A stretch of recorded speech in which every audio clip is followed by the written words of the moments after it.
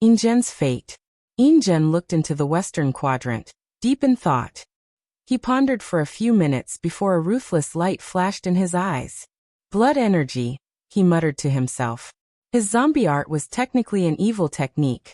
After all, zombies were abominations, creatures whose existence is rejected by heaven and earth since they defy the order of samsara. As such, there is one way Ingen could use to increase the speed of cultivating his art: absorbing blood energy. By absorbing the yang energy from flesh and blood of creatures, he can balance the yin qi in the zombies' bodies, thus accelerating the cultivation of the technique, and ensuring users can reach the golden zombie stage and revert to a living creature. Additionally, absorbing souls can also accelerate this technique since they are in nature. However, he has never done such a thing throughout his entire cultivation journey. He even warned future descendants of the Body Dao Cave never to use this method. Ingen had many reasons. Firstly, doing so would garner heavenly tribulations, making cultivating his technique even more difficult. He knew heavenly Dao would never allow any shortcut for such a powerful technique. The second reason was karmic sins. If someone used the crooked method to cultivate his technique, Buddha's technique, and yang power would still remain the nemesis of this art. Even after reverting to a living creature, Ingen desired to create the best technique, so he would not allow such an apparent weakness. Finally, absorbing other people's flesh and blood energy would make the fleshly body less pure, making it difficult to continue cultivating in the future. But now I have no choice, thought in general he would deal with the side effects later by purifying his body. And since he won't kill many people, he won't have to worry about karmic sins. I need to be swift, he planned. Rush straight for Tian, kill him and absorb his flesh and blood. His generals will be a pain, but as long as I use my most powerful state and attack, I can quickly get rid of them. Ingen took a moment to review his plan and perfect it. He decided to imprison these generals before going straight for Tian. He is the king and my goal. I will have a chance to prove the Tao in this generation as long as I get his blood energy. After making a plan, he no longer hesitated. He summoned his Emperor artifact and put the gloves on. Bang! A colossal cosmic being appeared in the western quadrant, right in front of Tian's group. The being did not have skins, eyes, mouths, and noses like creatures of flesh and blood. Instead, it had a body made of mountains, rivers, forests, volcanoes, and his two eyes were the moon and the sun. As soon as the cosmic being appeared, it attacked Defying, making the latter's face contort. This attack has broken the limit of 7 leaf, and is approaching the peak of 8 leaf. Defying instantly knew she could not block this attack with her current strength. However, she did not despair. Gao Buqin, she roared through divine sense. Then, a golden armor suddenly manifested out of nowhere, and she equipped it. Devil, she roared, and Gluttony immediately lent her his power. A country's sacrifice. A tyrant can sacrifice millions of people for its benefit, and they can even sacrifice the very people they should be protecting and governing. A tyrant's will and desires are above everything, including the lives of all sentient beings. Defying raised her to create a black, red shield that contained countless grievances, hatred and curses. The essence of this shield was the lives and souls of countless people sacrificed by their king or monarch. The sad part is even if these people are unwilling, they have no choice but to protect this tyrant, because his will is absolute. Boom! Ingen's fist hit the protective shield. The shockwave of their clash did terrible damage to the surrounding million galaxies. Additionally, a wave full of sadness traveled throughout most of the western quadrant, and its origin was the shield. Defying's shield cracked, but it withstood the attack, at least temporarily. Her body trembled as she mobilized power beyond her limit. With her tyrant Tao, she gathered more grievances to reinforce the seal. It was as if she was sacrificing trillions of lives every passing second. But these souls did not seem real. However, that was the brilliance of her technique. It ignored the concept of reality and illusion, or real and falseness. As soon as Ingen appeared, someone noticed him, Tian. He opened his eyes and looked at the cosmic being attacking his camp. Is that the body ancestors' heaven and earth body? Roelfadialpha Ennu based on his judgment. There were 2 brilliant body refining techniques from this era, where chi refining dominated. The ancient desolate body refining scripture, and the heaven and earth body. And if he had to choose the better of the two, he would choose the former. The heaven and earth body was a brilliant body refining technique, but the downside was it took too many resources to cultivate. This is why it was not as popular as the ancient desolate body refining scripture. Piaofan Dialfa no one. Oh, however, the resources required were scary. To temper the skin, a cultivator must absorb the protective shield that protects the world. Whether it is lower, middle, greater, or heavenward world, there is a protective shield around it as they float in the endless void. And the first step of this technique is to absorb that protective shield into the skin. For the muscles, the cultivator must absorb the spirit veins of the world. Afterward, the muscle will have endless spiritual chi to nourish them. The bones require world source for the tempering process. The organs will require the 5 elements for the different zhang organs. Mountains for the earth element, forests for the wood element, oceans for the water elements, earth cores for the fire element, and ore veins for the metal element. Finally, the eyes will absorb stars and moons. Di Tian even knows some people in the body Dao cave, suggested tempering the brain by absorbing heavenly Dao. This technique was genuinely brilliant, and the body ancestor was an unparalleled genius. Sadly, few people can cultivate this technique to success due to the talent and resources needed. Di Tian calmly watched Ingen's state, and detected the latter was only using a spell to imitate the heaven and earth body. I can sense Wang Wei's power from him.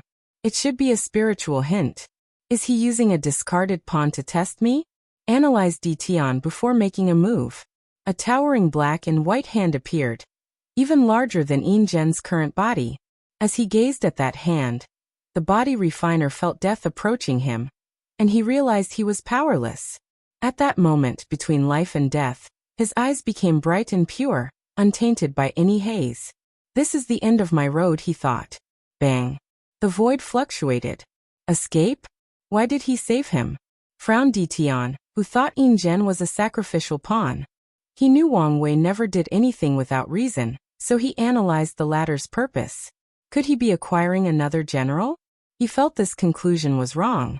However, after thinking about it for a few seconds, he could not deduce a reason he was satisfied with. So he gave up and prepared to close his eyes. Ha! He muttered with a frown. He noticed something else that also required his attention. Central quadrant. Ingen appeared in his regular form. However, he was in terrible shape. He was skinnier than bones, his face was full of wrinkles and age spots, and his hair was all white. His body had entered its twilight moment. Ha ha ha, a discarded pawn, he muttered wryly, his body exuding an incomprehensible sadness. No, I guess I'm still a valuable pawn. Ingen could not help but remember Li Jun's words. He was born in the wrong era. I lost to Wang Chang, but now even after abandoning my values, I lost to his descendant and even became a pawn. He sighed heavily. This battle was a great blow to him. Well, it doesn't matter. Since I am alive, there is hope. The word given up was not part of Ingen's vocabulary. When he was immortal, he knelt for 5 years before being accepted by the body Dao cave. In those 5 years he did not eat or drink, and his body was on the verge of falling after only 3 months. But he resisted and used his willpower to sustain himself. Back then he was prepared to spend his mortal lifespan, roughly 80 to 90 years, kneeling before someone accepted him. And after his failure against Wang Chong, he sealed himself and spent at least a dozen times longer than usual to wash away his karma, using the experience to temper himself and improve. I only need to sleep for a few more million years. Ingen exhaled deeply before uttering, I give up this battle. A white light flashed on his body, and Ingen knew he was officially eliminated from this battle. Walking a thin line. Eastern quadrant. Wang Wei calmly watched Ingen's confrontation with Di Jiaying. After seeing his form, he also thought of the body ancestors, heaven and earth body. His fate shadow guard got their hands on that technique, and he had to agree it was superior to his ancient desolate body refining scripture. Simultaneously, he also thanked the heavens that the body ancestor was a good-hearted individual after studying that technique. According to his analysis, the body ancestor's strength reached one root Dao ancestor before getting his hands on the heaven will. And that's a minimum prediction. And after proving the Tao, his strength was on par with Eternal Supremes, meaning above 25% Grand Tao Source. If the latter wanted to absorb the myriad Emperor world to cultivate his technique, no one at that age could stop him. No, this man had the potential to be a catastrophe to the entire lower dimension. If he had the ambition to open the gate of power before ascending, he would have to destroy countless heaven-will worlds in his cultivation process. Wang Wei theorized the latter used thousands of great thousand worlds to temper his fleshly body, destroying these worlds in the process. Or he found many destroyed worlds from the innate acquired war, and used them for his cultivation. It's a shame this technique takes too much time, and requires too many resources. Not to mention the karma debts from destroying these worlds, he pondered. He often sighed and praised the body ancestors' genius and madness for creating such a technique. After all, no sane person would create such a thing. However, after many analyses and discussions with Wu Hong, he realized the appearance of this technique was inevitable. The cultivators in the ancient emperor era studied heaven and earth to perfect the cultivation civilization. Array masters studied innate formations. Alchemists, talisman makers, and weapon refiners studied divine runes found in nature. So it's not out of the ordinary for someone to use nature as the foundation for a body refining technique. However, the body ancestor took things to the extreme. He used the idea that the human body contains a universe and slowly turned it into one. Of course, Wang Wei also understood why the body ancestors' dream of creating a supplementary body refining technique for the origin system did not work. If he made his heaven and earth body, the cultivators of the myriad emperor world would definitely be the best in the lower dimension. However, they would also become a scourge civilization, invading countless world communities and destroying millions of worlds. And the final fate of such a civilization would be worse than the devil race. It would prosper for a short period before becoming extinct. Wang Wei calmly watched the battle. And when Di Tian took action, he sent Yingen away. Di Jiaying sighed in relief. The armor on her body turned into numerous motes of lights, disappearing into the unknown. She was not surprised by this fact. Gao Buchan's talent was very high, but he did not quite reach Yan Liling and Tong Ribing's level. This also meant he could not create immortal tier artifacts. However, he could create temporary ones who would disappear after a short use, similar to talismans. Roalpha Dialpha Naam, the entire process was so fast that she could not even react. For a moment, she felt the shadow of death looming over her head. Clink! A hooded figure appeared and blocked the attack for Di Jiaying. Unfortunately, the latter was also slightly too late. The assassin's dagger spewed a black light that grazed Di Jiaying's sides. Wang Ju, said Di Tian's shadow, also called the silent sleeper, in a hoarse voice. However, Wang Ju did not answer him as she sensed a terrifying gaze. She did not waste time as she dispersed. It was like she was never here in the first place. Damn it, suddenly said Di Jiaying, catching the attention of the others. They saw a mysterious shadow-esque power emanating from her injuries. Shadow-based poison? Asked Gao Buqin. It should be. Can you remove it? Does it look like I can remove it? She snarled, and Gao Buqin decided to keep his mouth shut. Gluttony remained quiet, as always. Meanwhile, Silent Sleeper did not immediately aid her but looked at his master. Di Tian frowned as he knew he had already lost the initiative. Wang Wei's move made him display one of his general's trump cards. Subsequently, whether he or Silent Sleeper takes action to remove this poison, they will further reveal information about them. And in this battle, information is power. After pondering for a moment, he motioned for his shadow to take action. The best option is for the latter to take action and reveal his information instead of him. Furthermore, he can also gather information from his opponent from this opportunity. Silent Sleeper moved next to Di Jiaying and used his power to remove the shadow poison. The process was not smooth, and he had to use quite an effort before succeeding. You guys have disappointed me, said Di Tian, his voice colder than usual. Don't let it happen again. The group's body involuntarily trembled.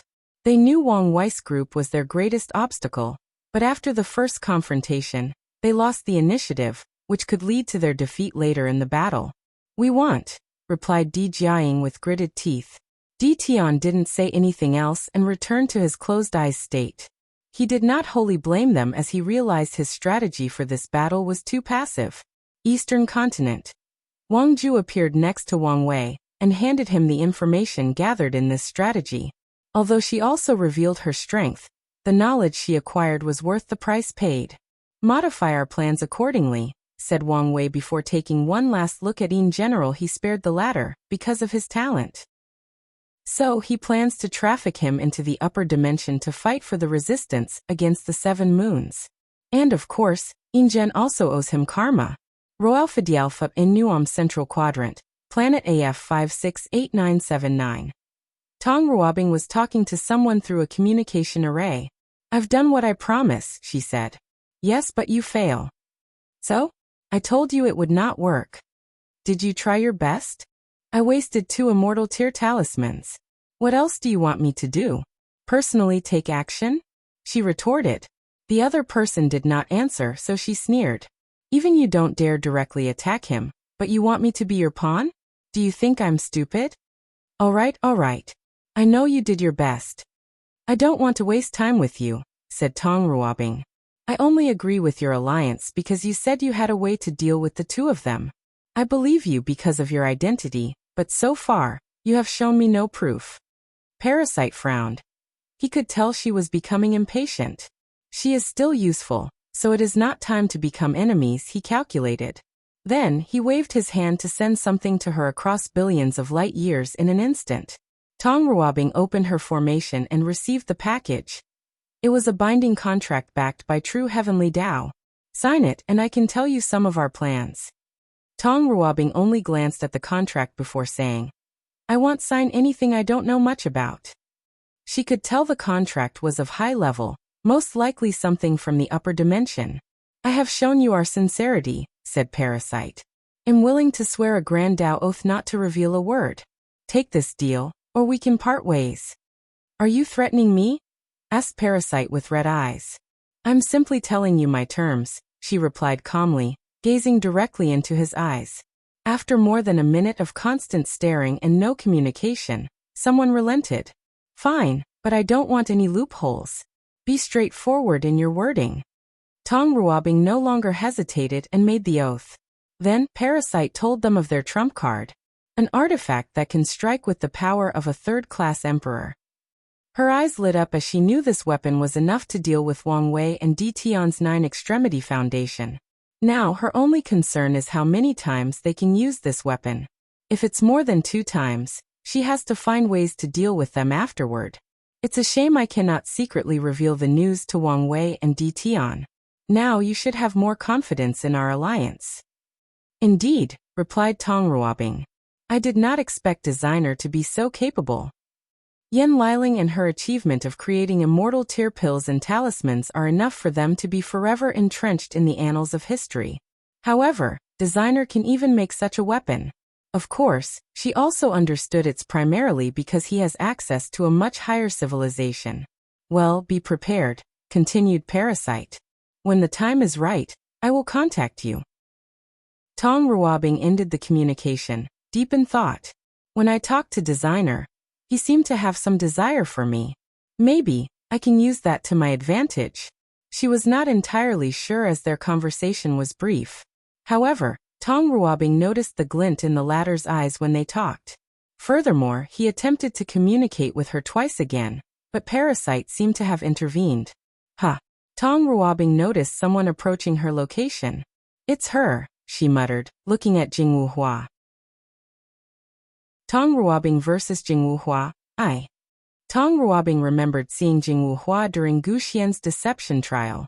Her battle against the immortal child caught her attention because she felt Jingwu Hua did not use all her strength despite losing. And given the strength displayed by the latter, Tong Ruobing took notice of her and actively searched for information to know her details. She learned she was a heaven chosen from a past era, and she most likely failed the heaven will battle once. Tong Ruobing walked out of the formation, glancing at her opponent. What do you want? Isn't it obvious? Replied Jingwu Hua with a frown. The battle has just begun. There is no need for people of our level to fight. Tong Ruobing did not want to fight, at least not now. She did not want to reveal her powers, abilities, and trump cards. People like you become more dangerous as time passes, so it's a good strategy to eliminate them early, calmly replied Jingwu. Confident, aren't we? You should know confidence is one of the basic qualities to reach this far. True, replied Tong Ruobing, but something flashed deep in her eyes. Can I ask you a question? Why would I answer? If you do, I promise not to use the formation behind me or my legion. Jingwu frowned. She knew her opponent's primary Dao was one of the professions, and she was one of the best in her fields. As such, Tong Ruobing will have the advantage when using formations. Additionally, Jingwu knew her opponent's Dao would make her legion very scary. After all, if Tong Ruobing and the Great Talisman City decided to use a large number of resources on this legion, equipping them with thousands of powerful talismans, they would be a force to reckon with. Fine. Ask your question. How did you lose your first battle? Were you not as powerful now? Or did you meet a peerless genius? That's your question? Yes. Jingwu frowned for a few seconds. The answer is both. Is that so? Who did you lose to? That's more than one question. Are you not going to keep your word? Asked Tong Ruobing with a slightly colder tone. Jingwu snorted coldly. It was the Flame Emperor. Him? It is rumored he was a master alchemist and reached the pinnacle of the Flame Dao. Indeed. Jingwu lied, and effortlessly at that. She lost to that devil, the heaven-devouring emperor. That battle was scary as he swallowed 95% of the participants, and only a few were lucky enough to escape. However, her father did fight and lost to the Flame Emperor. However, he sealed himself and woke up during the Middle Emperor era and proved the Dao. Her father's example is why she could remove the shadow of her defeat. He's the reason her Dao heart remained intact. After all, her father lost to Flame Emperor while cultivating the same Dao. According to him, this was the most humiliating defeat in his cultivation journey. However, he overcame this obstacle and became a first-class emperor. If I remember correctly, the Flame Emperor proved the Dao in the period between the collapse of the Incense era and the beginning of the Devil era.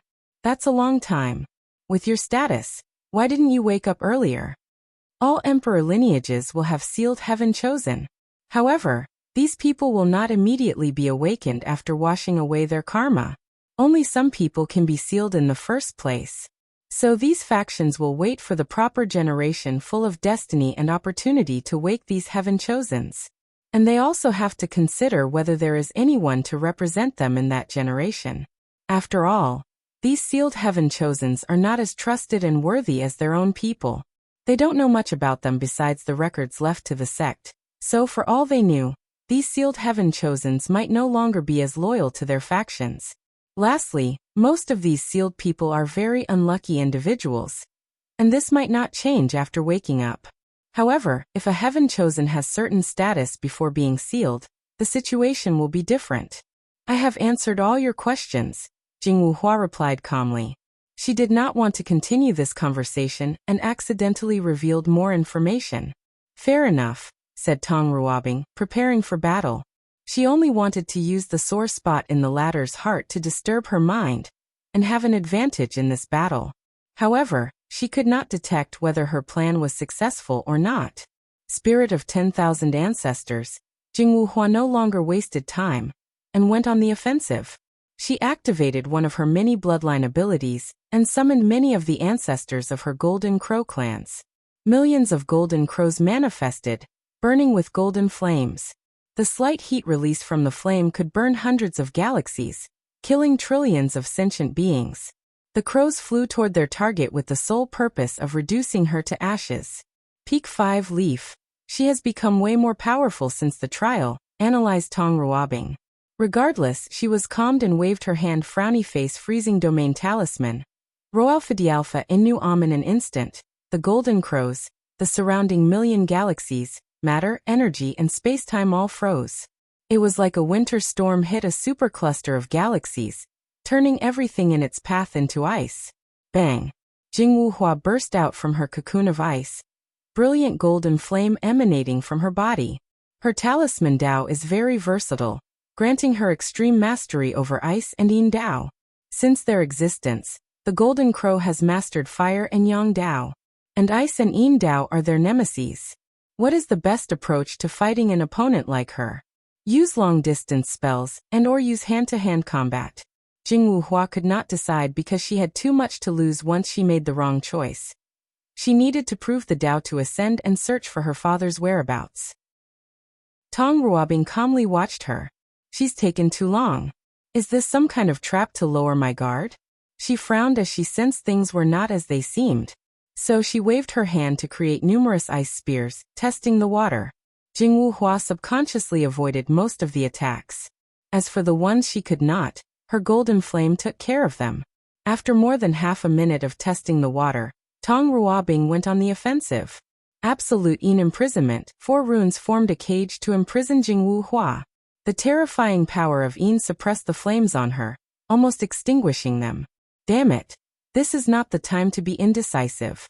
Pure Yang body, she injected a terrifying amount of pure Yang energy into her body, mainly her blood. Her aura drastically increased as the power of her fleshly body also improved exponentially. Most body refiners will have a high amount of Yang energy in their bodies. It is why their blood will emit heat and have an effect against Yin creatures like ghosts or souls. Using this fact, Jingwu Hua developed a technique to increase the power of her fleshy body. As a demon race with royal bloodline, her physical body was not bad compared to ordinary genius body refiners. But now, she successfully reached another level. Bang! Jingwu Hua tore apart her imprisonment before rushing toward her opponent. Tong Ruobing immediately displayed her high combat IQ and used numerous talismans targeting body refiners. Curse of Weakness Talisman, Pialfindi Alpha, No 1 O Stamina Draining Talisman, Force Dispelling Talisman. Regrettably, Jingwu Hua bulldozed through these talismans, making them ineffective. Without stopping, she rushed toward Tong Ruobing and punched her. To her surprise, Tong Ruobing only flew a few dozen kilometers after crossing her arm to block. A talisman that disperses force, analyzed Jingwu Hua. Then her face suddenly changed. No, she also used a talisman that absorbed the Yang energy in my body. However, Jingwu Hua did not even detect when the talisman entered her body. She guessed it must have been when her body contacted Tong Ruobing's cross-armed. What's going on? Why can't I remove the talisman? The Duyi realm. She did not expect her opponent to reach this stage. Jingwu Hua quickly mobilized her Duyi realm to counter. Unfortunately, she realized hers was too weak. She only entered the Duyi realm during the divine body realm. Instead of tempering her body and opening the orifices using the flame of good fortune, she turned it into the flame of pure Yang and used it instead. Unfortunately, she barely trained her Duyi realm, and was only in the 3rd stage. Meanwhile, Tong Ruobing had reached the 9th stage. While Jingwu Hua was trying to stop her talisman, Tong Ruobing did not give her more time, and went on the offensive. 5 trigram sealing talisman. 5 paper talismans appeared to make a circle with Jingwu Hua in the middle. They connected to form a star above her head. The Emperor offspring felt threatened as she sensed the immense sealing power heading for her. No choice, I have to use that method. Jingwu Hua did not think she had to use this method so soon in the battle. This was one of her final trump cards. Bang! A strange aura emanated from her body, making Tong Ruobing squint. Her heart trembled. That's impossible. Tong Ruobing vs Jingwu Hua 2. Jingwu Hua had many runes on her, similar to when she was in the supernatural realm. However, the runes were not on her skin but floated around her. The runes were beautiful and mysterious as they displayed the charm of the Dao. Dao sounds or musing emanated from them, displaying the people to allow people to understand the Dao better. In an instant, she became noble, supreme, grand and mighty. Emperor body awakening, muttered Tong Ruobing, unable to contain her shock. The technique of awakening was something only emperors could achieve after grand Dao source nourished their pseudo-Dao body. A great emperor's Dao body is a manifestation of their foundation during the mortal stage of cultivation. It's the result of their chi/energy, physical body, innate talent, divine abilities, bloodline, soul, willpower, and even Dao heart. As such, after awakening, A great emperor's strength will increase by a few percent, depending on the individual. From tier 10 and above, the Grand Tao Source's percentage determines strength. However, the awakening can give people of similar percentage a winning edge over the other. Of course, this is not the reason the Tao body awakening is crucial to great emperors. This technique is one of the main ways eternal supremes are born. Their awakening can boost their strength by at least 1%, allowing them to kill eternal emperors with only 20% Grand Tao Source. The awakening technique is why people who broke the mortal-immortal barrier have a higher chance of becoming eternal supreme. Their Tao foundation is so strong that it manifests in the shape of the emperor body awakening. Wu Hong once told Wang Wei that his 9-extremity foundation would grant him a 5% Grand Tao Source boost, and it would manifest in his awakening. Tong Ruobing knew a little about the importance of this technique. So, she could not control her emotions after seeing Jing Wuhua's current state. No, something is not right, she muttered, controlling herself and observing. According to the records she read, the awakening often manifested in the shape of an armor made of runes. The records also dictated it could also take the form of different weapons, wings, animals, or various odd shapes, but they were all made of Tao runes or rhymes. However, Jing Wuhua's runes seemed scattered and with no shape as they floated before her. Roel Fidialpha Na Omen Emperor Offspring has too many trump cards, calculated Tong Ruobing with slight envy. She could imagine how many trump cards Jing Wuhua's parents left for her. And these trump cards would be things allowed within the rules and regulations. I need to finish this battle as quickly as possible before something unexpected occurs. Tong Ruobing waved her hand, and a talisman appeared before her frowny face. Atomized beam talisman. Tong Ruobing discovered it was challenging to create talismans involving the supreme outlaw. And using law resonance, she could at best bring about 70 to 80% of their powers. She then experimented with refining a physical talisman, and discovered how difficult the process was. Furthermore, she has to survive a terrifying thunder tribulation afterward. However, she lusted after their tremendous power, and sought a way to use their full power. Her solution was to use one of their sub-Tao and elevate it to a higher level. The atomized beam talisman used the atomization from destruction Tao and elevated it to a level on par with its superior. So, a terrifying beam rushed toward Jing Wuhua, eradicating anything in its path. Numerous black holes appeared on the beam's path as it tore through space, and collapsed the surrounding gravity. Swish! Jing Wuhua evaded this powerful attack, that was traveling an unquantifiable amount of times faster than the speed of light. Speed and slowness are a concept of yin and yang. So, she used her yang Tao to control the Tao of speed. The beam changed direction and followed her. For the next 15 seconds, it followed Jing Wuhua everywhere she went, preventing her from escaping. Finally, she rushed toward Tong Ruobing, intending to lead the attack back to its owner. Jing Wuhua evaded all of the talismans in her path before reaching her destination. Damn it, she cursed. She used her bloodline ability Fiery Eyes to see the unseen, the truth, and the unknown. Unfortunately, it was only after reaching Tong Ruobing she discovered it was fake. The heat from Jing Wuhua's body eviscerated Tong Ruobing's illusion. Then she turned around to face the beam. Nine Yang Flame, a pure red flame that embodied the ultimate of Yang energy, shot out from Jing Wuhua's mouth, confronting the atomization beam. Boom! The Saintess of the Golden Crow survived the attack. However, she was not intact as a hole appeared in the lower left quadrant of her stomach, leaving the left part of her body in a moon shape. Luckily, I had used my Duyi realm as a defense, analyzed Jing Wuhua while scanning around her with her eyes and divine sense. Phoenix Flame, she gathered the life, yang, aspect from life and death yin yang, and combined it with her flame Tao to create a flame full of life and the power of regeneration. With a boost from her Duyi realm, she was barely healing from this injury. Space Bomb Talisman, a cube the size of a basketball appeared before Jing Wuhua and exploded. To create the cube, Tong Ruobing compressed a large amount of space comparable in size to hundreds of the myriad Emperor World's domains into a cube before detonating them. Roel Fidialpha and Nuom space turbulence created by this explosion was enough to destroy thousands of middle thousand worlds. Boom! Jing Wuhua's flame burned the space around her. However, the shock wave from the explosion crashed into her, injuring most of her organs. World of Yang. 9 suns suddenly appeared above Jing Wuhua's head, burning the surrounding billions of light years. Tong Ruobing could no longer hide and showed up. Then, 9 massive golden crows rushed toward with the power to incinerate the world. Tong Ruobing wanted to take action, but discovered her actions were very slow.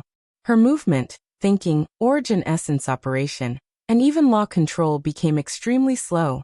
Soul-protecting talismans appeared in her sea of consciousness, breaking the effect of this attack on her soul.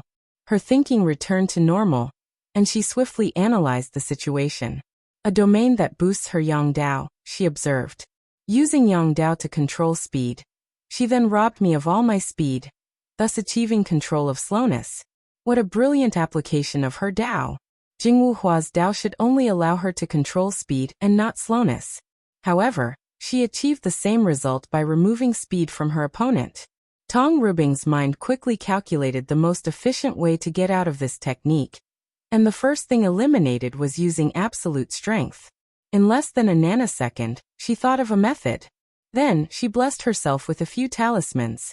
Speed Talisman, Light Blessing Talisman, Wind Blessing Talisman, Sound Control Talisman, and Thunder Blessing Talisman. With these talismans, Tong Ruobing brought the concept of speed back to her body, allowing her free mobility. Then, she waved her hand to manifest 9 fire phoenixes that overwhelmed her opponent's golden crows. Tong Ruobing knew the benefit of defeating the opponent using their own specialty. It is devastating to their state of mind. And her strategy worked. Jing Wuhua's body trembled when she saw her flame being overwhelmed. Pillar of Purification. A pillar of golden flame descended on Tong Ruobing's head, purifying everything on its path. The flame contained the most profound meaning of purification from Yang Dao. Tack. Tong Ruobing snapped her finger to manifest a large magical circle. It swallowed the flame pillar with no effort. Then, the magic circle spread so fast that Jing Wuhua could not react. A sealing array? When did she set it up? Her face was difficult to look at. She felt a strange fluctuation from the array, but she could not analyze more information. I am outclassed. I need to run away.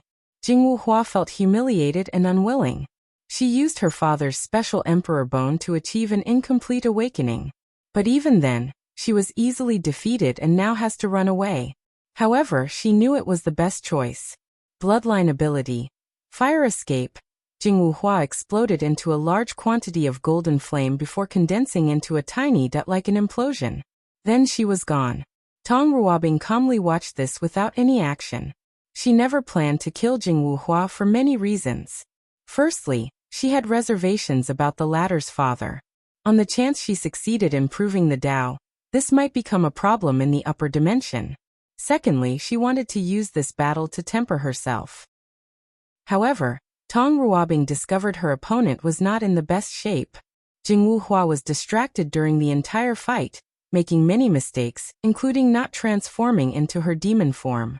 It was as if something was preoccupying her mind. Finally, Tong Ruobing wanted plausible deniability. Her current status was on the side of these traitors. However, she only did so out of desperation to have a chance to win this battle.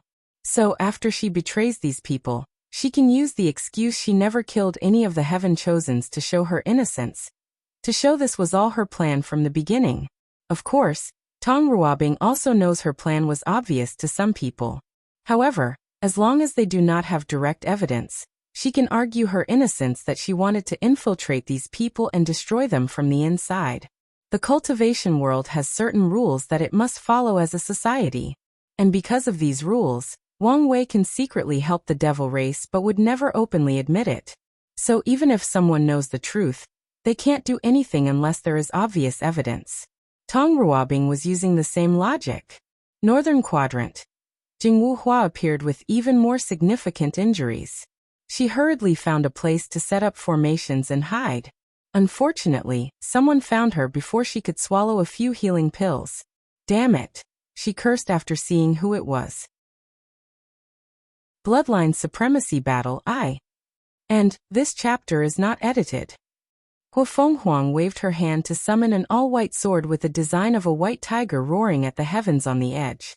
A terrifying killing intent emanated from the sword and her body.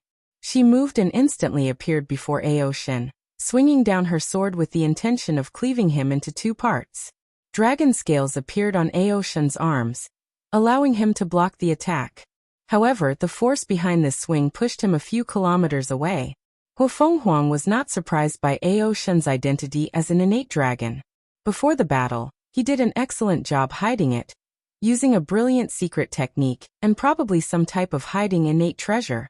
However, after acquiring his chaos bloodline, it was more challenging for him to control the bloodline aura released from his body. So Huang immediately identified him upon laying eyes on him. Swish. Huang used a blood-colored slash attack. However, a vortex appeared before Aoshin, swallowing the attack. Bluff. Aoshin vomited a mouthful of blood, followed by Huang's previous attack. Yin-yang reversal? He thought with an ugly complexion. After swallowing that slash, she used the Tao of Yin-yang to reverse the power of his swallowing and force him to expel what he ingested, thus injuring him in the process. Huang did not give Aoshin any breathing time. She used the killing innate law from her white tiger bloodline to control the blood he vomited and turned them into two blood spears. Aoshin's face changed as he saw the blood spears rushing toward him. He felt they locked his position and would follow him anywhere he went. Regardless, his intuition told him he should not directly defend against this attack. So a pair of cicada wings appeared behind his back, and he rushed away, evading the attack. He thought his evasive actions would buy him more time. Unfortunately, he was wrong. After the blood spears missed their target, they suddenly disappeared. And before Aoshin could react, the spears appeared in his body, piercing his heart and internal organs. The blood returned to its owner, he thought while groaning. Luckily, her Duyi realm is weaker compared to mine. Huang's Duyi was subpar for one reason: pride. As a heaven chosen from the ancient clans, she has knowledge about the Duyi realm. However, the ancient clan usually achieves Duyi realm by combining the ancient cultivation system with Qiyuan's origin system. However, most clan members despise or have a deep hatred for Qiyuan. So the majority refused to use this method, including Huang. After experiencing the deception trial, she knew she needed to master the power of the Duyi realm. So she found a way without relying on herself, but after so many years, she only reached the 5th stage, even through training. After all, she does not have someone like Wang Wei to ask for guidance from Li Jun. Meanwhile, Aoshin's Duyi realm reached the 9th stage by combining the martial hegemony martial art system, the origin system, and the demon race's bloodline system. Sadly, he has no knowledge or experience on how to correctly use his Duyi realm. What? Grunted Aoshin as she discovered an anomaly. Huang's Duyi realm was mixed with something else. Phoenix's immortal will. Noticed? Asked Huang with a sneer. She knew her weakness was her Duyi realm. So she solved the problem by mixing it with the will of the phoenix from her innate bloodline. Furthermore, she also added the immortal characteristics of the phoenix into the mixture. Aoshin was irritated. He knew if he had a better understanding and control of his Duyi realm, his current issue would be a simple problem to solve. Unfortunately, the demon race has lost most of its inheritance, and his experience in the martial hegemony world was not enough to make up for the gap with the other races that have long and complete inheritances. I will need some time to remove her influence on me. However, I know she won't give me the opportunity. Aoshin's assessment was correct. Huang immediately went on the offensive. Two enormous creatures appeared around him, a dragon and a phoenix. The dragon's body was made entirely out of water element, releasing the pressure of the top innate demon between heaven and earth. Meanwhile, the phoenix was a flame elemental with a noble aura as the most beautiful and majestic creature between heaven and earth. Dragon Phoenix Yin-yang Blast. The two innate creatures rushed toward Aoshin, fusing in the process. Then they exploded, turning the starry sky into a realm of ice and fire. One side was frozen like the north during winter, and the other was as hot as hell itself. And in the middle stood Aoshin's heavily injured body. Damn it, we are both at the peak of 7 Leaf. Why is she so powerful? He felt his brain was functioning properly in the course of this battle. Suddenly, he heard a sound that sent shivers down his spine. Roalfadialpha Inuom felt an instinctive spear recorded deep in his bloodline.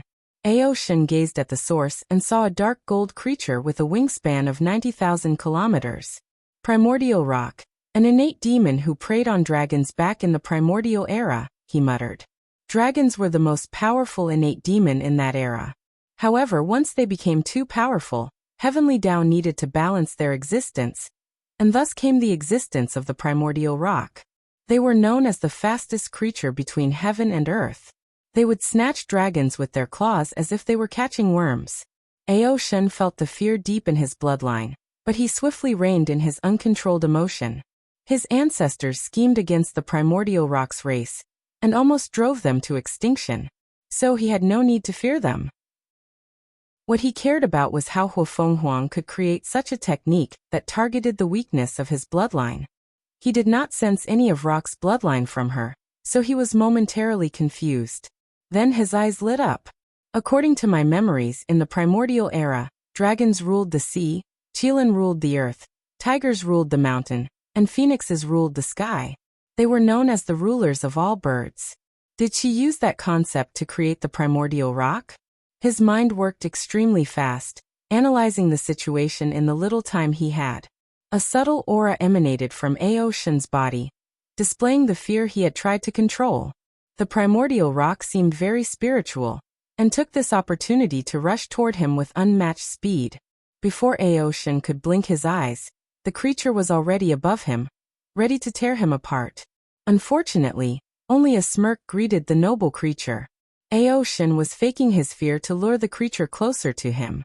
He did so knowing how fast the rock would be, and he would most likely be unable to avoid it directly. Numerous tree roots came out of Aoshin's body and captured the primordial rock. Then he acted swiftly by activating one of his bloodlines that focused on curses. He used the primordial rock as a medium to cast a powerful and nasty curse. Bluff! Aoshin vomited another significant mouthful of blood. He suffered the backlash from his curse's failure. Rookie mistake, thought Aoshin with gritted teeth. He forgot the 5 sacred beasts were one of the noblest creatures. As such, heavens blessed them so they would not be evaded by evil, and curses were considered one of the evils of heaven and earth. Swish! Huofenghuang suddenly appeared before him, her white sword containing a terrifying red aura. Without hesitation, she stabbed him in the heart. She calmly looked at the body before her before slowly removing her sword. Eggless novel c. 1 The shell escape technique from the white cicada bloodline, thought Huofenghuang, who was similar to this technique as this demon tribe was famous for their escape technique. When in danger, they can shed their skin and escape. Aoshin watched her as fear flashed in his eyes. He knew how scary that last attack was because she wanted to use her killing innate law to kill his chaos bloodline. Something is wrong, thought Aoshin. Unfortunately, Huofenghuang did not want to give him time to figure it out. She rushed toward him, not hiding her desire to kill him as soon as possible. Aoshin decided to use a stalling tactic. He used another divine ability to create countless clones of himself. Then he used his extreme innate treasure he used to hide his identity to turn invisible. Huofenghuang acted swiftly and burned all the clones in her path. However, they were not afraid of death and exploded themselves before death. Many rushed at her with the intention of dying. Then, before Huofenghuang could find a countermeasure, she heard a cracking sound, making her sigh deeply. "Did you find it?" she asked with a smile. "A probability field created by your luck Dao that increased your chances of winning," said Aoshin with a sneer, his voice echoing in the surrounding. "And the best way to guarantee victory is to affect my mind, forcing me to make horrible decisions and mistakes during battle." "Correct. And with your previous state of mind, this technique was more successful and easier than it should have been." Aoshin wanted to rip her heart out and force her to eat it. As soon as his mind was clear, he realized it was a mistake to fight an opponent like Huofenghuang using his Chaos Bloodline's various abilities.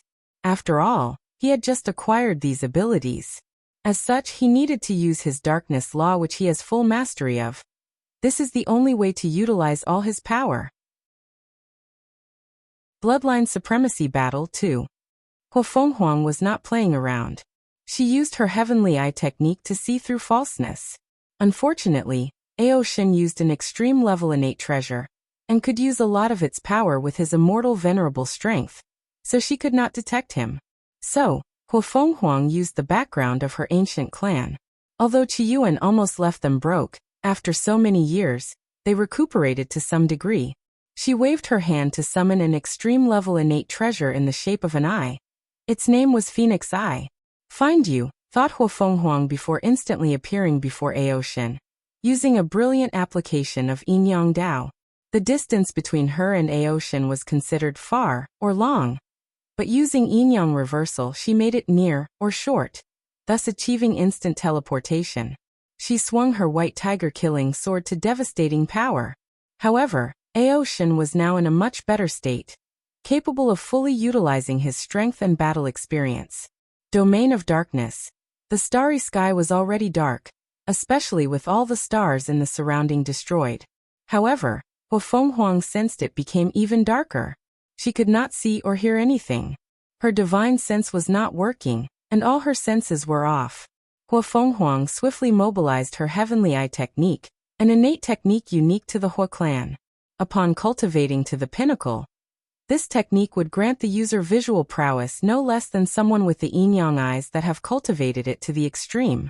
Huafenghuang combined the heavenly eye with her Phoenix Eye artifact. Unfortunately, Aoshin did the same thing with his hidden innate treasure. Nothing? Thought Huafenghuang, as she felt her mind perturbed for a moment. The darkness had an eerie power that crept into the mind. Luckily, she had high willpower and could use the phoenix flame to keep her sanity and sea of consciousness unaffected. Then she suddenly swung her sword to the left side of her. The sound of two people clashing echoed in this darkness.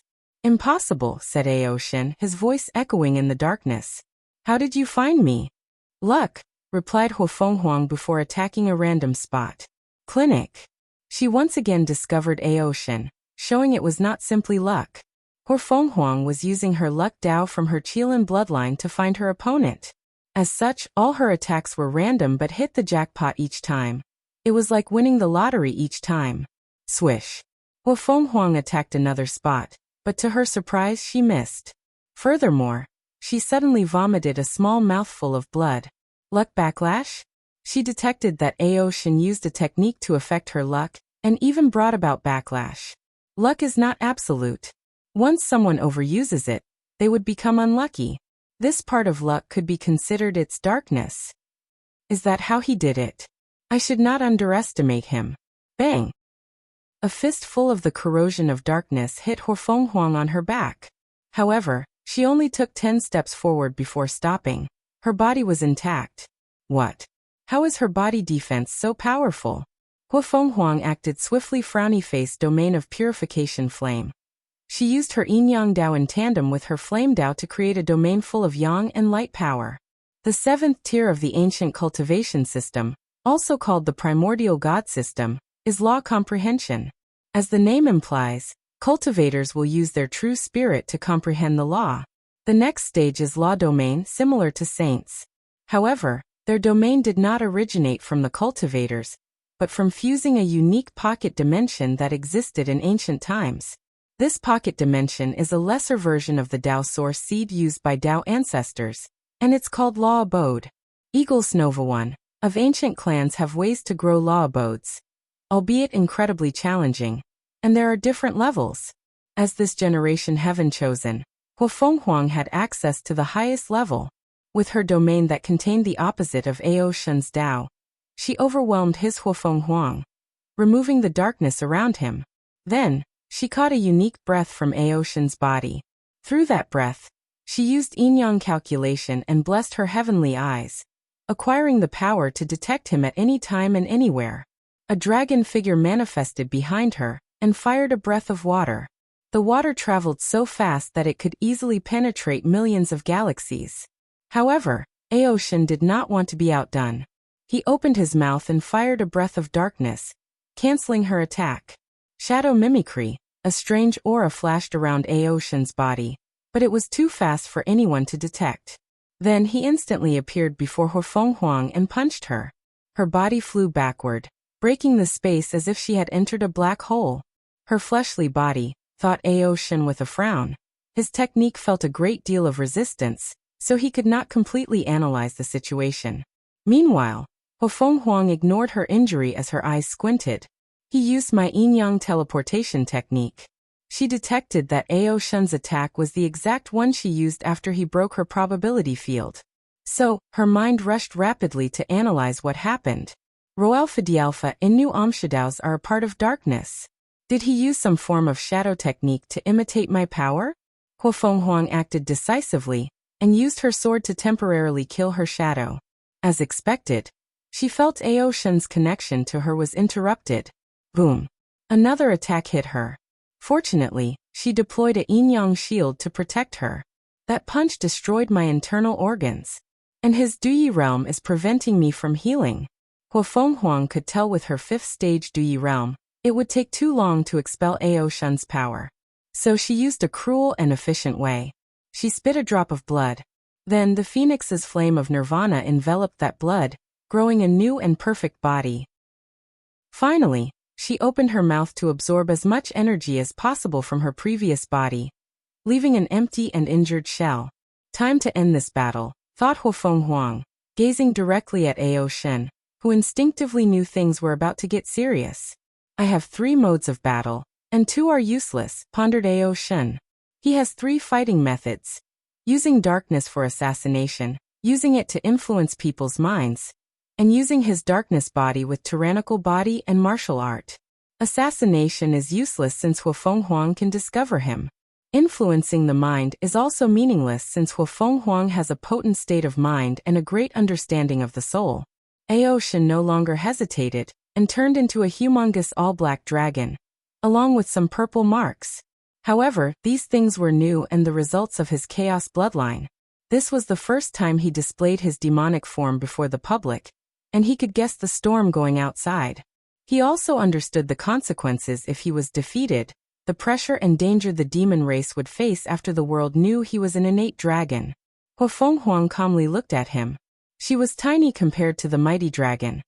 Her current size was even smaller than Ao Shen's eye. However, she showed no fear, and her aura was no less than his. Crack. The space underneath Hofeng Huang's foot cracked as she flew toward Ao Shen. Boom. Before the proud dragon could react, she punched him in her mouth. The force behind the attack broke a couple of teeth, along with one of his horns. Roar. Ao Shen roared in pain and anger, his dragon voice echoing throughout the entire battlefield, bringing attention to their battle. Damn it, I need to hurry, thought Hofeng Huang before appearing above him and kicking him on his skull. Ao Shen flew away, his body destroying multiple galaxies as he crashed through them.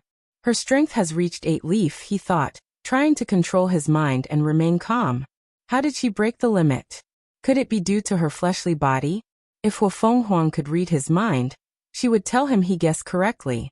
The 5 sacred beasts were the pinnacles of innate demons, which also meant their physical body was among the best. So, Hofeng Huang used their bloodline to temper her body, allowing her to bypass the limit. Boom. Hofeng Huang attacked him. This time, she even used flame. However, the attack did not do as much damage as she expected. And the reason was due to Ao Shen's black scales turning golden. This aura, the Golden Rock's Emperor artifact? Then, she sneered as she could feel Ao Shen's vitality rapidly declining due to the use of an Emperor artifact. She rushed to attack, but he evaded because his speed drastically increased due to the artifact. Endless Abyss. A black abyss suddenly appeared underneath Hofeng Huang, generating a terrifying gravity that wanted to swallow her.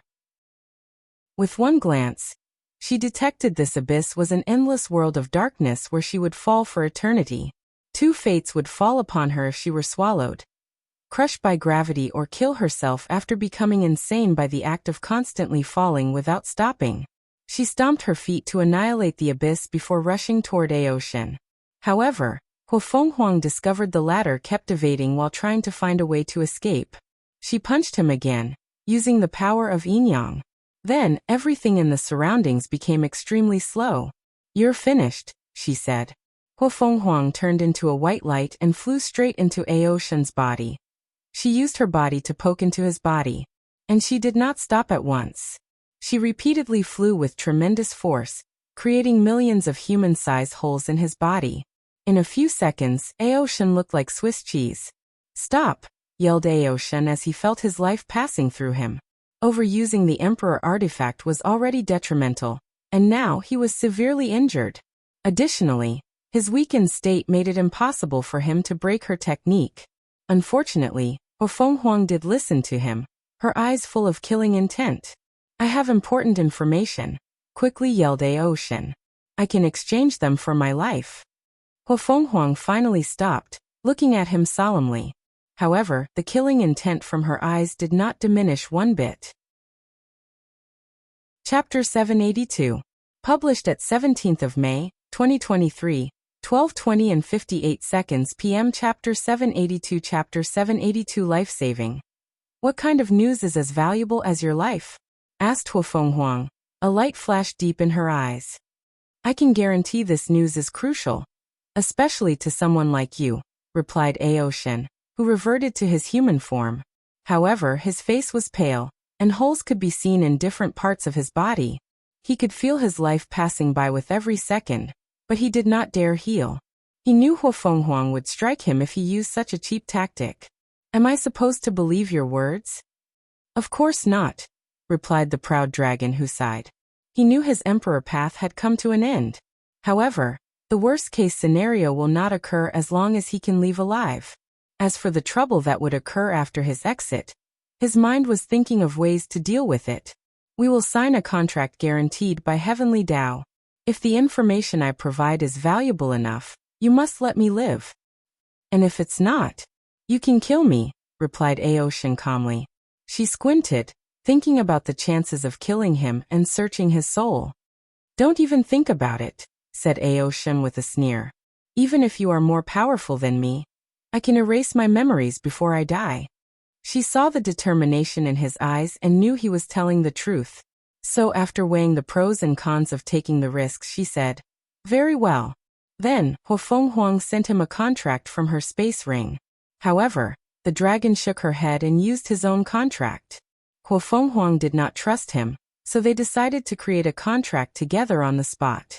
Then they filled it with the terms and conditions. For example, Aoshin must give up this battle after Hofenghuang allows him to live. "Speak," demanded the proud phoenix once they finalized their contract. "You should know about the Heaven Path tribulation?" Hofenghuang squinted her eyes. "Yes. But your ancient clan should not have the method of summoning the tribulation?" continued Aoshin with a tiny smirk. He analyzed the ancient clans and concluded they did not have the method. Otherwise, they would not have been so weak compared to more modern factions. Hofenghuang secretly gritted her teeth.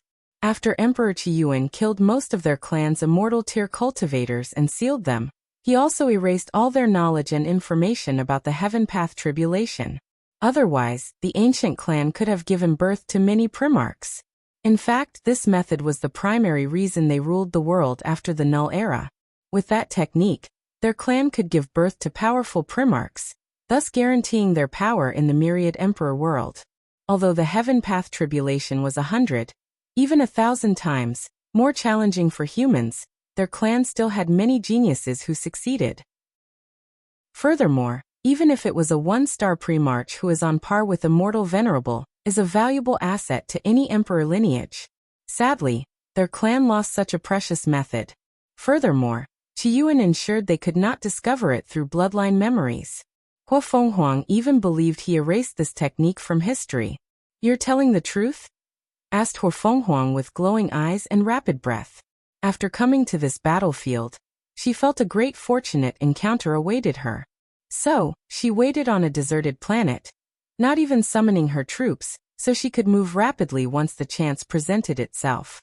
And when Aoshin showed up, her luck Dao told her the chance was from him. At first, she thought the opportunity was Aoshin's body. After all, an innate dragon with chaos bloodline is also priceless. But she did not expect her encounter would be the technique to summon the Heaven Path tribulation. "You don't have to trust me, but you should trust the contract." Excellent. This deal was worth it. Aoshin no longer hesitated and gave her the method.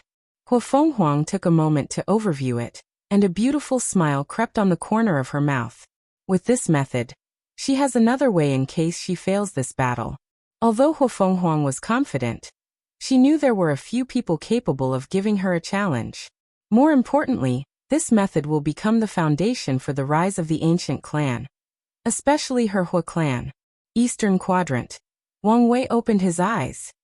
Heaven Path Tribulation? This might be a problem. He noticed their battle when Ao Shen transformed. Furthermore, Huafenghuang owed him karma from the cleanup, so he used it to spy on them despite their means of blocking the surrounding during their conversation. The Heaven Path Tribulation will increase the strength of the ancient clan. Should I eliminate Huafenghuang and prevent them from acquiring it? Numerous thoughts flashed in his mind. As long as he kills her and Ao Shen, they have no ways to acquire it. Egglesnell no. Innate life forms will appear after I revert the environment. So it's only a matter of time before they get the method. It's better to use another approach. Furthermore, these two geniuses are still valuable alive. Swish. Ao Shen and Huafenghuang moved as they sensed someone appearing next to them. Wang Wei, said Huafenghuang, an intense fighting intent in her eyes. During the deception trial, the latter's strength made her feel despair. However, her power was even stronger than what he displayed back then. So even if he improved, he would only be on par with her. Wang Wei ignored her and focused on Ao Shen. Give me a copy of the technique, and the Dao opening sect will share some of the pressure for you after you exit. Ao Shen frowned but did not immediately answer. You should understand the storm your demon race is about to face, continued Wang Wei. As an innate demon, many people will want to get their hands on your body, including immortal venerables and Dao ancestors. Give me the technique, and the sect will share most of the pressure for you, until you finish the tribulation. Ao Shen knew very well the situation the demon race would face because of him. Many cultivators will want to use his dragon body to expand their lifespan. Meanwhile, immortal cultivators will wish to use Ao Shen's body to increase their strength. Unfortunately, the demon race does not have the strength to fight off the desire of so many people.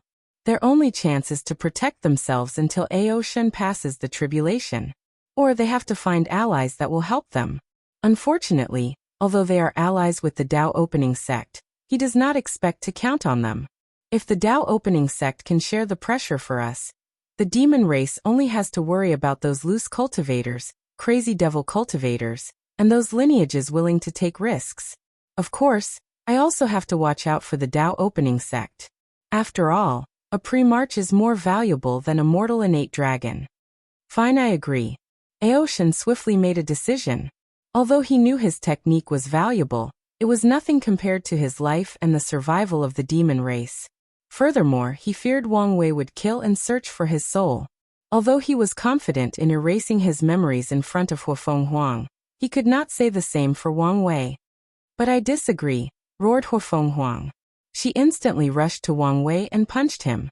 Unfortunately, her attack passed through as if he was a ghost. What technique is this? She thought. Meanwhile, Wang Wei kept discarding her. Ao Shen condensed a talisman with the technique before sending it over. He did not even mention any binding contracts. Huafenghuang rushed to catch it, but the talisman disappeared, and she could not understand what occurred. She stopped as she realized something was wrong. Without saying anything else, Wang Wei condensed a token to give him. Contact the sect with this, and they will follow my will. Wang Wei disappeared and removed the blockage he had placed in the surrounding space. What's going on? Do you know something?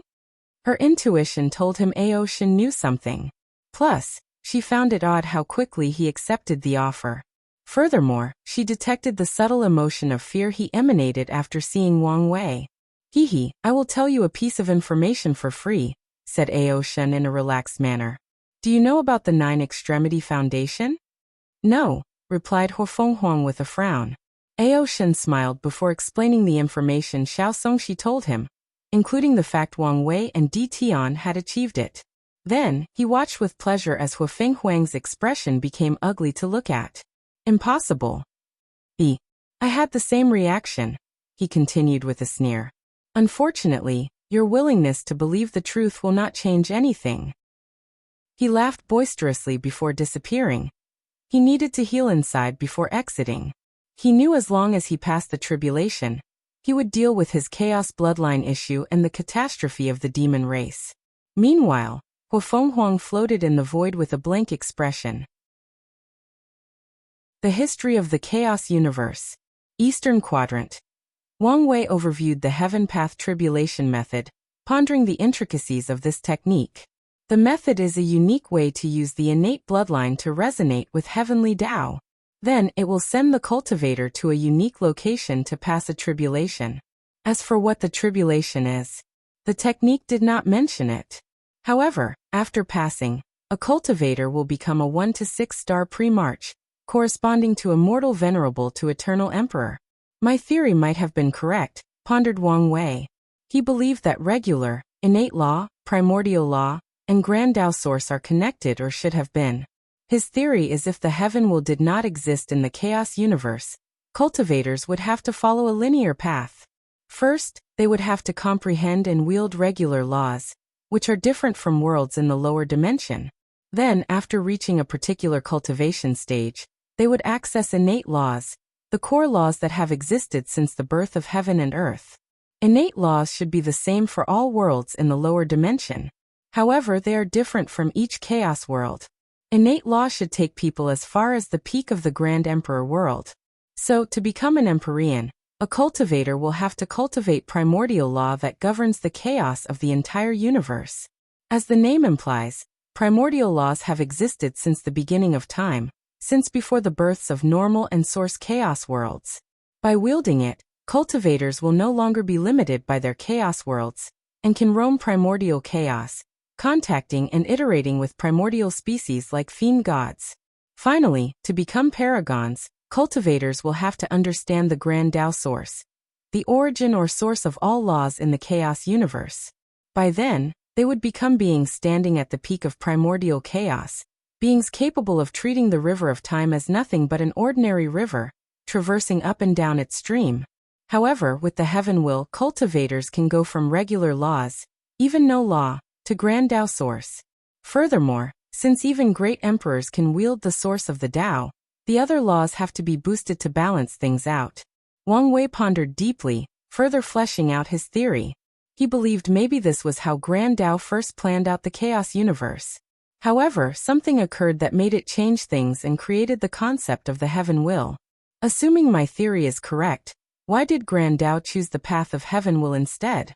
Continued Wang Wei. The development of the chaos universe, he answered. The previous method made it too difficult to become paragon. After all, they must comprehend regular laws, innate laws, primordials, and Grand Tao source. The time needed for a person, even with talent, to become a paragon is simply too much. The time needed for the most gifted individual to become paragon is in the 100,000 yuan epochs. But in the old system, paragons would be people who comprehended 1% Grand Tao source.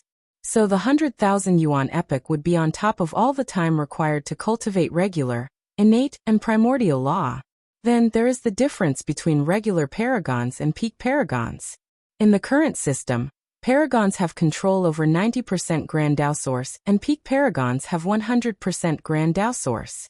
However, in the old system, paragons would only have 1% Grand Tao source. The difference between peak paragons is too great. Although they would have all the other laws to help them, it made little to no difference. However, I have to admit, the old system would be more powerful than the current one. After comprehending so many different laws, their understanding of the law, and the Tao is not something people of the current system can match. The old system took too long to cultivate, reducing the number of peak powerhouses like paragons.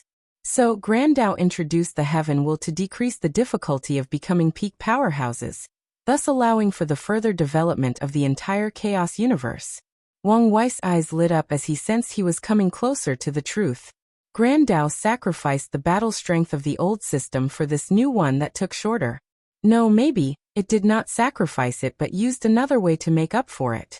It created fiend gods, boosting their primordial law and innate demon gods' innate laws. Then secretly manipulate the confrontation between the three paths. Through constant battles, fiend gods, paragons, and heavenly primarchs can increase their battle strength while also retraining each other. Eggless novel c. Under such a mindset, he discovered many things and further developed his theory. Something wrong may have gone with the side of heavenly primarchs. From the knowledge I learned from Hunger, the universe is a battle of supremacy between paragons and fiend gods. Meanwhile, heavenly primarchs have become irrelevant. Wang Wei thought for a moment before secretly shaking his head. The innate demons and primordial gods rely too much on their bloodline and are incapable of evolving. Roalpha knew ominously, Wang Wei feels the fiend gods are also heading in the same direction. From his analysis, they are also becoming irrelevant as paragons now rule primordial chaos, especially with the appearance of half-step transcendence. If their race did not take the opportunity during the ultimate taboo, then their fate will be the same as the heavenly primarchs. Wang Wei took a breath to concentrate. He decided to fuse this theory with his others, creating a history timeline for the entire chaos universe. Let's divide the chaos universe into eras, just like the myriad emperor world. The universe was born or created, most likely from Hongmeng. This era should be the primordial chaos era, with little to no living things. Wu Hong told me about the 3,800 special source chaos worlds, and they should be the first worlds created in that era. After that, there are too many possibilities. Wang Wei thought about how old the universe was and how long since the primordial chaos era, and he could not fathom such a thing. After all, even the myriad emperor world, one of the many heavenward worlds in the lower dimension of the eternal ascension world, is probably a few million yuan epoch. So he focused on something else for his timeline. After that era, many races should have been born, and the cultivation era should have begun. I believe the first system discovered by acquired lives was the true power Dao realm, or body refining itself. So let's call the next era the body refining era. Trillions upon trillions of lives from across infinite worlds tempered their bodies, opening their inner gate. Wang Wei's eyes became brilliant as he wanted to live in that era full of body refiners competing with their fists and bodies. He could imagine the resources available back then. It made him drool. Something must have happened to end that era. Hunger and I believe there should have been 3 gates in the true power Dao realm. So I think something happened in that era that removed the first gate. Then, body refining became more difficult, leading to the rise of Qi refiners. Many thoughts flashed in his mind. Wang Wei believed Grand Dao might have removed the first gate to impede the development of body refiners. And the reason is simple. Body refining took too many resources. If it became the mainstream of the universe, the protagonist of all 3 systems, essence Qi spirit, the resources of the entire universe would become a problem after a while. Of course, there is also the possibility that something else was the result of this change. There were too many possibilities, so Wang Wei was not too sure. The Qi refining era should be the period in the universe where the old system was prevalent. Ancient Qi refiners had to understand regular, innate, primordial, and grand Dao sources. This era was probably a fierce competition between body refiners and Qi refiners. And I guess even after missing 1 gate, body refiners were dominant because of how long it took Qi refiners to become paragons.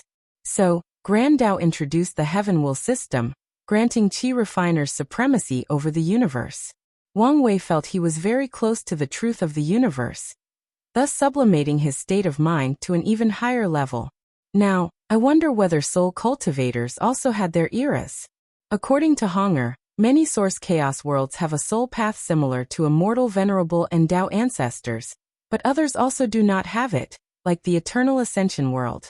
So, did they also have their glory during history? Did something happen to them, like body refiners? Body refiners can become inextinguishable paragons, while Qi refining leads to boundless paragons. So logically speaking, the soul path spirit should also have a way to become paragon. However, from his knowledge, the soul path is a lesser Dao on par with Dao ancestors and immortal venerables. For people of the soul path to be on par with regular paragons, they must become insurgents. After pondering for a moment, Wang Wei shook his head. He had too little information. Primordial chaos era, body refining era, ancient Qi refining era, and current Qi refining era, he thought. He knew the actual truth was even more complicated. His theory only caught a glimpse of the history of this chaos universe. Regardless, The glimpse was something even paragons might not be capable of finding or deducing. Huofenghuang's next move. Dao Opening Sect Supreme Elders Meeting. What do you guys think? Asked Origin 1. Since the sect master asked us to help, then we'll follow his order, replied Sword 1 without hesitation. Are you guys not tempted? I can make a bunch of immortal pills with his body, said Miscellaneous 1. With these pills, the sect's strength can increase by a large margin. You need to look at the bigger picture, said Origin 1, who agreed with Sword 1's decision. The demon race is our ally, and their survival is a necessity for the coming of this new age.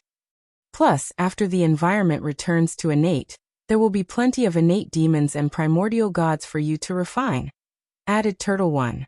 What I'm worried about is the response of the other factions, asked the steward. Will they fight us even after showing a desire to protect the demon race? That's for sure, replied Sword 1. Most factions have been unhappy with our alliance with the demon race. They have been restrained for a long time. But now, it is a perfect opportunity. They also have been worried about our increased military, economic, and political strength in this generation, sneered Battle 1. Now they have the perfect excuse to band together and deal us a blow. Are they not afraid of our sect master proving the Tao and dealing with them? That's one of the reasons they will attack, said Origin 1. The new ruler of the Myriad Emperor world will appear soon. As soon as a great emperor appeared, they became the automatic ruler of the Myriad Emperor world during their stay in the lower dimension. No matter how weak an emperor is, other factions will treat them with certain respect because of how hard it is to kill them. After all, no factions want an emperor using their immortality and guerrilla tactics on their factions. That would be a nightmare. The time before the battle ends is the only time of freedom many of these factions will have for a while. So some daring ones will want to take risks. But the risks are not worth it, especially in this generation. The key to this issue is this world has offer eternal emperors, but they don't have any fears, said Sword 1. They all think they can deal with any eternal emperor the same way they dealt with the Heaven Devourer Emperor. A sneer appeared on her face underneath the mask. However, they failed to understand that not every eternal is the same. The main issue I worry about is whether these hiding immortal sovereigns will show up, said Origin 1. Heavenly Tao is currently occupied with the battle, so it's a great time for them to get rid of their seals and cause trouble. There is no need to worry too much, replied Sword 1. According to the sect master's instructions, we only need to buy time for the demon race. And if the situation turns into the worst-case scenario, I will control the human preservation array to protect the sect. Alright then, let's take action. Sword 1 nodded before her gaze penetrated countless distances to see the northern continent. She waved her hand to manifest an enormous sword that hung on top of the continent. Sword 1, are you sure you want to get into this troubled water? Said an old voice. Is it worth it for the mere demon race? I don't want to waste my breath with you. All of you rats who are hiding and want to interfere, come together. I know this is the excuse you wanted, so let's not waste time, replied Sword 1. Then she teleported to the northern continent, followed by many of the Supreme Elders. Another terrifying battle was about to take place in the Myriad Emperor world, on the cusp of the Heaven Will battle. Meanwhile, on the battlefield, Wang Wei opened his eyes without any knowledge of what was going on outside. I have been so focused on my theory that I did not study this technique in depth, he muttered before taking out Ao Shun's Heaven Path Tribulation summoning technique. For a moment, he wondered why his ancestor did not leave this method to the sect. If the Tao Opening Sect had a faction focusing on innate bloodline, they could create countless primarchs throughout the years. However, after thinking about it for a moment, he realized the reason. It is not good for the Tao Opening Sect to be overwhelmingly more powerful than the other factions because of Heavenly Tao's balance system, especially in the ancient Emperor era. In that period, the world's civilization was starting anew. If there were a faction that could forcibly rule the world, their fate would be miserable. Heavenly Tao would definitely scheme the destruction or weakening of such a faction. So in some ways, Qiyuan's action against the ancient clan saved them. Otherwise, Heavenly Tao would not tolerate their existence. Another reason he did not leave this method was probably because of luck, analyzed Wang Wei. If there were an innate bloodline faction in the sect, they would have to cultivate the ancient system to better use their bloodline. Roalpha Dialpha in Nuam's ancient system had a realm where cultivators acquired or awakened their bloodline. However, not everyone in that realm with innate bloodline can develop innate law. No, only the ones with the purest bloodline and the best cultivation talent can acquire it. Regardless, that realm is the best way to acquire and develop innate bloodline. If such a faction existed in the sect, it would only be a matter of time before it became dominant over the others with so many primarchs. Then, if that faction decided to spread the ancient cultivation system, it would contradict with Qiyuan's origin system, thus affecting the luck he amassed from the entire myriad emperor world. The origin system is the foundation for the survival of the Dao opening sect, so nothing can happen to it. Additionally, Wang Wei guessed that luck helped his ancestors immensely in cultivating to the Empyrean realm. From this decision, I can see the ancestors' disdain or disregard for bloodline. He did not want the Wang clan, or the other factions, to rely on bloodline. Wang Wei felt similarly, so he has to be careful when he creates his human fiend god bloodline. Furthermore, I may need to change the rules of heaven and earth and make sure people can only become primarchs at a specific time, probably when the heaven will was closed to appear. Wang Wei knew even if the sect acquired this technique, the ancient clan and demon race would have an advantage. So, he cannot allow primarchs to appear at any time during a generation. He could foresee how many geniuses and elders with innate laws were sealed in the ancient clans. With this technique, even if only 10% can survive the tribulation and become primarchs, it will still drastically increase the strength of the ancient clan. Maybe I should really kill Huafeng Huang or take the technique from her, analyzed Wang Wei. No, there is no need. In my era, immortal tier cultivators will be common. And the more that appears, the more prosperous the myriad emperor world will be, and the greater the benefit I will receive. Wang Wei calmed down and finished his review of the technique. Then another thought flashed in his mind. Roalpha Dialpha, and Nui, Siem he pondered for a while before making a decision. It might be helpful, but only after I become a peak paragon. I can learn from them and prepare for my transcendent path. He did not know whether these things would help. However, he was willing to try. Anyway, by then, he would reach the peak of his power and has little to no room for improvement. Then he can study these two laws to see if they can help. Southern Quadrant. Huafeng Huang floated in the void, unable to process the information Ao Shen gave her. Will my emperor path end here? She was unwilling. So her mind came up with countless reasons that Ao Shen was lying to her. However, deep down she knew it was true. The revival of the ancient clan is relying on me. How can I lose? Ever since she was young, her clan told her she had a sacred mission.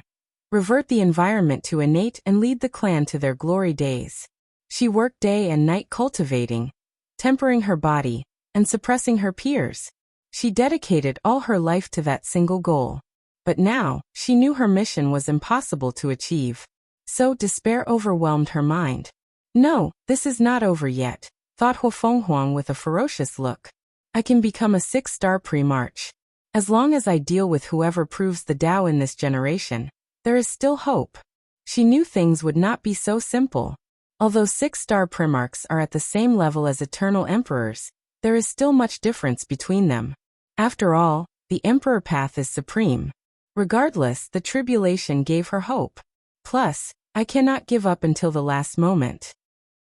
Huafeng Huang sat in the void and summoned a black and white mirror.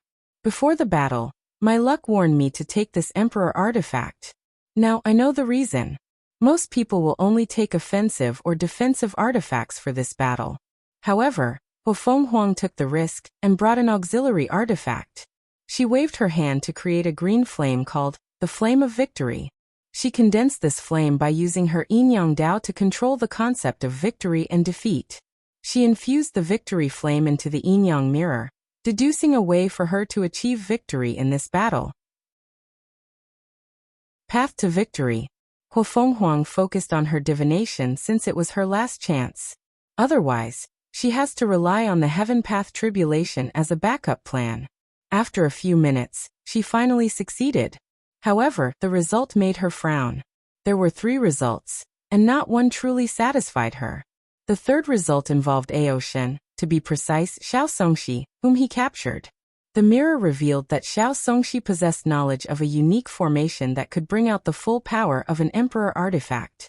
However, the formation required at least 7 people who broke the mortal-immortal limit, serving as power sources of the formation. Furthermore, these people must sacrifice most of their soul, energy, blood, and lifespan to activate the formation. The mirror revealed this method had the most negligible probability of success. However, after a while, this method became unavailable. Hua Fenghuang guessed it was because of Aoshen and Xiao Songxi's exit from the battle. Hua Fenghuang then checked the method with the highest probability of success. This plan involved these traitors that have taken base on the northern quadrant. However, according to the mirror's revelation, she has a higher chance of dying before using this method. Additionally, the mirror was very vague on what method would allow him to defeat Wang Wei. So, Hua Fenghuang finally glanced at the second and only viable method. However, the first step of this plan baffled her for a moment since it revealed she needed to acquire the soul of a particular heaven chosen called Emo Xingyun. Emo Xingyun. Isn't she the heaven-devouring emperor's descendant? Why would her soul allow me to defeat Wang Wei? Wait. Hua Fenghuang felt she had caught on to a piece of important information, so her mind worked faster than usual. From what I read about the heaven-devouring emperor, he was the kind of selfish individual who would not hesitate to leave an imprint in his bloodline. Could he have died and taken over Emo Xingyun's body to revive himself? Hua Fenghuang knew some emperors would use the heaven will to accelerate the rate of their revival. However, this method is considered taboo in the ancient clan. Heavenly Tao does not tolerate these emperors messing around and wasting the heaven will of one generation. So any of them who try this method does not end well. Furthermore, a great emperor requires excellent skills to even attempt this method, since most would not even be able to enter the heaven will battlefield. Even if the heaven-devouring emperor took over Emo Xingyun's body, he would be restricted by her Buddhist natural talent. She knew this fact would not change because the latter was an eternal emperor. However, his essence will also change her soul. Her eyes became brighter. If I use the correct secret technique to refine her soul, I can draw some of his emperor's power. By then it will be easy for me to defeat Wang Wei. For a moment, she could not contain her excitement. However, Hua Fenghuang quickly calmed down. The mirror revealed this plan had a low chance of success, and she also had a high probability of dying. Is there really no safer way? She tried to mobilize the power of the mirror and her Victor Flame. Sadly, the result did not change. Do I have to give up? She looked at these 3 methods and gritted her teeth. The third method was unusable, and the first method almost guaranteed her death. However, she still had hope for the second method. Hua Fenghuang placed the mirror away before taking a deep breath. She used her luck Tao to bless her with great fortune, and imbued her with a unique intuition that can revert any dangerous situation. Then, without hesitation, she headed to the central quadrant, where Emo Xingyun was temporarily hiding after scheming against Wang Wei's group. Hua Fenghuang, why are you here? Asked Emo Xingyun after seeing the visitor. The heaven-devouring emperor had no relationship or hatred with the ancient clan. Well, at least in this generation he did not. During his rise, he heard the ancient clan had someone with the bloodline of the Taotai. So he infiltrated their clan to get his hands on that bloodline and study it. Unfortunately, that person only had the bloodline of a Taotai's descendant, and it was so diluted that it could barely be called such. Although he was sad he could not acquire the lineage of such a chaos life form, he did learn plenty regarding bloodline from the ancient clans. It was a shame he was discovered and had to run away from the ancient clans, being chased everywhere. He planned to return there after proving the Tao, but he never got the chance. Do I need a reason to be here? You're my enemy, replied Hua Fenghuang. No, your eyes tell me you have a clear purpose in seeking me out, replied Emo Xingyun. Are you interested in an alliance? She did not mind acquiring another pawn. From Hua Fenghuang's aura, she could tell the latter was a top heaven chosen, thus should be very useful. Roalpha Dialpha and Nuam, don't think about it. I'm here with only one purpose, kill you. Emo Xingyun did not care about her killing intent. Instead, he took a moment to truly gaze at her, accessing her appropriately. The 5 sacred beast bloodlines? Thought the heaven-devouring emperor as greed flashed in his eyes. When he was young, he had an ambitious dream: to cultivate all 3,800 great Tao and combine them into the ultimate Tao, Chaos Tao. Only with such a Tao could he be invincible in the world, and not have to worry about someone ever killing or humiliating him. Unfortunately, before he could pursue this dream, his teacher, Shifuyu, destroyed it. The old monk told him about the supreme outlaws and the terrible trial. After knowing the truth, the heaven-devour emperor became conflicted. Some part of him was scared about this trial and did not want to take the risk. The other resented his teacher because knowledge of the trial would increase the difficulty. So after thinking about it for a long time, he realized fate was in his favor. He practiced the devouring Tao because of his lack of talent. Although he had excellent comprehension, this thing would only be helpful in the latter stages. However, the heaven-devour emperor's devour Tao was the solution to his dream. He wanted to cultivate it to the pinnacle before devouring people, who cultivated the other 3,000 great Taos and 800 side door Taos. Then he would be able to control the power of chaos without worrying about the supreme outlaw trial. There is no way to know whether true heavenly Tao would allow me to use this method to bypass the trial. However, there is a reassured way with no trouble: chaos innate law. The heaven-devouring emperor knew innate demon gods were still favored and blessed by heaven and earth despite their current pitiful situation. As such, they had some privileges that guaranteed their noble status. Of course, these privileges also caused them tremendous trouble. Many races and powerful entities also want to acquire these privileges, and these people are powerful enough to ignore the innate demon god's race strength and status. I can swallow her sacred beast bloodline to condense the seed of my chaos bloodline, calculated the heaven-devouring emperor. The entire ancient clan is a perfect material to cultivate the chaos bloodline after reviving myself and returning to my peak state. The heaven-devouring's eyes secretly lit up. The only thing I need to worry about is whether some old guy tempered with her bloodline. He secretly sneered. With my method, it will be easy to deal with their imprints. The real issue is whether one of her ancestors became Empyreans or Paragons, leaving some means in her bloodline as protection. After his death, the heaven-devouring emperor became calmer and more cautious, thinking deeper about his actions. He knew how scary the powerhouses of the upper dimension were. Although most would not care about their descendants or factions in the lower dimension once they reached a certain level or lived for long enough, others do and will actively help. Roalpha Dialpha, and Nui Siem, is there no room for negotiation? Asked Mo Xingyun as all these thoughts swiftly flashed in her mind. What do you think? Replied Huang Huang with disgust. Her intuition told her this person was a smiling wolf. Furthermore, the latter did not even hide his desire to swallow her. So, without the desire to continue this conversation, she summoned her troops. Huang Huang did not want to fight directly. She wanted to observe first to see if she could discover how her opponent could threaten her life.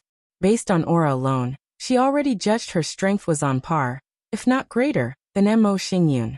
The heaven-devour emperor looked at this legion with a frown. Most of the soldiers wore red armor and had a flame mark on their foreheads. Are they all blessed with the phoenix's immortality? He knew things would be complicated if that were true. Huang Huang versus Mo Xingyun 2. Huang Huang knew the severity of the situation if the heaven-devouring emperor discovered her true purpose. This would make her tasks 100 times more challenging. I was careless. I should never underestimate any great emperor, let alone an eternal. Any being that reaches tier 10 should never be underestimated. Their long lifespan meant they would become wise through experience, trial and error, mistakes and time. Huang Huang took a moment to calm down. Things have not reached the worst-case scenario, she analyzed. The crux of everything is whether I can defeat him in battle. Without wasting any more time, she rushed toward him and punched him with immense force. The heaven-devouring emperor evaded the attack with a sneer on his beautiful face. However, Huang Huang did not care, as her objective was not only him but the troops behind him. Mo Xingyun's face changed when she detected what was happening. He knew there was no chance for her soldiers to block this attack. So he intervened by creating a swallowing force to absorb the force behind the attack. However, Hua Fenghuang was relentless and launched punch after punch, targeting these weak soldiers. In the end, Mo Xingyun had to place them away in his space ring. Then he suddenly raised his head in the sky and saw he was now inside a barrier created by Hua Fenghuang's troops. The previous attack was a distraction? Mo Xingyun secretly shook his head as if he did not care. He wanted to swallow Hua Fenghuang's bloodline as much as she wanted to refine his soul. So, the only reason he acted as if he had no intention to fight was to lure her into acting rashly and making a mistake. It seems I underestimate her, he analyzed. It was not easy to calm down in such a situation and make the best choice. Yin-yang sealing punch. Hua Fenghuang punched forward, creating an image of yin-yang that rushed toward her opponent. A black hole appeared before Mo Xingyun, and he swallowed the attack. The objective of this attack was to seal Mo Xingyun's swallowing power. Unfortunately, the black hole contained the power to swallow seals, rendering her attack useless. Hua Fenghuang did not give up and attacked again, still using the power of yin and yang. However, the effect of her attack this time was to reverse yin-yang, forcing Mo Xingyun to vomit what he swallowed. Unfortunately, the ever-devouring emperor reached a level in Devour Dao that few people will accomplish in their lives. So, it would be a great humiliation for someone to force him to regurgitate something he swallowed. Hua Fenghuang summoned her white tiger sword, thus releasing a terrifying sword will. She slashed her sword, creating a blood-red moon-shaped slash. Crack! Mo Xingyun's black hole cracked. The attack's purpose was to kill black holes and devour. With Hua Fenghuang cultivating her killing Dao to kill different concepts, her attack succeeded. At least, that's how it appeared at first. Before the black hole was utterly destroyed, an enormous mouth manifested and swallowed it along with the slash. Hua Fenghuang was frustrated for a moment, as two of her most powerful techniques were useless. However, this negative emotion was fleeting. She swiftly regained her bearing and concentrated. The battle had just begun, and the victor was yet to be decided. She stabbed her sword to create twin dragons of fire and water. These colossal creatures entangled each other as they rushed toward Mo Xingyun. And of course they suffered the same fate of being swallowed. Hua Fenghuang frowned as she waited for something to happen. Her original objective was to access wherever her opponent stored the things he swallowed. His divine sea of consciousness, a mutated stomach, or a special dimension. Then she would explode it from the inside. Sadly, she sensed her attack was instantly digested, and became the opponent's strength. Is that it? Is that all you got? Asked Mo Xingyun with a sneer. Hua Fenghuang was calm, not affected by the latter's words. Since her previous methods did not work, she changed to another one. Heavenly calamity, meteors of phoenix flame dropped from all directions. There were so many that it could fill a few galaxies. However, Mo Xingyun was calm, composed, and even nonchalant. The black hole before him grew from the size of a basketball to the size of a football field. Then it easily and quickly swallowed all the flames. However, the heaven-devouring emperor soon frowned. He discovered he could not digest this attack. A powerful will was preventing him from using this attack as his own power. Roalpha Dialpha, Inuam Phoenix Immortal Will, he thought with a frown. It seems I have to be more active. Roalpha Dialpha, Inui C.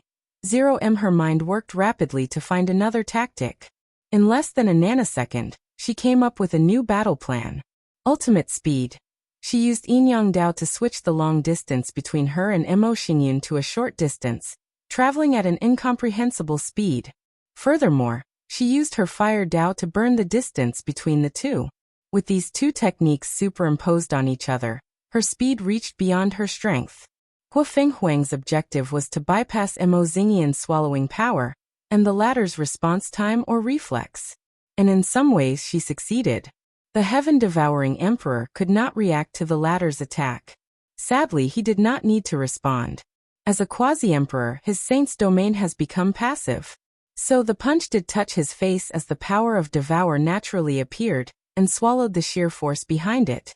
However, to the mighty emperor's surprise, Hua Fenghuang was not surprised by this outcome. Based on her eyes, he saw an expression as if she had expected this outcome. Then his instinct warned him of danger. But it was too late. Hua Fenghuang swung her sword. This attack did not have any lights, elements, power of law, or anything complicated. It only contained pure and raw power. 8 leaf, thought the heaven-devouring emperor. Bang! Emo Xingyan flew hundreds of light years away. Hua Fenghuang's attack contained pure and raw strength. The power behind that sword annihilated Emo Xingyan's devour power and his passive domain. In the distance, Emo Xingyan calmly removed the blood from the scar on her face. The scar healed in just a few seconds, but he still felt the pain. My mindset is wrong, he analyzed. Although he repeatedly told himself not to underestimate her, he still committed the same error. And the crux of this issue is his arrogance as an eternal emperor. The only people he takes seriously are Di Tian and Wang Wei, and more so the latter. He took Di Tian seriously because of his strength, while he did so for Wang Wei because of his strength and intelligence. Based on his wisdom displayed before, the heaven-devouring emperor knew he could suffer terribly if he were not careful when dealing with Wang Wei. He knew dealing with Wang Wei was like dealing with a more cunning and ruthless version of himself.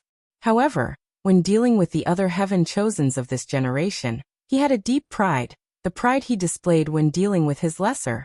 But after this injury he realized this generation's geniuses are all top of the top. If they were not born in this generation, every single one could be an era-suppressing heaven-chosen.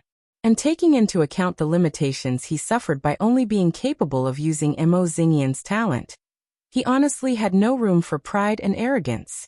The heaven-devouring emperor calmly gazed at Hua Fenghuang. His calmness created an intense atmosphere that made her unwilling to take action. If she were my era, I would not have won the heaven-will battle. He recognized this fact.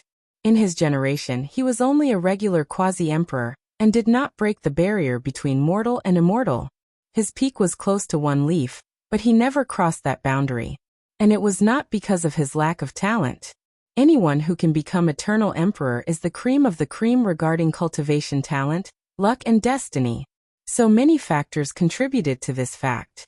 The first one was the heaven-devouring emperor was born at the wrong time. There were no other talented individuals who broke the barrier, and would then motivate him to achieve it. The second reason was his status. The heaven-devouring emperor was one of the 9 devil sons of the Emo family. However, he was the weakest one, and only acquired the status because of his high comprehension. The way devil cultivators raise their heaven-chosens is cruel since they need to compete, scheme, and kill each other. The one remaining will be the final winner, and receive the family's support. The heaven-devouring emperor suffered tremendously in the early stages of his cultivation, and he even had to attend the Emperor Enlightening Academy to save his life. By the time he became powerful and valuable to the Emo family, they did not trust his character. So he did not have access to too much valuable information, thus reducing his chances of breaking that barrier. Finally, he lacked destiny. His generation was full of eternal destiny, and most of it landed on him because Heavenly Tao wanted to deal with the devil cultivators in the Western continent. Unfortunately, as he grew up, Heavenly Tao questioned his character, and whether he was up to fulfill his destiny. So it reduced the heaven-devouring emperor's luck and destiny, thus preventing him from breaking the barrier. Hua Fenghuang vs. Emo Xingyan 3. Bang! Emo Xingyan's aura suddenly increased. Numerous tattoos appeared on his body, followed by a drastic increase in his blood energy. He clenched his hand, feeling the sheer power coursing through his veins. Barely 9 leaf, thought the heaven-devouring emperor, a little disappointed. He always wanted to create a secret technique to reach the strength of a Tao ancestor. Unfortunately, his foundation was not enough. He never broke the mortal-immortal barrier during his life, so he lacked knowledge and experience in this field. Then, after he became an eternal emperor, he did not live for long before being exiled to the upper dimension. And once he reached there, he died within a few million years. Furthermore, he spent most of this time running away from people hunting him down. Because of this experience, he lacked the foundation of an emperor since he only had a little time to learn the secrets of heaven and earth, learn secret techniques, or even have a high cultivation level. When he died, his Grand Tao Source's comprehension was only 23%, and that's only because he absorbed a lot of the myriad Emperor World Source. So when he took over Mo Xingyan's body and had to cultivate her to be a viable heaven-chosen in this generation, the heaven-devouring emperor felt he had many limitations. He felt he could not bring out his full potential. Well, I should be satisfied, he pondered. With his current Tao foundation, he can recast a better Tao body after reviving himself. The previous one was trash, in his opinion. After awakening, he did not even have a 1% Grand Tao source boost until he ascended to the upper dimension. And it even reached 1% because he killed a newly born emperor and absorbed her Tao body. Unfortunately, his act also revealed himself to the public. Then, countless former emperors from the myriad emperor world began to hunt him down. When it comes to his death, the heaven-devouring emperor is furious. And it's not because of all these people ganging on him to kill him. As a devil cultivator, he was always prepared to die or suffer some random calamity because of his karma sins. The reason for his anger was he suspected someone was scheming against him, and that person was none other than Emperor Kong. Not long after killing that emperor, the heaven-devouring emperor planned to absorb a few more Tao bodies to sublimate his own. However, Emperor Kong showed up and talked to him about being fellow Eternals from the same place, and invited him to work together for a great cause. However, the heaven-devouring emperor was suspicious since the latter was very vague about his so-called great cause. Of course, with his intelligence, he guessed it was related to the rebels. As he had already decided to keep out of the battle between the parasites and the rebels, and even using the chaos to his advantage, the heaven-devouring emperor refused his invitation. Unfortunately, not long after that, he suddenly became the public enemy of many great emperors from the myriad emperor world. They hunted him down for many years before killing him. After his death, the heaven-devouring emperor analyzed the situation. He realized his death was nothing but a warning from Emperor Kong. After he revived himself, he knew the latter would come and invite him again. By then, if he refuses, his fate will be true death. After feeling the power coursing through his veins, Mo Xingyan gazed at his opponent. Bang! He rushed toward her with immense speed. Before she could perceive him, he was already before her and punched her. The sound of ribs cracking echoed in the vast emptiness of space, before Hua Fenghuang flew in the distance. Hua Fenghuang groaned as she transferred most of the force behind the attack, allowing her to stop her momentum. She spat the blood in her mouth as white flame appeared on her body, trying to heal her injuries. That wild, fierce, primitive, and supreme aura.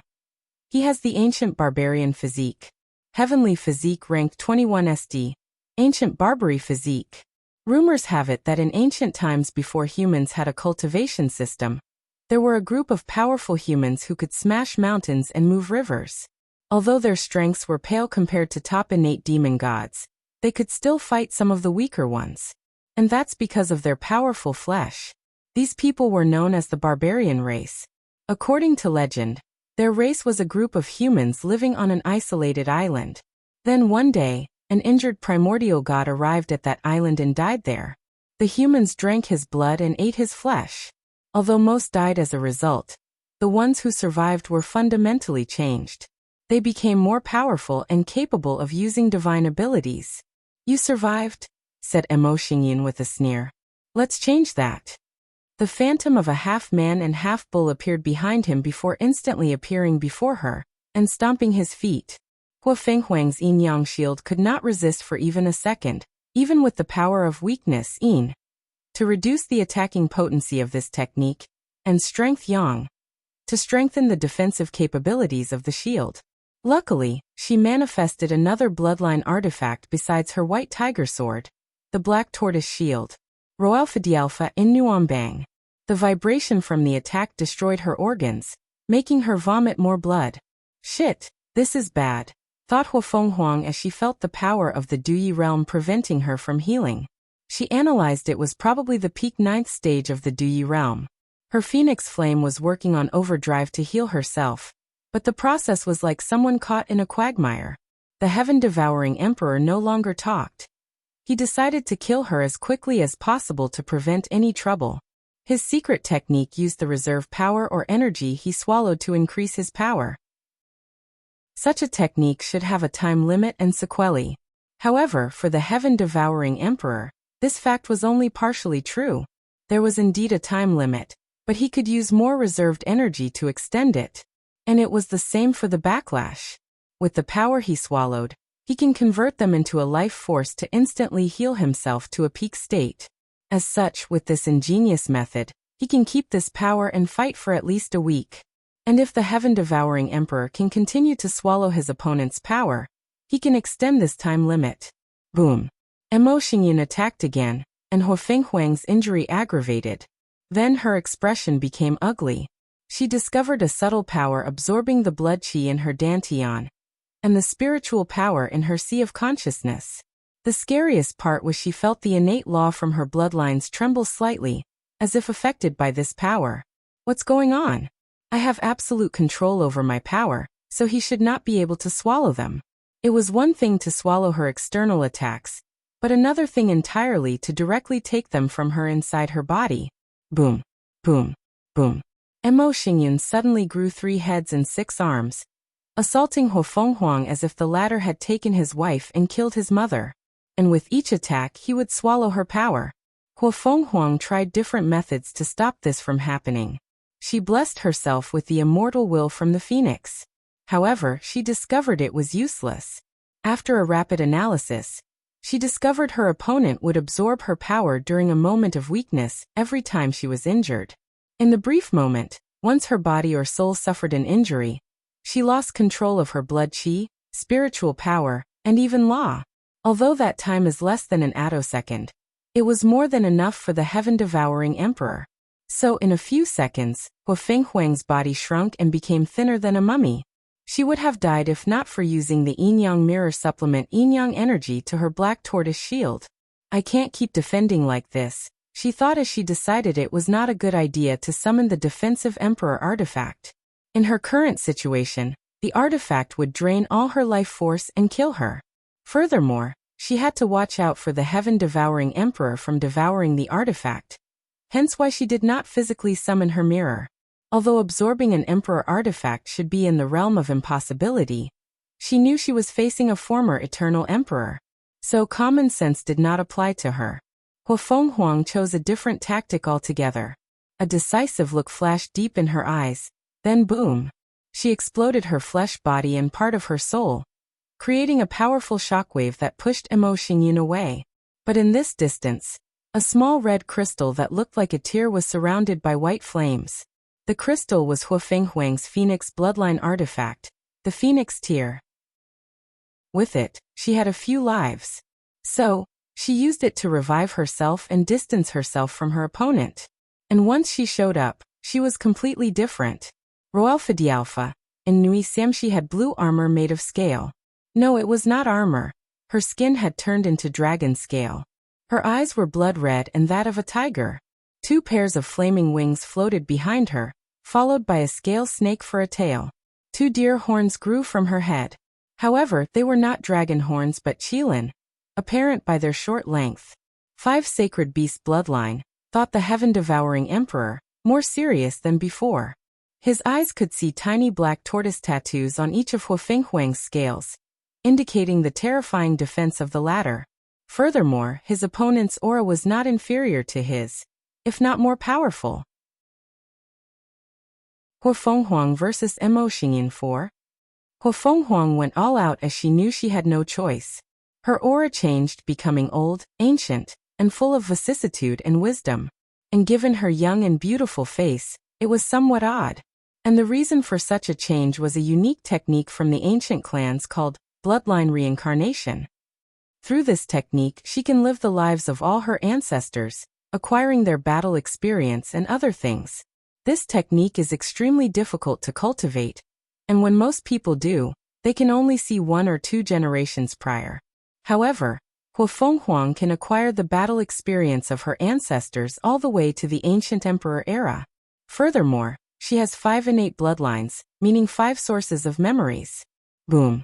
The void cracked as she rushed toward him and clawed his face with her dragon claws. Mo Xingyan was not to be outdone. A wild aura emanated from his body and clashed head-on with her. Boom, boom, boom. Their clash created shockwaves that shook the entire central quadrant. If heavenly Tao did not reinforce the battlefield, They would have easily destroyed all 5 quadrants with their powers. While clashing, Huang opened her mouth to spew a mouthful of flame. However, Xingyin made a swallowing motion and devoured the attack. Huang retaliated by using a water breath attack, and things should have proceeded the same way, but they did not. Her attack mimicked pressurized water or water jet, capable of cutting metals. And with her power, the water jet instantly cut off Xingyan's devouring power, and tried to cut off his body in half. Luckily, the heaven-devouring emperor was also a person full of battle experience. His body evaded to the side to dodge. Then he used a brilliant method to save his limb. His reaction was fast but not fast enough. As such, the water jet should have cut off his right hand and leg. However, once the attack reached these locations, he separated his limbs, allowing the water jet to bypass him without causing any harm. Burning perception. Huang did not miss the opportunity and advantage she had. While Xingyin was reconnecting his limbs, she went on the offensive. She used her flame Dao to burn the latter's perception, ruining things like his senses, intuitions, reflexes, and divine sense. Slaughtering Devil Fist, a red aura appeared in Huang's hand, and she punched forward. Her fist contained a power designed specially to kill devils. It targeted their fundamental natures consisting of all negative emotions, karmic sins, their bloodline, and their position as the embodiment of karmic sins between heaven and earth. Boom! Xingyan's body exploded into a blood mist, not leaving a single atom or drop of her soul. The power behind that punch was so overwhelming that devouring power, capable of swallowing everything between heaven and earth, including living and non-living things, existing and non-existing concepts, was utterly useless. Even his passive domain was forcefully destroyed. The punch targeted his core existence as a devil and wiped him out from the source. Dead, thought Huang. No, not quite. Her intuition told her things were not over. Otherwise it would be too simple. And she was correct. Not far from her, a new Xingyin appeared, albeit with a pale complexion. However, he soon returned to normal after a few seconds. He regrew himself from that drop of blood I cut off from his face earlier, she analyzed. Eternal flame. A massive tornado of black flame manifested from Huang. The flame looked odd as it looked spiky as if made of thorns. The flame rushed toward its target, annihilating everything in its path. Meanwhile, the heaven-devouring emperor frowned. He did not dare to easily swallow any of her attacks. It's always a pain to fight opponents like this, he analyzed. One of the advantages of the Devour Dao is the ability to use the opponent's power or techniques against them. Unfortunately, this method does not work for top geniuses like Huang, who has absolute control and knowledge of their techniques. So, even if he could take control of one of her attacks, he knew she had ways to counterattack it. Wind of destruction. He waved his hand to create a dark purple wind that confronted the dark flames. In most worlds, there are unique flames created or bred by heaven and earth. They are called heavenly flames. However, flames are not the only elements specially bred. As such, there are things like heavenly water, heavenly earth, heavenly metal, and so on. Unfortunately, flames seemed the most common and widespread among them. And the heaven-devouring emperor's attack was from a heavenly wind Xingyin absorbed in one of her fortune encounters. Boom! The clash of these two heavenly elements cancelled each other out. Then, Huang suddenly appeared before her opponent and attacked swiftly, and the ferocity of a target hunting its prey while on the verge of starvation. However, her expression soon changed as her attack passed through Xingyin, as if she was an intangible ghost. Huang's tiger eyes scanned her opponent and quickly saw the truth. The person before her was nothing but a projection. The real Xingyin entered a secret dimension, similar to a mirror of the current battlefield. Roalpha Dialpha Inu according to our spies, Xingyin probably killed Zhang and absorbed his void physique. In a short moment, she thought of many ways to deal with the situation, like using her Yin-Yang Dao to enter this mirror space. However, she decided to use the most direct and efficient manner. Break it with one punch. She clenched her fist. Boom! Huang did not have the time to attack. Instead, Xingyin detonated the mirror space and used it as a bomb against her opponent. and the explosion generated by this attack could only be described as world-destroying, the embodiment of nature's wrath. He heard the sound of coughing, and his eyes squinted. Damn it, how powerful is her defense? He secretly cursed as he saw Huang with a few broken scales and a few patches of blood on her body. The mirror space he created was larger than this entire battlefield. Yet, she survived a head-on explosion. Burning perception. Huang used the same tactic.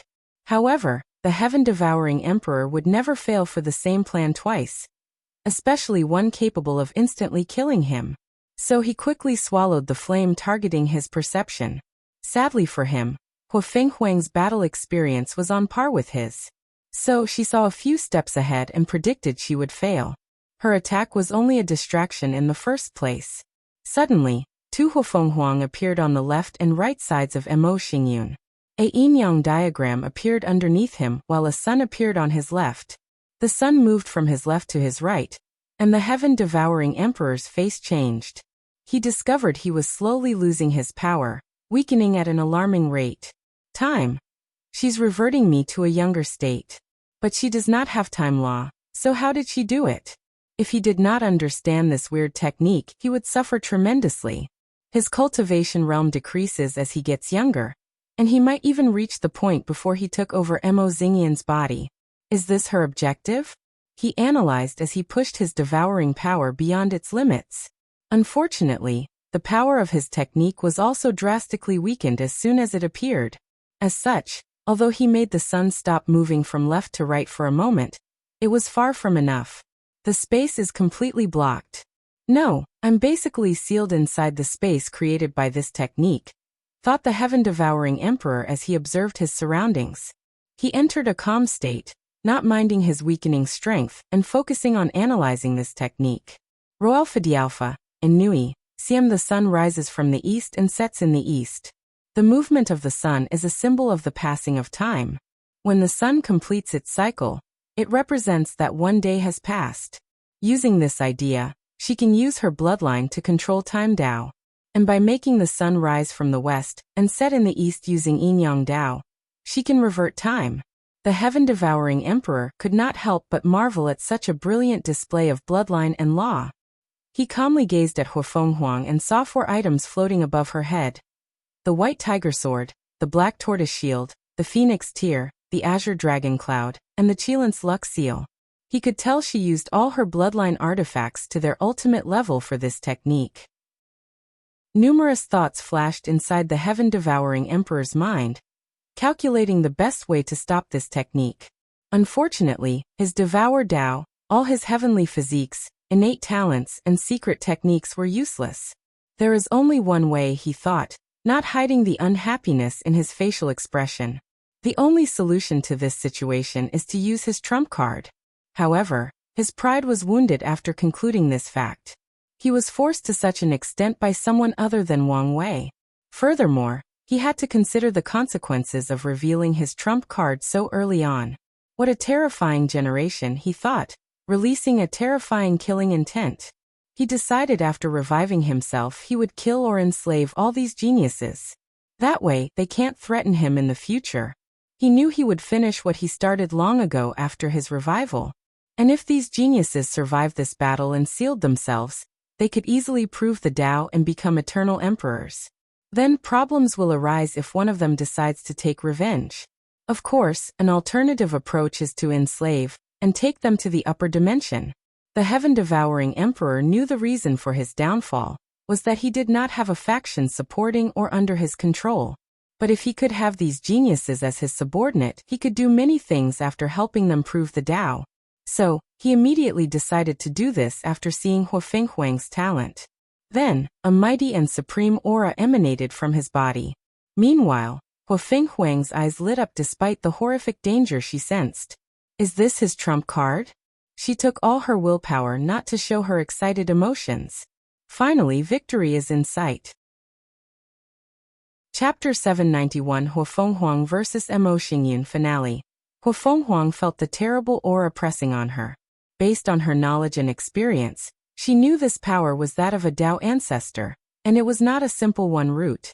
With her current strength, She could barely fight for a one-root Dao ancestor for a short time if she used more detrimental secret techniques. However, despite the impending danger, she was excited beyond words. Her divination revealed she had a high chance of dying, and now she finally knew why. Finally, Huo Fenghuang thought. She pretended to be scared and mobilized more power of her yin-yang time reversal technique, trying to stop whatever her opponent wanted to do. However, the heaven-devouring emperor sneered. A sword appeared above his head, and with a little thought, he forcefully destroyed the sealed space of her technique. "You should be proud you pushed me to such an extent," said the proud and mighty emperor. Then he no longer wasted any more time. The sword rushed toward Huo Fenghuang, intending to annihilate her utterly. However, before the sword could accomplish its tasks, something changed. Huo Fenghuang's troops suddenly appeared in the surroundings, divided into 5 groups. Then, a massive phantom of the 5 sacred beasts flew from them. So an azure dragon appeared on the east side, a white tiger in the west, a black tortoise in the north, a red phoenix in the south, and a yellow qilin in the center. Then these 5 creatures released 5 colors corresponding to the 5 elements, turning into 5 element charts that showed how these elements promoted and canceled each other out. The 5-element chart appeared above Mo Xingyun and the sword, followed by a yin-yang diagram below them. 5 sacred beast seal. The chart and diagram turned into a robust seal that locked on the sword. Then this Dao artifact turned into an ordinary sword. The mighty aura capable of destroying heaven and earth was gone. Now, it looked like a regular sword created by a mortal blacksmith. Done, thought Huo Fenghuang. Now, she only needs to defeat her opponent and take the heaven-devouring emperor's soul. Subsequently, she will finally have a chance at winning against Wang Wei and Di Tian. Although it won't be easy even with that secret technique, now there is hope. "So this was your plan," said Mo Xingyin calmly. However, his calmness made Huo Fenghuang nervous. Regardless, she remained composed. She immediately decided not to waste time with him in case the situation changed. Boom. Her aura increased by a few %, followed by the entire central quadrant turning red. Killing mark. A weird tattoo or rune appeared on Huo Fenghuang's face. Through them, she could use the slaughter chi on the battlefield to boost her strength. Then she used her most powerful attack, Frowny Face Sentient Killing Fist. Her former slaughtering devil fist only targeted devils and everything that made them unique. And this fist was even fiercer as it targeted all sentient beings.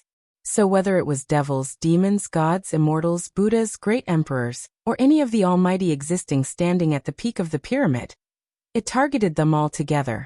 The existence of this fist had only one purpose for its existence: to kill anything that it wished to.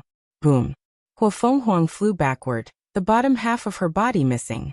Upon closer observation, it was easy to detect a sharp object sliced through her ultimate scale. And by the smoothness of the cut, the process was as easy as a sharp knife cutting through soft butter. "How is that possible?" muttered the proud phoenix as she looked at the second sword that appeared before Mo Xingyun. "There is nothing to be surprised about," said the heaven-devouring emperor. "The moment you arrived, I was suspicious of your motive. So to be cautious, I only summoned a projection of my Dao artifact." The heaven-devouring emperor sneered. He was a Dao lord, and not a regular one. He was the only Dao lord of the devouring Dao. Before him, the devouring Dao was not an outlaw Dao. No, to be precise, the other people who practiced it, including the Baishi clan, could only use a limited version of it. And it is the same for his descendant, Mo Xingyun, and her physique. However, he cultivated the devouring Dao to the pinnacle and activated its status as an outlaw Dao. Furthermore, because of his teacher, he knew in advance about the trial, thus increasing its difficulty by a few %. And even then, he still succeeded in passing. "I have wasted enough time on you," he commented before mobilizing the power of the true sword. Boom. The sword's power created a terrifying explosion, thus surrounding Huo Fenghuang in a cloud of space dust. Then a few seconds later, the dust blew away, revealing her state. Huo Fenghuang was surrounded by 3 artifacts in the font, 9 in the middle and 5 in the back. 3 Eternal Emperor artifacts, 9 Extreme Innate artifacts, and 5 Bloodline artifacts analyzed the heaven-devouring emperor. He also marveled at the richness and background of the ancient clans, despite their current weakening stage. In this world, most people believed the Tao opening sect had the most eternal emperor artifacts. But it was not so. This honor went to the ancient clan. Given their glorious history, it makes sense, analyzed the heaven-devouring emperor. The ancient clans lead the world to win the Acquire Innate War. Although they did not do it alone, their contributions, especially the heaven-beginning emperor, were amongst the best throughout the entire lower dimension. With such an accomplishment, their ancient clan should have prospered for eternity, due to the large amount of merit, luck, and destiny they amassed during the war. Unfortunately, they became too greedy and wanted to turn the myriad emperor into their heaven-will farming place. They wanted every generation of emperors to come from their clans. Their actions touched Heavenly Tao's bottom line, and ruined their relationship with the others. So, they lost the spirit of epic in most of their merit and destiny. The truth of the matter is Qiyuan was the last chance for the ancient clan to correct their ideologies and mentalities. As long as they listened to Qiyuan and considered Heavenly Tao's balance, they would be fine. Better yet, as long as they did not drive him out of the clan, and allowed him to grow up and prove the Tao, he would have led their clan to a greater height. Qiyuan's existence was the final manifestation of the ancient clan's destiny. Unfortunately, they failed miserably. So after growing up, Qiyuan became the manifestation of their clan's tribulation. He utterly destroyed all their destiny and the merit they gathered during the war. And when he created the Tao opening sect, most of that merit transferred to them and the Wang, Li and Yin clan. That's why there has been so much unparalleled genius in these three clans, and the sect for so many eras. Regardless of how much the ancient clan was weakened in the past, their foundation was still solid. Throughout history, they have had the most eternal emperors. And although most died or were forced to leave the lower dimension, the ancient clan still has some artifacts left from them. The heaven-devouring emperor frowned after seeing the situation. She is sacrificing these innate treasures to power up the emperor artifacts, so her defense could last for a long time. He knew the longer he wasted, the more variables that could arise. So he decided to act swiftly as he saw a white flame enveloping Hofenghuang. He used his Duyi realm to resist her healing while also summoning 3 emperor artifacts. He controlled them to suppress Hofenghuang's artifact. Mo Xingyin only had 1 eternal artifact, so he had to make up the number with his better understanding of emperor artifacts and the massive amount of reserve energy he had swallowed. Moreover, one of the artifacts contained sealing abilities. The heaven-devouring emperor brought many emperor artifacts, most of which he borrowed from other devil factions in the western continent, using the power of the Mo clan, or making enticing deals with them. Although the rules stated only 3 artifacts could be used, there are ways for people with a great background to take advantage of this rule. For example, the rules did not place limits on innate or chaos artifacts. Secondly, the rules only stated a person could use up to 3 artifacts at the same time, but it never stated someone could not bring more and leave them in their space ring. And with more artifacts, a cultivator will have more variety of options. After all, emperor artifacts have specific Daos and are helpful for different occasions. This flaw in the rules greatly benefits wealthy individuals like Di Tian and Wang Wei. Crack. In a few seconds, cracks appeared on Hofenghuang's shield, making her expression ugly. She tried to mobilize all the power of the innate artifacts, sacrificing them like pawns. Simultaneously, she was also healing. Unfortunately, the heaven-devouring emperor wanted to eliminate her at all costs. So he summoned his troops and used them as a sealing formation to boost the power of his artifacts. So in less than a minute, Hofenghuang's shield broke, leaving her vulnerable.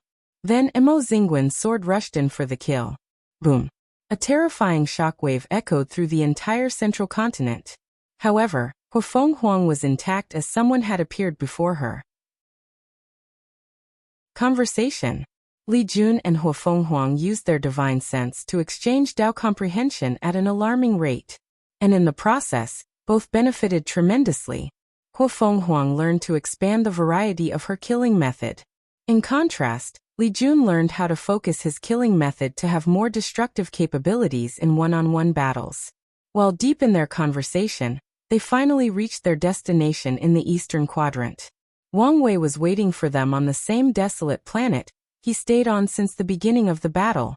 "Thank you for this exchange," said Li Jun. "I have benefited immensely." He never thought Huo Fenghuang would accept his request. He only asked on a whim, prepared for rejection. However, she not only agreed but was very cooperative. "The pleasure is all mine," replied the Phoenix Princess. After accepting her defeat, her state of mind changed, and she became more peaceful. This mindset is the reason she so readily accepted Li Jun's request. And now, she knew she had made the right choice due to the immense benefit this short exchange granted her. Li Jun nodded.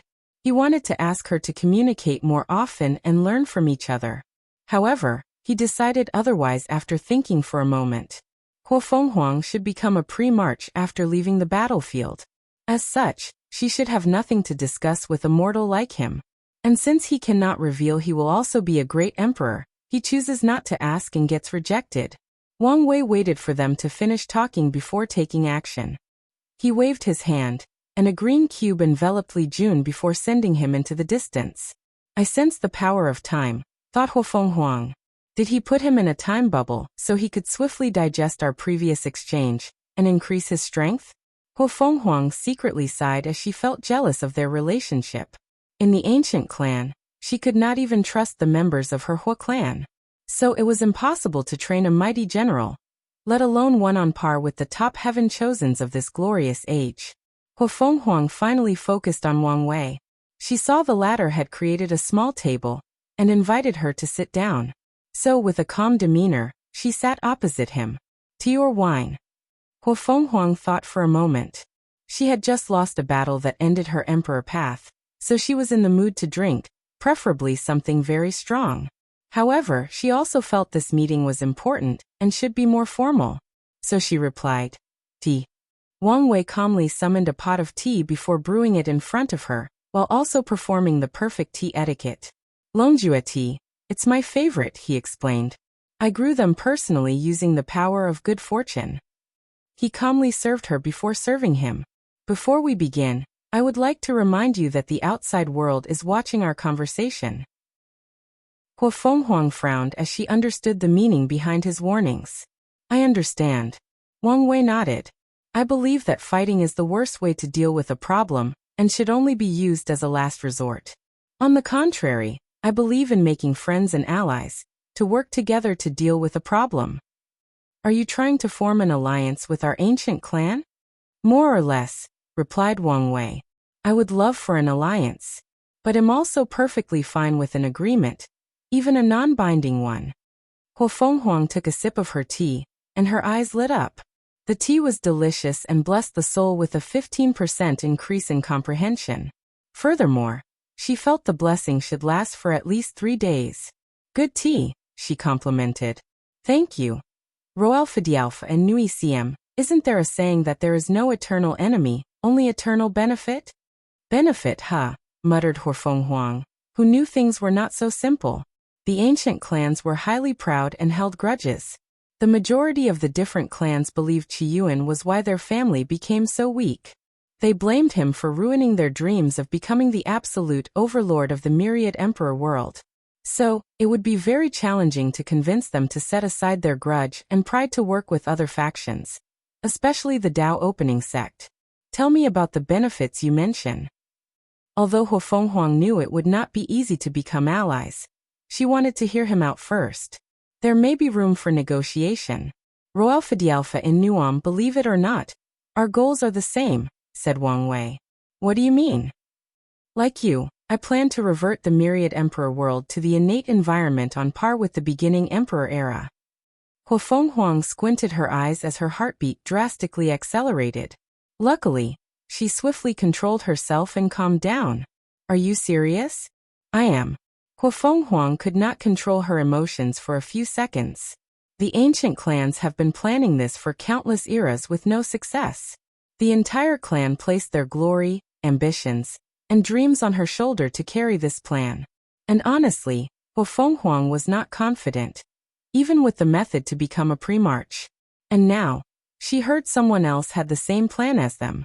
She knew of Wang Wei's strength. Once he becomes an eternal emperor, he has a higher chance than her of succeeding. Hua Fenghuang took a deep breath to calm down. She also pondered the implications of this sudden change. The ancient clan had made preparations beforehand, but she now had to look at things from a different angle, taking into account the Tao opening sect's point of view. So, after more than a minute of silence, she said, "How do you want to work together?" Wang Wei smiled before deciding to be direct. The first cooperation involved a cultivation system. After the environment changes, the ancient system will thrive, which the Tao opening sect cannot allow. So, I already plan to optimize the origin system to fit the environment. If you become our ally, I can promise not to suppress the ancient system. And if our cooperation is deep enough, I can even allow some room for development. How is this an alliance? You're basically threatening us. I am, replied Wang Wei, his voice steady and calm. You should understand this involves the core luck and destiny of our sect. So there is no room for negotiations. Hua Fenghuang frowned, not showing any emotions. In the past, the ancient clan guarded their cultivation system, like it was the most precious thing in existence. However, after so many years, they understood the benefit of gathering the luck of the entire system. So if the ancient system could prosper in the new age, their clan would benefit immensely. Anything else? Asked Hua Fenghuang. The second issue involved the innate demon gods, added Wang Wei. We want the peaceful integration of their race into our world. We don't want a war. Does he know? Hua Fenghuang thought. The ancient clan's plans involved secretly manipulating a war between innate and acquire life. Then they will lead acquired life into victory, thus amassing a significant number of merits. In other words, they want to repeat or recreate the situation after the Null Era. Wang Wei looked at her and guessed what she was thinking. And he did know about the ancient clan's plan. And his only comment is these people were mad, living in the shadow of their past. According to his predictions, if the ancient clan's plan succeeded in the myriad emperor world, their ambitions would expand, and they would want to recreate the innate acquire war that spawned all the lower dimensions. And in the worst-case scenario, the ancient clan might want to turn the lower dimension into their Heavenwool farm. They will use the innate acquired war to destroy the civilization of all Heavenwool world while preserving their strength. Then they will open branches in all these Heavenwool worlds, using their foundation to win heaven wills after heaven wills, thus dominating the lower dimension as the devil race did. Of course, their clan has not reached such a level of madness. Currently, they are only focused on the myriad emperor world. However, if they succeeded, Wang Wei could predict their next step. And if they reach such a stage, their fate will only be annihilation. Time has changed, and the appearance of the innate lives is not much of a big deal. Wang Wei previously planned to change the laws of heaven and earth to affect their birth. However, after thinking about it for a while, he realized the impact of their appearance was similar to a powerful emperor lineage suddenly appearing in the myriad emperor world. In the current stage of the world full of immortal venerables, Tao ancestors and insurgents, the innate demons or primordial gods have no discerning advantage that would allow them to rule the world as they did. Humans are no longer the weak species from the beginning emperor era that needed to secretly study their bodies to become powerful and survive. Humans were now the protagonist of the world. So, if these new generations of innate demon gods tried to rule their world, their fate would only be another extinction. Wang Ju's strength. Western Quadrant. Di Tian opened his eyes. In a moment, his eyes saw every corner of the battlefield. With his power, only a few individuals could hide from him, and only 2 people or groups could do it if he went all out. Wang Wei has been making a lot of moves, he thought. He was not surprised by this fact. It could be said he anticipated this outcome. Wang Wei's nature and Tao indicated he would manipulate people from the shadows for his benefit. So Di Tian's fundamental tactic for this battle took this into account. He is a Tao overlord, so I won't be able to outwit him. Even with my experience, he analyzed. Since he knew and admitted this fact, Di Tian knew it would be pointless to act the same way as Wang Wei. The purpose of his manipulation is to give him small advantages that can give him a slight edge or reverse the situation at the last minute. If 2 people have similar strengths, The small advantages are enough to give one person the advantage. It's pointless to try to compete with him in the area of intelligence and cunningness, continued Defying. So there are two ways to deal with the situation. Always be on the lookout for his small advantages. With enough precautions, they will become useless. Second, closely observe his actions and intervene when necessary to prevent him from gaining too much advantage. His gaze focused on the central quadrant, the battlefield between Mo Xingyun and Wang Ju. A terrifying power blocked his vision. He knew he could not see what was inside unless he mobilized all his power. And even then, it might not succeed. Mo Xingyun, the heaven-devouring emperor. Defying was not surprised by the latter's presence. All his failures during his nine-extremity foundation involved one eternal emperor or another. So he was not surprised when the heaven-devouring emperor showed up in the form of body possession. In some ways, he has karmic connections to all the myriad emperor world's eternal emperors since the ancient emperor era. Defying did not dwell long on the subject before focusing on the eastern quadrant, where Wang Wei's group is located. And once again he discovered the same power obstructed his vision. He wondered whether Wang Wei and Ho Fenghuang would enter an alliance. Defying worried his enemy would acquire another supreme general. An alliance of this magnitude is enough to shift the balance of the war in Wang Wei's favor. What exactly are they discussing? Should I be more forceful and try every means to break the blockage? His mind worked faster than any quantum computer analyzing the situation. Defying did not know their conversation was not technically something he could not know. However, Wang Wei actively blocked him for a reason. He had already planted the seed in Defying's mind not to kill him since he would be useful as a subordinate to help him gather merit. His idea of reverting the environment to innate is a great idea to gather a large amount of merit. So, Wang Wei did not want to reveal such information and reduce his value. Although Defying will immediately know once he leaves the battlefield, Wang Wei only cares about the present. If Defying knew about this idea, he might think Wang Wei's value had diminished and decided to eradicate him. After all, it's an extremely dangerous thing to keep a Dao overlord as a subordinate or slave, especially one that used to be the enemy. So Wang Wei did not want Defying's mindset to change by the tiniest amount and affect his battle strategy for this battle. Defying continued his observation of the eastern quadrant. Although he did not know Wang Wei's objective, he knew the latter's actions had a deeper meaning behind them. So he analyzed a few possibilities and prepared for them. Then he focused on analyzing Wang Wei's power based on the blocking methods he used in these locations. How did he break the limit and reach 10 supremacy? Did he have another limit breaker? Did Empress Wu give him one? After seeing Wang Wei at the entrance of the battlefield, he knew the latter was the same as him and achieved 10 supremacy. To be precise, he confirmed his suspicions after hearing about the divine thunder punishment that appeared above the Dao opening sect a while ago. Regardless, he wondered how he did it. His aura is slightly different from mine, so he must have used another method. Defying secretly sighed. He was awed and jealous. He wished for anything else in the world to be a Dao overlord. He took a moment to remove all these distracting thoughts, ensuring his mind was at its peak. It doesn't matter whether he has achieved 10 supremacy, since I have a major advantage over 9 Pillars inheritance. The Empyrean 9 Pillar was obsessed with the 10 supremacy foundation, and spent countless yuan epochs researching it. As such, although he never achieved it, he created many ideas and theories regarding that level. And Defying inherited all these things. Roalpha D'Alpha and Nuomi's mind became more peaceful after figuring this out. Furthermore, he was even more relieved after sensing Ho Fenghuang's departure from the battle. If she joined Wang Wei, he would have to hunt down another general. Defying then closed his eyes and continued his meditation. Central Quadrant. Wang Ju looked directly at the heaven-devouring emperor, raising her aura to the pinnacle. She waved her hand to summon her Proving Dao artifact, 2 all-black daggers. She disappeared before reappearing before the heaven-devouring emperor. Her speed was beyond the proud emperor's reaction speed.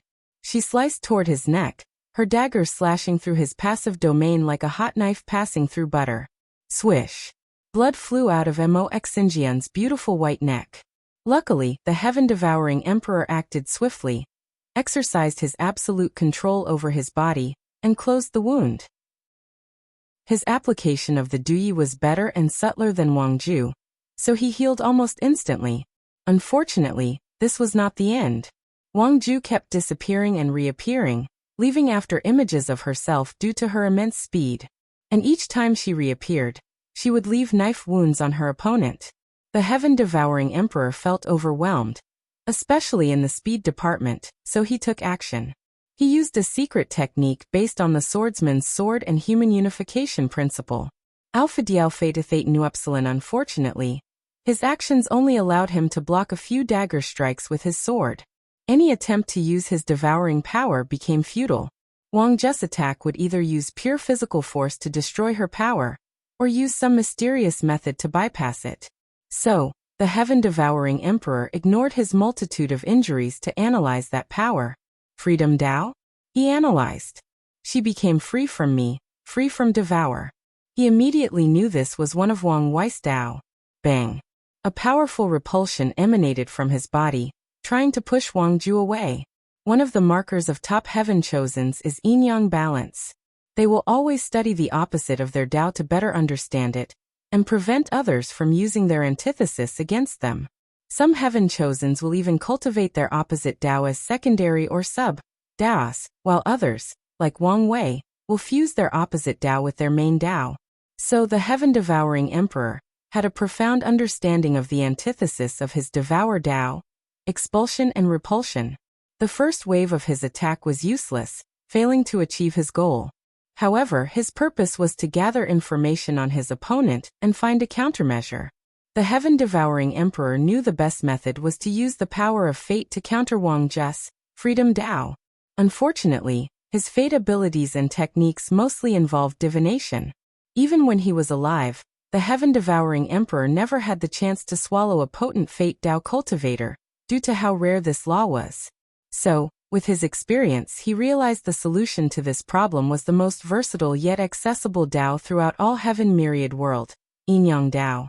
And, all heaven myriad world of all heaven myriad realm, is a term used to refer to the many chaos worlds in primordial chaos. It's also another name for the chaos universe. With the power of yin and yang, the heaven-devouring emperor controlled the power of fate to counter Wang Ju's spell. Sadly, this attempt also failed after the initial success. Wang Ju used Wang Wei's yin-yang Dao to delay or cancel her opponent's yin-yang Dao before continuing her mission of killing him. Damn it, her aura has not changed, thought the heaven-devouring emperor. He believed Wang Ju's strength was a temporary boost using a secret technique that allowed her to borrow Wang Wei's strength. However, she discovered the latter's aura did not have the tiniest change of instability. This phenomenon indicated her current 5-root strength was her own. Could it be that she can use his powers as long as he is alive and is near her? This was the only way he could explain the current situation. Damn it, how frustrating. Do I have to use this method so soon in the battle? Awakening. The heaven-devouring emperor had an unwilling look as more injuries piled upon his body. So he contacted someone. Chen, where are you? What do you want? Asked a cold and emotionless voice.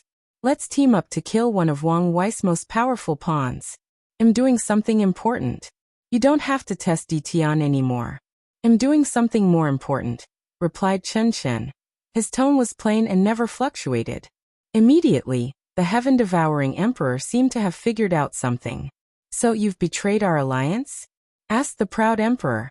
Didn't you expect this outcome already? Yes, but I thought you could wait until the last moment. It is the last moment, replied Chen. At least for you. Do you think I will die here? Alpha Dialpha Nu Upsilon, and why is that? He asked, not hiding the sneer in his tone. I will give you one last piece of information, added Chen. There is a mysterious power hiding your battle. And from my analysis, it is unlike anything I have seen, even from the best Dao ancestors. If I guess correctly, our communication was allowed on purpose. The heaven-devouring emperor's face changed. The trembling of his body opened his many wounds, thus increasing the blood all over his body. And during this conversation, Wang Ju never stopped talking. Chen, what about what I promised? How are you going to deal with your situation? Asked the heaven-devouring emperor after swiftly calming down. My problem will be solved after proving the Tao and becoming an eternal, replied Chen Chen. Do you think it's that simple? Countered the heaven-devouring emperor. Unfortunately, he received no reply. Damn it, he cursed out loud. The target has reached a critical state, analyzed Wang Ju. Now we can proceed to the next step. She waved her wrist to flicker her dagger. Then countless gray strings appeared around him. Fate string cutting. The heaven-devouring emperor saw something flash before his eyes before an intense pain emanated from his right side. As he glanced, he saw a fountain of blood gushing out of his body. His right hand was missing. Phoenix Flame. He hurriedly used Hu Fenghuang's power, which he had previously absorbed. Although he did not get enough of her blood to acquire her bloodline, he could use some of her powers that he absorbed. However, as soon as he grew the right arm, he lost the left one. This attack is unblockable by the current me. He thought as he detected how this technique was extremely fast as it ignored spacetime. Furthermore, it locked on his karma, luck and fate, making it virtually impossible to dodge or escape. The heaven-devouring emperor secretly sighed, calming himself down in the process. He predicted this possible outcome when planning for this battle. He knew there was a difference between Wang Wei with 5-root Tao ancestor prowess, and someone like him who used items or artifacts to acquire such strength. As such, he never thought he would win easily. Clink. A shock bounced Wang Ju's attack, forcing her to fly back hundreds of meters. Although she was unharmed, she was surprised the latter blocked her attack. Of course, the emotions a well-trained assassin displays cannot be trusted. She gazed in the distance and saw a dark gold armor around the heaven-devouring emperor's armor. Another Tao artifact, she muttered with concentrated eyes. Then, she detected something else as she looked at his boots and felt the unique Tao rhymes emanating from them. An artifact set based on attack, defense, and speed. However, this was not the end. The heaven-devouring emperor activated his pseudo-Tao body and turned into a giant trillion kilometers tall. A red flag floated above his head, releasing a lot of blood energy. An emperor artifact used for healing by absorbing and storing blood energy, analyzed Wang Ju. His body and soul cannot sustain using such a powerful Tao artifact, so he used the emperor artifact to provide him with enough energy. She concentrated her senses. She sensed that her opponent's activation of the emperor artifact had almost reached the same level as her young master. That's a scary thing, given the young master's current strength. That's understandable since he was an eternal emperor. If not for the limit of Mo Xingyan's flesh and soul, he would have been an even scarier opponent. Before the battle, the Fate Shadow, Wang Wei, and the team had many meetings analyzing the power of every Heaven Chosens. They stimulated the possible development of these geniuses based on the data displayed. They also stimulated possible trump cards they would use. And because Yen Liling created an immortal pill and Tong Ruobing refined an immortal talisman, they even stimulated the possibility of the heaven-devouring emperor creating a Tao artifact. Royal Fidelfa and Nuam, however, the team believed the latter's greatest trump card should involve using an emperor artifact to borrow some power from when he was alive. Although they knew Heavenly Tao would not allow such a thing, they had to prepare for the worst-case scenario. Should I finish the job or continue tempting? Wang Ju analyzed. She worried the enemy had another trump card. If he uses his control over Emperor Artifact for a last-minute attack, this will be devastating. I need to watch out for this. Fate String Cutting. A gray string tried cutting the heaven-devouring Emperor's head. However, his armor easily blocked the attack this time. Singularity Devouring. A black down only a few centimeters appeared before the heaven-devouring Emperor, releasing a terrifying swallowing power. With this dot at the center, all matter, space, time and energy were devoured. Even more, this singularity even swallowed all concepts, like life, death, shadow and even fate. This technique has reached the pinnacle of devouring Tao, commented Wang Ju as she felt an irresistible power attracting her. His devouring achieved the ultimate purpose of destruction Tao, destroy all things and concepts. With her knowledge, she could tell the heaven-devouring emperor used destruction Tao as a template for this technique. The ancient sages said all Tao leads to the same destination, and this technique perfectly represents this. Wang Ju's body flew closer to the singularity. Unfortunately, no matter what technique or law she used, It was futile. The thing swallowed it. But she never gave up, as there was still hope. I know what you're thinking, but I won't let you, groaned the heaven-devouring emperor. He could tell his opponent wanted to buy enough time until his power dried up. His current situation was not ideal. Activating all these artifacts was draining all his stored absorbed power at an alarming rate. Furthermore, he did not dare use the power he absorbed from Wang Ju. After all, who knew what Wang Wei did with these things? So, he went all out to kill Wang Ju since he knew his situation would only worsen after success. After dealing with Wang Ju, I will have to face Wang Wei and his pawn's thunderous attacks. So I need to reserve enough strength to run away and hide. His best option is to retreat and refill his power. Although it's impossible to reach the same level before coming to the battlefield, he can still store a significant amount of energy by using the battlefield. Then he can use his current state a second time to deal with Wang Wei. Even then, my situation will not be ideal since there is still DT on. I won't have a chance if he sees me as a threat and decides to eliminate me as swiftly as possible. So, the best choice is to hide until the two finish fighting. The heaven-devouring emperor was confident in his hiding method. After all, he was hunted down for years by countless emperors. However, he needed to deal with this situation first. Boom! An energy shock wave emanated from the singularity after absorbing Wang Ju. Then, the heaven-devouring emperor did not hesitate to punch through the protective film surrounding their battle. Bang! No wonder Chun said this power was odd. He could tell the power was on par with a Dao ancestor who controlled 9,999% of the Grand Dao source. This Wang Wei is truly a talent. He cultivated to the limit of the Dao ancestor realm. The heaven-devouring emperor did not hesitate, and summoned an offensive emperor artifact and broke through the protective film. Damn it! My situation is even worse. As soon as he broke through, he teleported away. In an unknown star field he appeared. However, his body was as thin as a mummy with long white hair and age spots. He had turned into an elderly woman.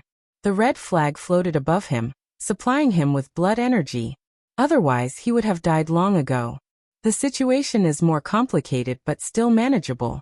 He gazed in the distance, where he saw Li Jun and his group searching the battle's location. Let's heal first. He sat cross-legged in a secret room he had prepared. Then countless tattoos appeared on his body. The heaven-devouring emperor looked horrified at his body since these tattoos were not his. Furthermore, he discovered he was incapable of moving. Swish!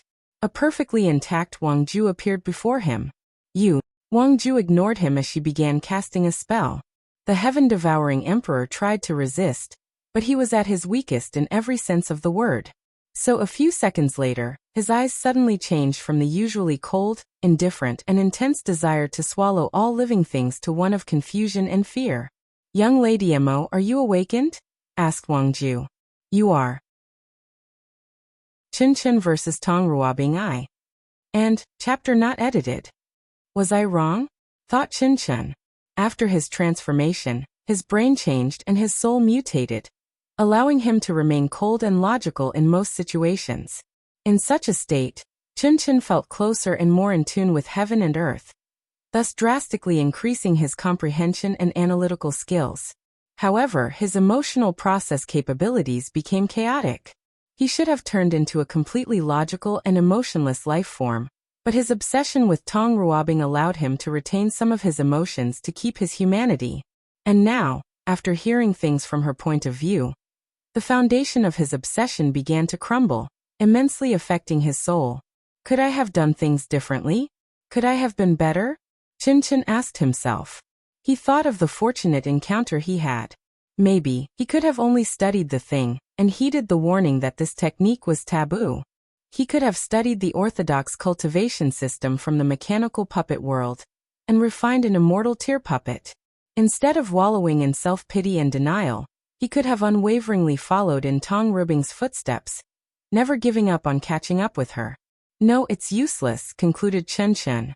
My fortunate encounter was too late. By the time I acquired it, there was not enough time to study it in depth and make any achievements. Things would have been different if I had it around the same time Tong Ruobing met Wu Meng. If so, my achievements would never be lower than hers.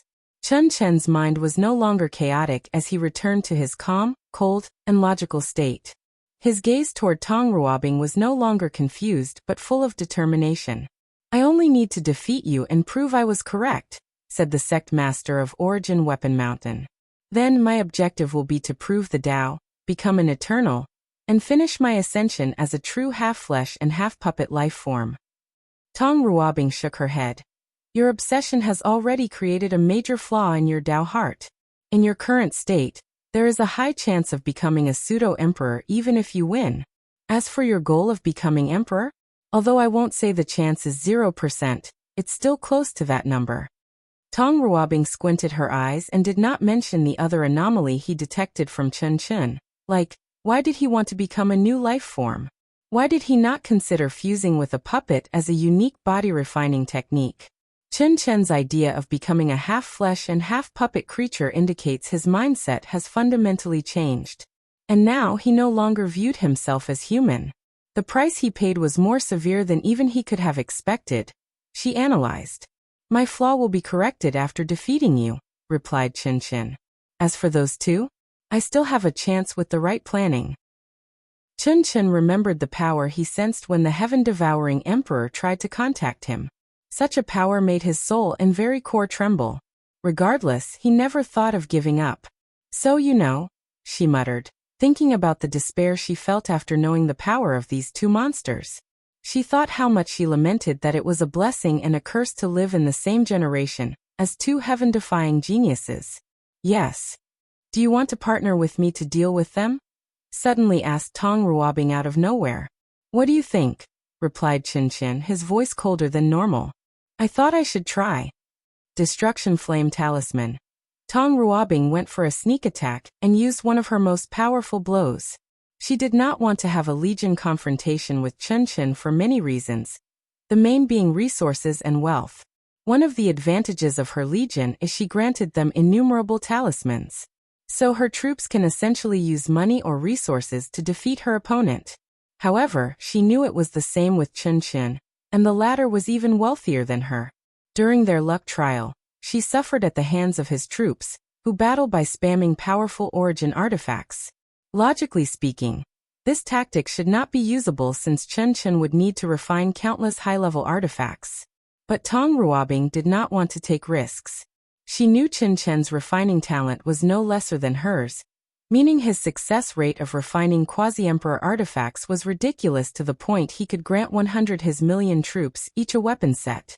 So, she watched a terrifying black mushroom cloud envelop the surrounding million galaxies. However, she soon frowned. Her divine sense detected her attack was effective, but Chun Chen was still alive. She saw only his partially destroyed head floating in the empty vacuum of space.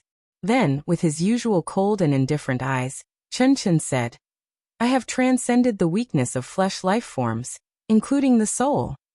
Bang! A tear from the void manifested behind Chun Chen's head. Then someone slowly walked out from the space crack. Tong Ruobing's eyes involuntarily squinted as another perfectly intact Chun Chen appeared. Roalpha Dialpha Innuom at first, the new Chun Chen looked dull and listless. It was like it was a piece of wood with no life or soul. It looked like a regular or normal puppet. Then his eyes changed and became more vivid, more alive. Tong Ruobing noticed the coldness and indifference of the previous Chun Chen from this new one. Can he transfer his soul into a new puppet-like body possession? The frown on her face did not change as she felt there was an anomaly. This new Chun Chen is a puppet. No, it's a combination of flesh and puppet, just like its former body. It's a perfect copy. But that's not where the anomaly I sense is. She thought briefly before noticing what she felt was wrong. I didn't sense the soul transfer. Tong Ruobing immediately became serious. Does that mean Chun Chen's understanding of the soul has reached a realm beyond my comprehension? Tong Ruobing refused to accept this fact. The main reason was her pride, and secondly, she also saw Chun Chen's displayed strength was only equal 4-leaf, which is far from her. This could only mean there is something else at play. She concluded he was using a unique method that was not easily noticeable. However, she was confident she would find the truth after a period of observation. False Divine Punishment Talisman. Tong Ruobing waved her hand to summon a colossal talisman that covered the sky. Then black lightning bolts descended from the heavens, similar to heavenly Daos divine punishment. Immortal artifact body. An ethereal noble and immortal-like atmosphere emanated from Chen Chen's body. Then his body took on the properties of an immortal artifact. Bang! Bang! Bang! Chen Chen fought the black lightning bolts, his expression always the same. He felt no pain, and his actions were precise and methodical. So, after blasting thousands of thunderbolts, the talisman finally dispersed. Meanwhile, Chen Chen had lost both his arms and one of his legs. Then 3 small space cracks appeared to transfer new limbs to him. He reattached them as if they were accessories. Alpha D Alpha Theta Nu Epsilon, what an odd body, thought Tong Ruobing. Her Dao companion was a body refiner, so she knew and had experienced the weirdness of them regrowing limbs, or even their entire body from a drop of blood. And technically speaking, Chen Chen's actions are the same result using different methods. However, Tong Ruobing found his technique incongruous. Furthermore, she could not explain why. And this fact brought some unknown fear to her mind. Luckily, she is a top heaven chosen with the best Dao heart and willpower. So she rapidly controlled herself, trying to analyze her opponent. Her fear derived from the unknown. So, she only needs to discover all of Chen Chen's secrets and illuminate her mind. Matter atomization talisman. Tong Ruobing wanted to see what would happen if she left her opponent without a single piece of atom in his body. It's pointless, said a voice that echoed in this vast emptiness. Then, a space crack appeared before another Chen Chen walked out. You cannot defeat me, said the third Chen Chen before rushing toward her. Tong Ruobing did not care about the latter's words. Although Chen Chen's methods were weird, that's only because of her lack of information. In general, her opponent's strength could not warrant her cares. Soul Annihilation Talisman. A terrifying power entered Chen Chen's body to eradicate his soul. However, he only paused for a second before continuing his pursuit. Tong Ruobing tried a few more soul and spiritual attacks, but soon discovered it was futile. With each attempt, Chen Chen became more resistant, until her attempt was utterly useless. This fact confirmed Tong Ruobing's suspicions that something was wrong with Chen Chen's soul. Especially when she discovered she could not access or detect his sea of consciousness. Bang! She punched Chen Chen's body into oblivion for the 3rd time before waiting. Chapter 801. Chen Chen vs. Tong Ruobing. 2. 9 stars appeared in Tong Ruobing's eyes as she used one of her unique talismans, the Star God Talisman. The origin of the talisman is from studying the body of her Dao companion, Mu Lei. Tong Ruobing was not a body refining. Although her fleshly body was excellent compared to ordinary cultivators due to the runes, it was still not on par with true body refiners, let alone true power Dao cultivators. As such, she created this special talisman to increase her physical prowess, including defense, stamina, and regeneration, when needed for battle. Regardless, after destroying Chen Chen's body for the 3rd time, Tong Ruobing was not happy as she knew things were not so simple. And as expected, another crack appeared with another Chen Chen. Tong Ruobing swiftly flicked her fingers to create a sword slash that left a mark on Chen Chen's body. Then in less than a second the wound naturally healed. The Duyu realm is useless against him, she analyzed as she sensed how fast and easily Chen Chen healed from her attack. The main reason seems to be that he can replace his injured body parts with already created replacements. Tong Ruobing frowned as she felt Chen Chen's method of fighting was too expensive. How many other parts did he have, and why were they all immortal tier? Has his refining achievement reached the stage where he could easily create immortal weapons? Based on the given fact, this was the most logical conclusion. However, Tong Ruobing had a hard time believing this fact. She knew how hard it was for mortals to refine any immortal-related products. This fact was true for her, and someone like Yin Liling. No, something else is at play, she thought. Chen Chen disappeared before the cleanup, so this should be the time he received his fortunate encounter. From that time to now, only about 200,000 years have passed. So, even if he used time dilation, it was impossible for him to refine so many immortal weapons. Tong Ruobing knew that immortal venerables could not easily create immortal products for many reasons. The first one is that it took time to refine these things. The second reason is that they need to use a lot of immortal chi in the process. A few talented immortal venerables can resonate with the source chi space and use the immortal chi from there. But even then, their refining speed would not allow them to refine as many items as Chen Chen. If I want to find the truth, I must focus on discovering Chen Chen's ability. Tong Ruobing waved her hand to use a supergravity talisman to crush Chen Chen's new body.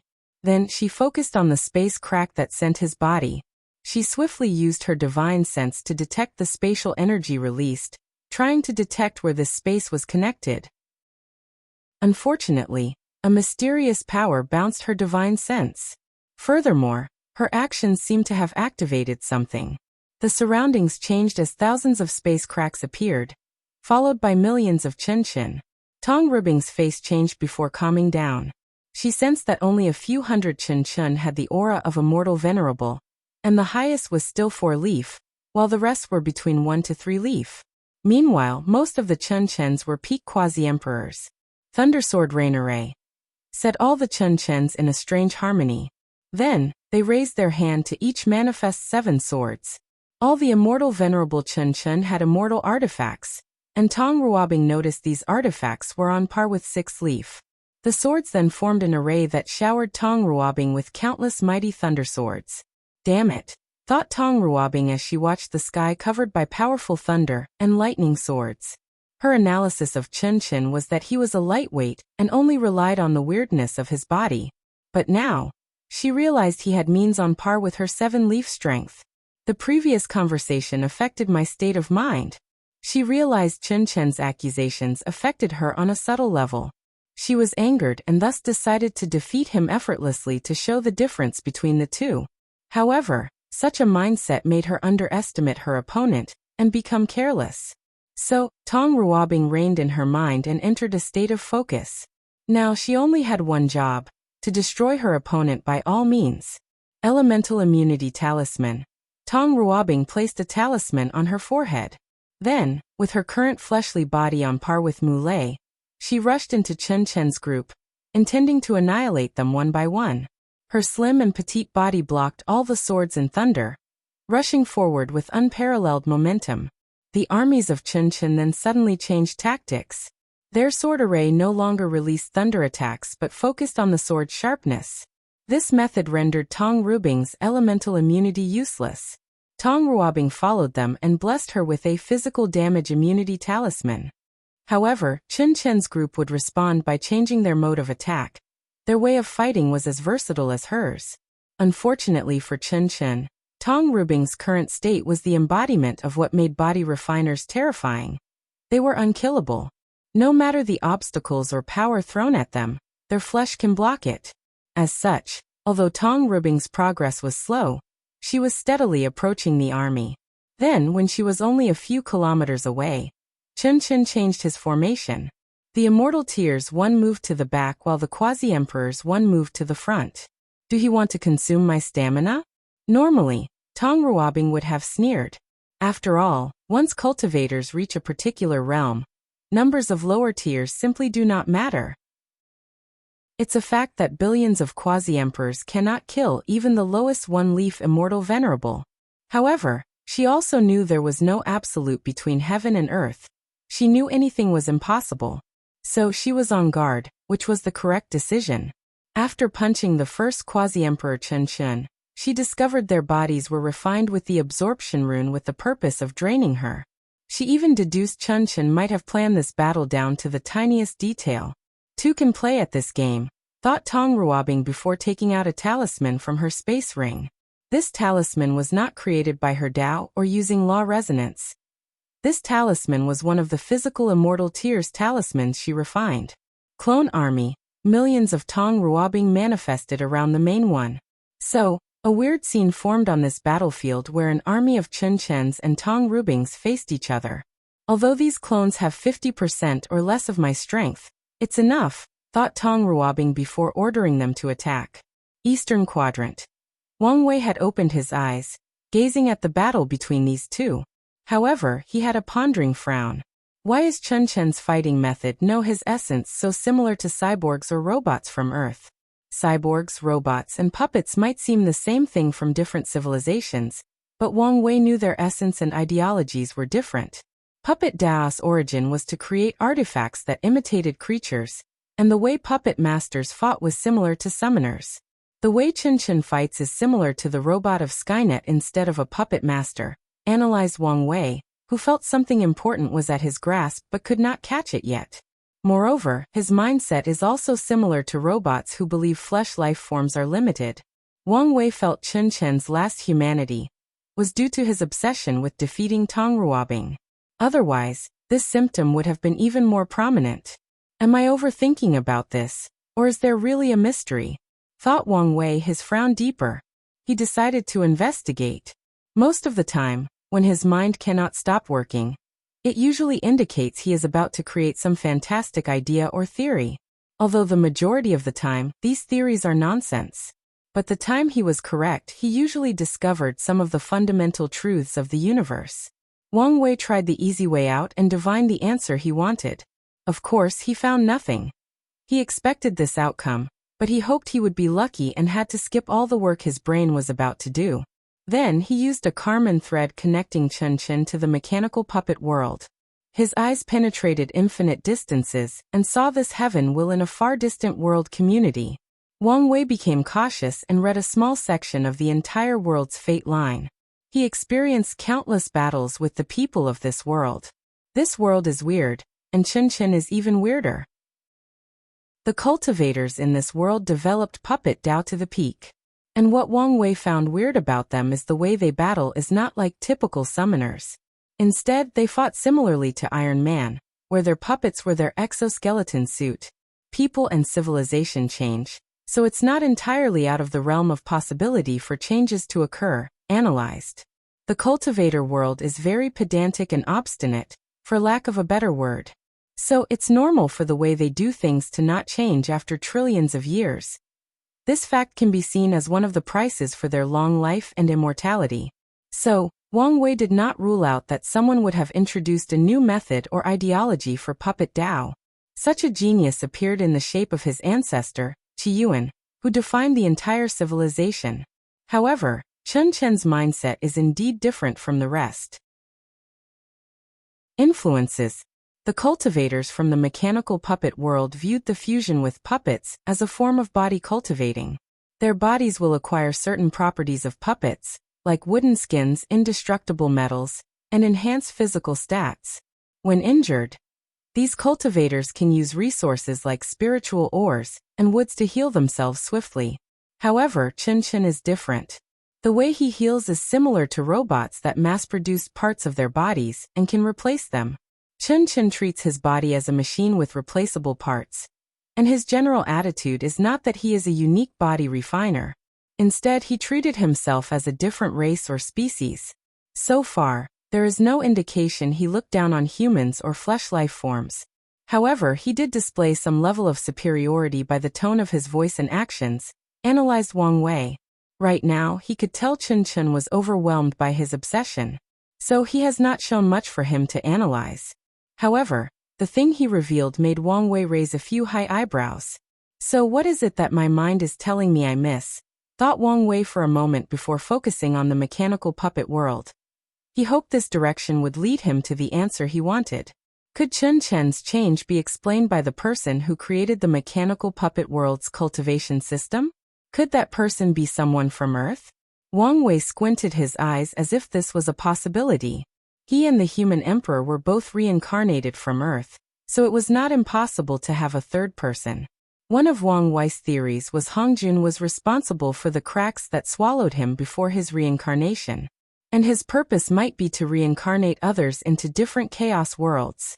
Wang Wei focused on that world, trying to divine more information. He frowned because he could not gather any information from the person who created their system. The latter should at least be a pseudo-eternal emperor. He analyzed before focusing on divining essential information. This world is a new heavenward world? Wang Wei discovered a significant piece of information. The mechanical puppet world was the world that replaced the 9 devil god world. In the lower dimension, there is 3,800 heavenward world, but one went missing after Wu Hong sealed the 9 devil god world.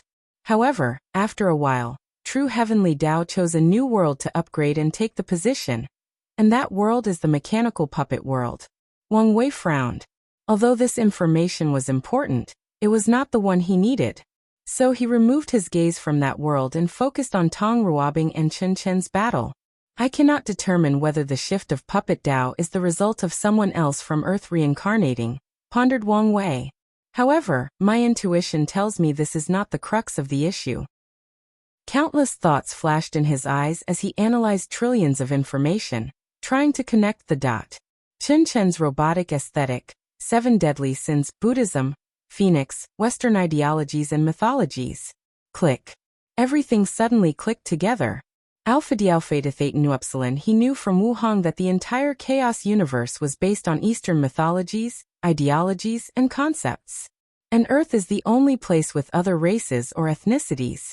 However, Western influences can be detected throughout the chaos universe. The first example is Chen Chen's robotic aesthetics, and how he composed himself. However, there are other examples. The second was the 7 deadly sins from the devil primogenitors.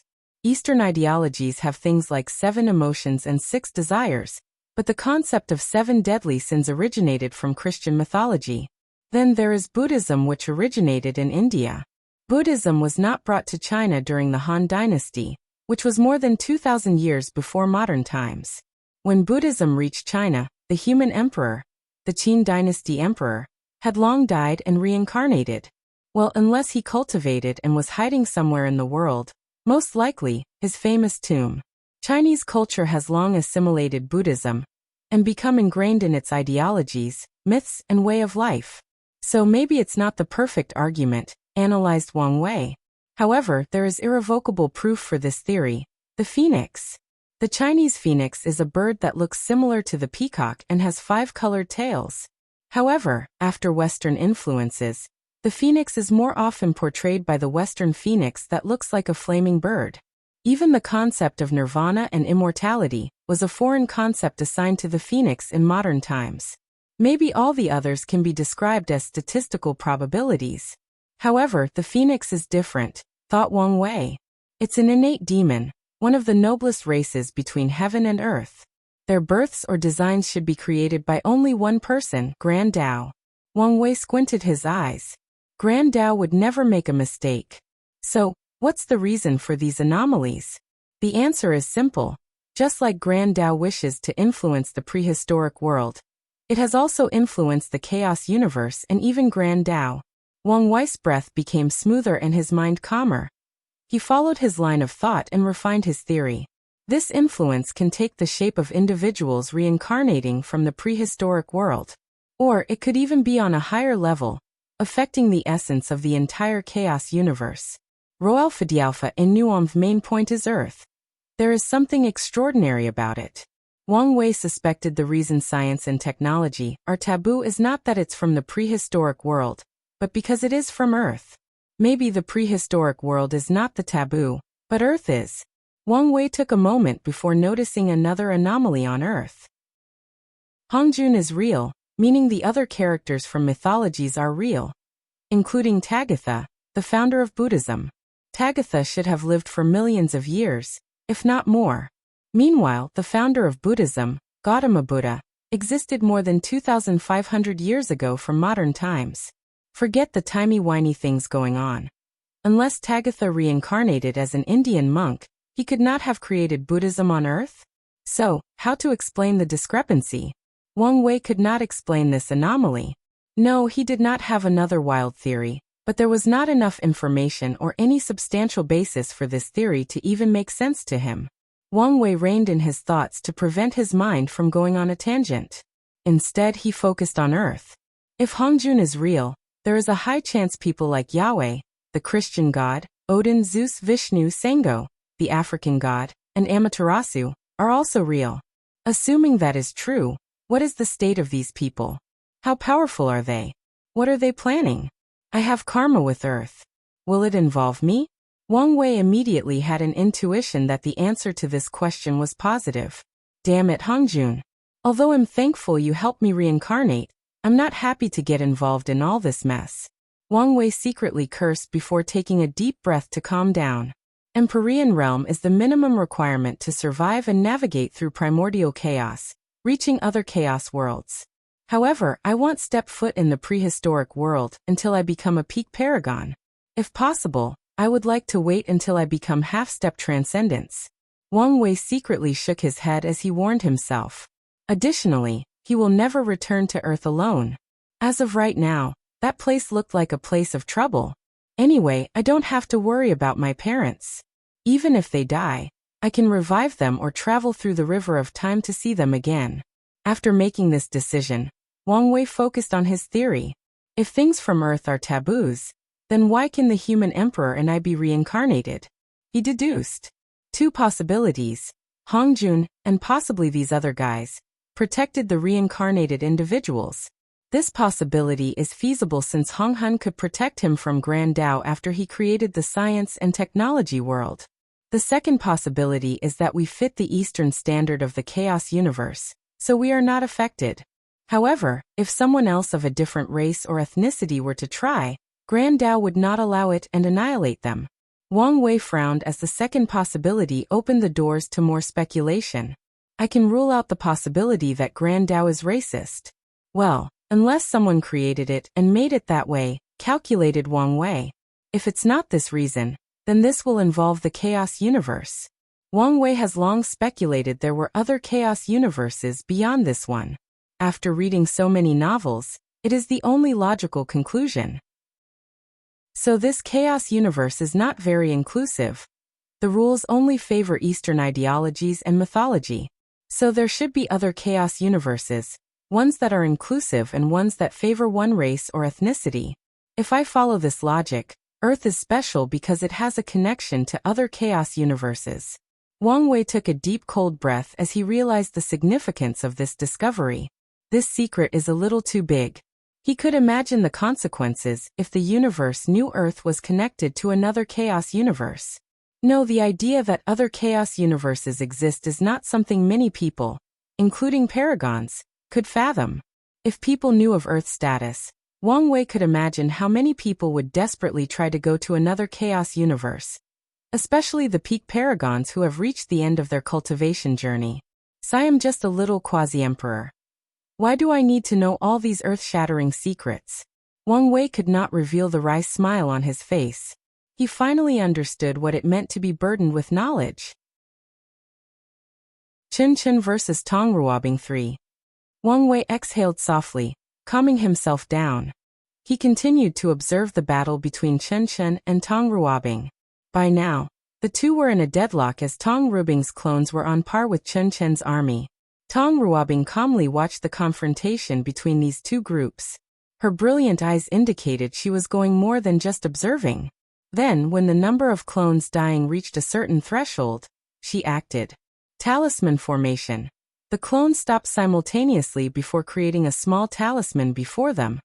It looked like a small rectangular paper with writing on it. Then, the talismans floated in the air and fused into an enormous formation. As such, an enormous talisman paper manifested between heaven and earth. Subsequently, a purple ball of destruction descended from the talisman and annihilated all of the Chen Chens, not leaving a single particle. Regardless, Tong Ruobing did not celebrate her victory yet. And as expected, not long afterward, another Chen Chen manifested. However, the great talisman city's sect madam frowned. There is no spatial or any energy fluctuation. He just appeared here, analyzed Tong Ruobing. He is losing more of his humanity. She understood the calm and rational part of Chen Chen's side was slowly taking over. And that's why the latter used more subtle means to send the army. He doesn't want me to track where the spatial cracks lead to, continued Tong Ruobing. If Chen Chen's humane side made mistakes that he could exploit, then the other side would not make these mistakes. Or worse, can rapidly learn from these mistakes. Alpha Dialpha Theta Nu Epsilon, mth talisman formation above their heads did not dissipate. Instead, it changed the runes written on its surface. Then a thread came from the talisman to somewhere in the void. Tong Ruobing swiftly used a void-breaking talisman to travel in the direction of that thread. A portable swallowed her, and soon afterward, she found herself in a place with nothing but a mountain in sight. This place is full of earth energy. Even the earth laws are more active than the others. Unfortunately, Tong Ruobing did not have time to understand her surroundings thoroughly. So, after a brief scan with her divine sense and a short analysis, she focused on her objective. She gazed in the distance and saw the thread led to another hidden dimension. So, she used another void-breaking talisman to rush to her destination. Tong Ruobing stepped into the void portal, surrounded by one of her most potent defensive spells. After reaching her destination, her eyes squinted because of what she saw before her. "What a wonderful creation," she muttered, gazing at a towering city floating in the air. With her knowledge, Tong Ruobing could instantly tell this city was an immortal tier artifact, and the grade was on par with Seven Leaf. "Your compliment means nothing to me," suddenly said a grandiose voice emanating from the city. "I don't understand," said Tong Ruobing. "Your accomplishments are not worse than mine. So why the animosity?" "I'm aware of this. Defeating is only the proof I need to show the world this fact. And what better way to display this fact than when everybody in the myriad emperor world is watching?" Tong Ruobing secretly shook her head. Although her words were true, she knew she had an overwhelming advantage over the latter. Her Dao heart and state of mind were considerably above Chen Chen. And even if the latter defeated her, his fate might not be ideal. The Chen Chen he knew would forever be dead, replaced by someone or something else entirely. Tong Ruobing's analysis was more correct than even she knew. Chen Chen's very existence was twisted and changed after that technique, so it was hard to tell whether he was still the same Chen Chen. "The victor has yet to be determined," countered Tong Ruobing. In the short interactions, she already discovered many of Chen Chen's anomalies. She looked at the floating city and saw that only Chen Chen's occupied the place. Furthermore, a majority were refining puppets. To be precise, they were manufacturing themselves and their body parts. Has he dealt with the clone issue? She pondered. All professions will face the same issue, their lack of productivity. Every alchemist wished they could refine more pills, and the same for weapon refiners or talisman makers. So they've attempted to solve the issue mainly through the use of clones and puppets. The idea is to have multiple versions of themselves refined, thus increasing productivity. Sadly, this method failed. Most clone methods are useless, and the few unique ones are restricted since there is a limit to the number of clones that can be refined. And the same issue appeared when puppets were used. They were incapable of refining anything, even if the professional linked their souls to the puppet. That's when the ancient sages discovered that this was one of the limitations of heaven and earth. After studying this method, the ancient sages and wise man concluded heaven and earth favored the development of the individual, or the self. So, if any professions want to increase their productivity, they only need to improve their ability to refine more things at once. For example, a talented alchemist like Yan Liling can refine hundreds of furnaces of quasi-emperor pill at once.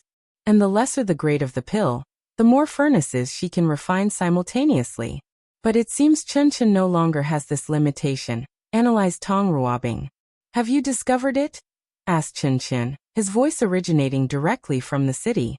"I no longer have the same limitation as pure flesh life forms."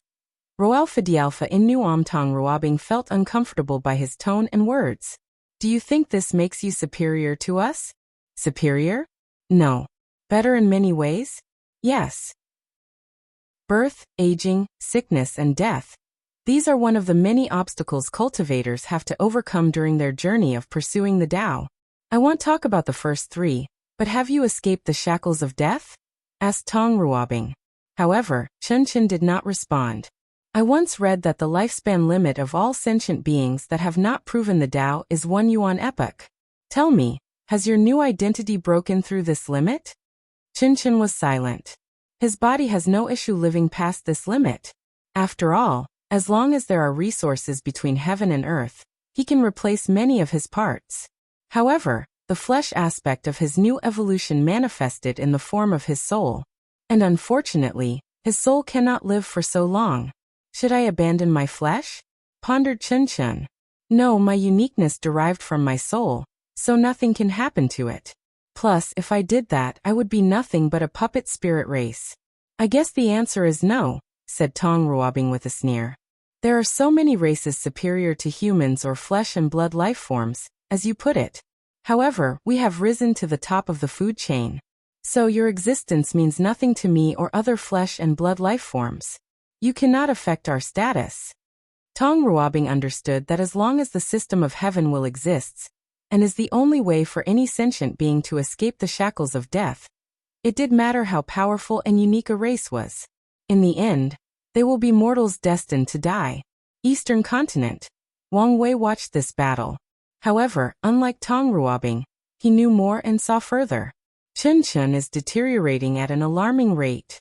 During his conversation with the heaven-devouring emperor, he talked about fixing himself after becoming an eternal emperor, most likely through existence reconstruction.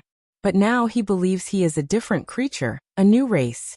Wang Wei frowned as he felt something more was at stake. Chen Chen's behavior is similar to robots from science fiction back on Earth. This fact further proves that the prehistoric world, or Earth, was influencing the chaos universe. However, Wang Wei felt things were not that simple. So his brain began to work again, trying to analyze and deduce the truth. An experiment, he muttered to himself. What if Chen Chen was an experiment that Grand Dao was doing? Using robots or cyborgs as a blueprint, create a race that is half flesh and half machine. Wang Wei squinted his eyes as he connected many dots. From his knowledge, Qiyuan's actions made the Eternal Ascension world the center of the chaos universe. And even if he did not completely succeed, a tremendous amount of destiny concentrated on this place. This would explain why things like the Ten Supremacy Foundation originated from this place. And in the future, there will be more. Wang Wei shifted his thinking to wondering why Grand Dao would create a new race. The reasonable argument would be that the creation of a new race benefits the development of the chaos universe. Thus Grand Dao created them. However, this argument falls apart after considering the racial characteristic of robots, resource destroyers. Give a robot a few yuan epochs, and they could mine the resources of an entire heavenward world. And give them a few million yuan epochs, they can do the same to a chaos world like the Eternal Ascension world. Grand Dao, who is about balance, would never allow the existence of such a race. So why create such a creature? Could my theory be wrong? Wang Wei's eyebrow furrowed. No, I fail to take into account the current situation. If it's true my future self is battling it out with Grand Dao, the latter might create such a race as one of its pawns to destroy me. Wang Wei could see how devastating it would be for a race like Chen Chen to become paragons and take over an entire chaos world. Their fighting potential in any war would be catastrophic. If I follow this logic, Chen Chen's existence is not a chess move of Grand Dao, but myself. He planted it here so I can know and prepare. No, even the existence of Kai Song has the same purpose. Wang Wei understood his future self's action. He needed to either subdue Chen Chen or steal his ability and destiny and transfer it to Kai Song. The only way to fight robots is with robots. Last chance. Chen Chen looked at the place where Tong Ruobing's last trace existed a few seconds ago. He waited a while to see whether something would happen. Is this the end? He muttered, his voice no longer cold and indifferent. His current self could not identify his emotions, but it was a mixture of sadness, relief, regret, and longing. He sent a few more clones to check the area while ordering others to use divination artifacts to detect whether she was alive or faking it. And when the result arrived, Chen Chen was quiet. Then he started laughing like a maniac. His cold voice was incredibly eerie as it echoed throughout the city. Chen Chen felt he wanted to cry, but his body was no longer capable of producing and releasing tears. As such, his tearless crying or laughing made him even more maniacal. Then he stopped as his facial expression kept changing. The rapid process made him look contorted, as if someone had purposely deformed his face as a form of punishment. A few minutes later, he returned to his emotionless state. The last flaw of flesh life forms was removed. Now I can focus on cultivating and producing. Chen Chen felt he had a mission to reproduce as many puppets as possible, and they had to be as strong as possible. And now that he removed his obsession and sublimated his state of mind, He can focus on this sacred mission. Sigh. Chen suddenly heard a deep and powerful sigh, full of disappointment and regret. He looked around and used all his detective measures, but he could not find anything. Is my auditory system malfunctioning? Is it time to remodel the main body? He thought. This was his first instinct before changing his idea after checking his body. There was nothing wrong with it. Chen frowned, thinking about what was going on. Then he sensed a fluctuation and gazed outside the city. He saw a talisman suddenly manifest, and Tong Rubing's body appeared. That should not be possible, he muttered calmly, with no fluctuation in his voice and tone. I checked thoroughly. How could she still be alive? While Chen was baffled, Tong Ruobing was feeling similar emotions. To be precise, she was wary. The death substitute talisman should have been activated immediately, she analyzed. Tong Ruobing knew the danger of this battle, so she spent a great deal of time refining talismans to save her life. However, something went wrong. Someone tampered with it, delaying my revival by a few minutes. Her expression became ugly. She knew only 2 people with the strength to do such a thing while being utterly undetectable. And these 2 both cultivated the Tao of life and death. It should be him, she thought, thinking about the handsome guy with gray hair and a reassuring smile that hid true terror. 4 Tao overlords, all sentient beings between heaven and earth, can turn into their chess pieces. Tong Ruobing knew the importance of information, so she did her best to gather information on Wang Wei and Di Tian. So she knew about the Supreme Outlaw trials. She even communicated with the Great Talisman City's ancestors to learn more knowledge. They warned her to be extremely careful when dealing with Tao overlords. According to the ancestors, this title is not just a symbol of intelligence and resourcefulness. Throughout heaven and earth, there are many people whose intelligence is on par with Tao overlords, but it does not mean they are one. A Tao overlord represents someone who knows their mind and its flaws and can control it and not allow other people to use it against them. It is someone of extreme willpower who will not give up until they breathe their last breath. Tao overlords are the ultimate manipulators. According to tests she and her ancestors made, Tong Ruobing knew her intelligence was equal to a Tao lord, with a talent for charisma, as she has a natural affinity with people, easily getting them to trust her. However, she is still a long way compared to Tao overlord. I was right. There is something special about Chen. Otherwise, he would never pay attention to him. Tong Ruobing immediately felt this place was about to become the center of a tremendous storm. And now, she needed to consider whether to stay or leave. There is no point in staying here. The strength difference between us has already eliminated me from this confrontation, she analyzed.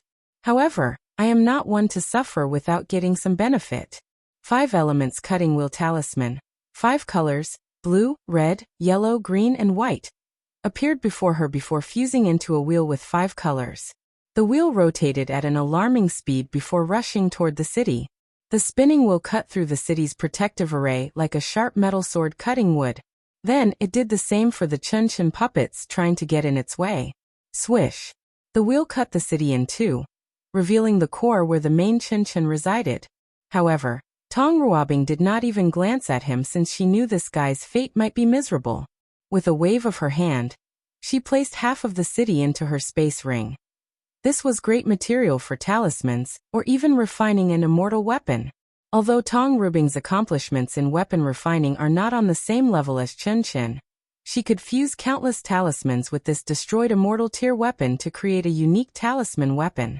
Roalpha in new talisman weapon. That's a great invention, she thought with brilliant eyes.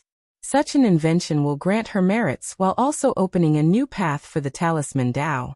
Furthermore, I can use this invention to reduce Origin Weapon Mountain's enormous control of the weapon industry. Tong Ruobing smiled before teleporting away. A wise choice since the situation changed immediately afterward. An enormous hand descended from the heavens toward Chen. What is the situation? He thought calmly. A moment ago, he was thinking about Tong Ruobing's anomaly and how to deal with her. Then the next second, she took advantage while transformation, energy reserve and defensive system were at their weakest to split into 2. Then, before he could react, he found himself incapable of moving as the hand of God descended on him. Bang! Another colossal hand appeared and blocked the first one. This level of power. It should be them. Chen was still calm, with no emotions like fears, dread, or any negative emotions that would affect his mind. It seems the plan has failed. The current priority is to find a way to survive this encounter. Then his facial expression changed. He tried to connect to his other self, and used their mind to calculate a survival method. Unfortunately, he discovered the connection to his other self was suppressed, making it extremely difficult to access. "Why are you intervening in things that do not concern you?" said a deep voice, and Chen recognized it. "Wang Wei, I should be saying this to you." Ditian. Chen knew the situation had reached a dire level. Bang! A third hand appeared. Chen noticed it was more feminine, with long nails that he sensed were deadly. Moreover, he felt this hand was more illusory, as if it was not easy to detect. "Alpha D Alpha Theta Nu Epsilon, are they competing for me?" he analyzed. "Wang Wei seemed to want to either kill or capture me. However, Ditian is not allowing him." Chen knew only by using the confrontation between these two titans would he have a tiny chance of escaping. This thought had just reached his mind when another powerful aura manifested above him. He saw a giant spear heading straight for him. Luckily, a fist descended and blocked the spear. Subsequently, a cauldron and another hand arrived from Wang Wei's side. However, they were also stopped. A phantom of a shield swiftly blocked the colossal cauldron, while the phantom of a Taotai manifested, trying to swallow the final hand. The hand resisted by releasing a terrifying vibration that could annihilate the surrounding space. However, the Taotai swallowed these vibrations with little to no effort. In a short confrontation, the Taotai seemed to have the advantage. Chen thought this would be the end, and this group would continue their confrontation with the people who showed up. However, he was wrong. A third hand appeared from Wang Wei's side. The hand was purple, and Chen could sense a vast quantity of Yin energy emanating from him. A zombie? Or some unknown Yin creature? Western Quadrant. Ditian watched the confrontation with calm eyes. This should be his loot from defeating Yin General. He squinted his eyes. If he's willing to reveal such a thing that can be used as a trump card in our battle, then he must really value Chen. After concluding this outcome, he knew he could not allow the latter to succeed, granting him more advantage. So he contacted Gao Buqin and commanded, "Release it. We must stop them at all costs." Son of Grand Dao and Wang Wei. Primordial Chaos, a heavenly temple. Heavenly Book Paragon floated in the air with a book floating before him. His eyes closed, deep in concentration. A river of chains manifested behind, and some chains will enter the book. Subsequently, the array in this temple will also release mysterious power into the book. Heavenly Book's life is legendary by all accounts. He was once nothing but a mortal scholar. However, after an accident where his wife became sick, he reversed her and his fate, thus becoming a fate star. Then with the gift from Grand Dao, the Heavenly Book, he slowly rose. The book showed him the rise of a peerless genius in his world. After countless battles and numerous fortunate encounters, the genius became a peerless heaven chosen that broke the barrier between mortal and immortal. Heavenly Book used the book to steal this genius, along with many of the heaven chosens of his generation, to rise to the top. However, even with such a tactic, this genius became one of his greatest challengers. Then in the final battle he defeated the latter, proved the Tao, and became an eternal emperor. In his mortal life, Heavenly Book had 3 events that defined him. The first one was when he became a fate star. The second was his supreme outlaw trial, since this was the first time his book was utterly useless. And the third was his battle with that genius. After proving the Tao, Heavenly Book discovered his treasure was useless. However, he did not care since he expected this outcome. Furthermore, he learned to be independent of the book during the Supreme Outlaw trial. So he used his own power to make the book more powerful. After his ascension, he used his wisdom and the intelligence-gathering capability of the book to become one of the most powerful paragons in the entire Chaos universe. After reaching his peak, he pursued higher realms with no success. The Heavenly Book and his Heaven Tao made it easier for him to gather knowledge and secrets. Regardless, his attempt was futile. Then he realized there was no further realm. He needed to create it himself. So he began to prepare. However, at that exact moment, the second origin battle began. Qiyuan and numerous paragons began to gather allies all over primordial chaos. Heavenly Book Paragon knew his chance might be coming, so he began to observe Qiyuan and his group. He was one of the few people that realized Qiyuan's true objective was not to make the Eternal Ascension world the destiny center of the Chaos universe. Instead, the latter was trying to summon a legend that originated from the early eras of the universe. The ultimate taboo, also called the Path of Transcendence. Heavenly Book observed Qiyuan's plan, and with his own analysis, he realized this plan would not succeed. At least, not entirely. Qiyuan's plan would allow the universe to enter an era where paragons were no longer supremes. However, he would not create an age where people above the paragon realms were as many as dogs. After predicting Qiyuan's failure, and the fate of the people participating in the ultimate taboo, he began to prepare for his own plan.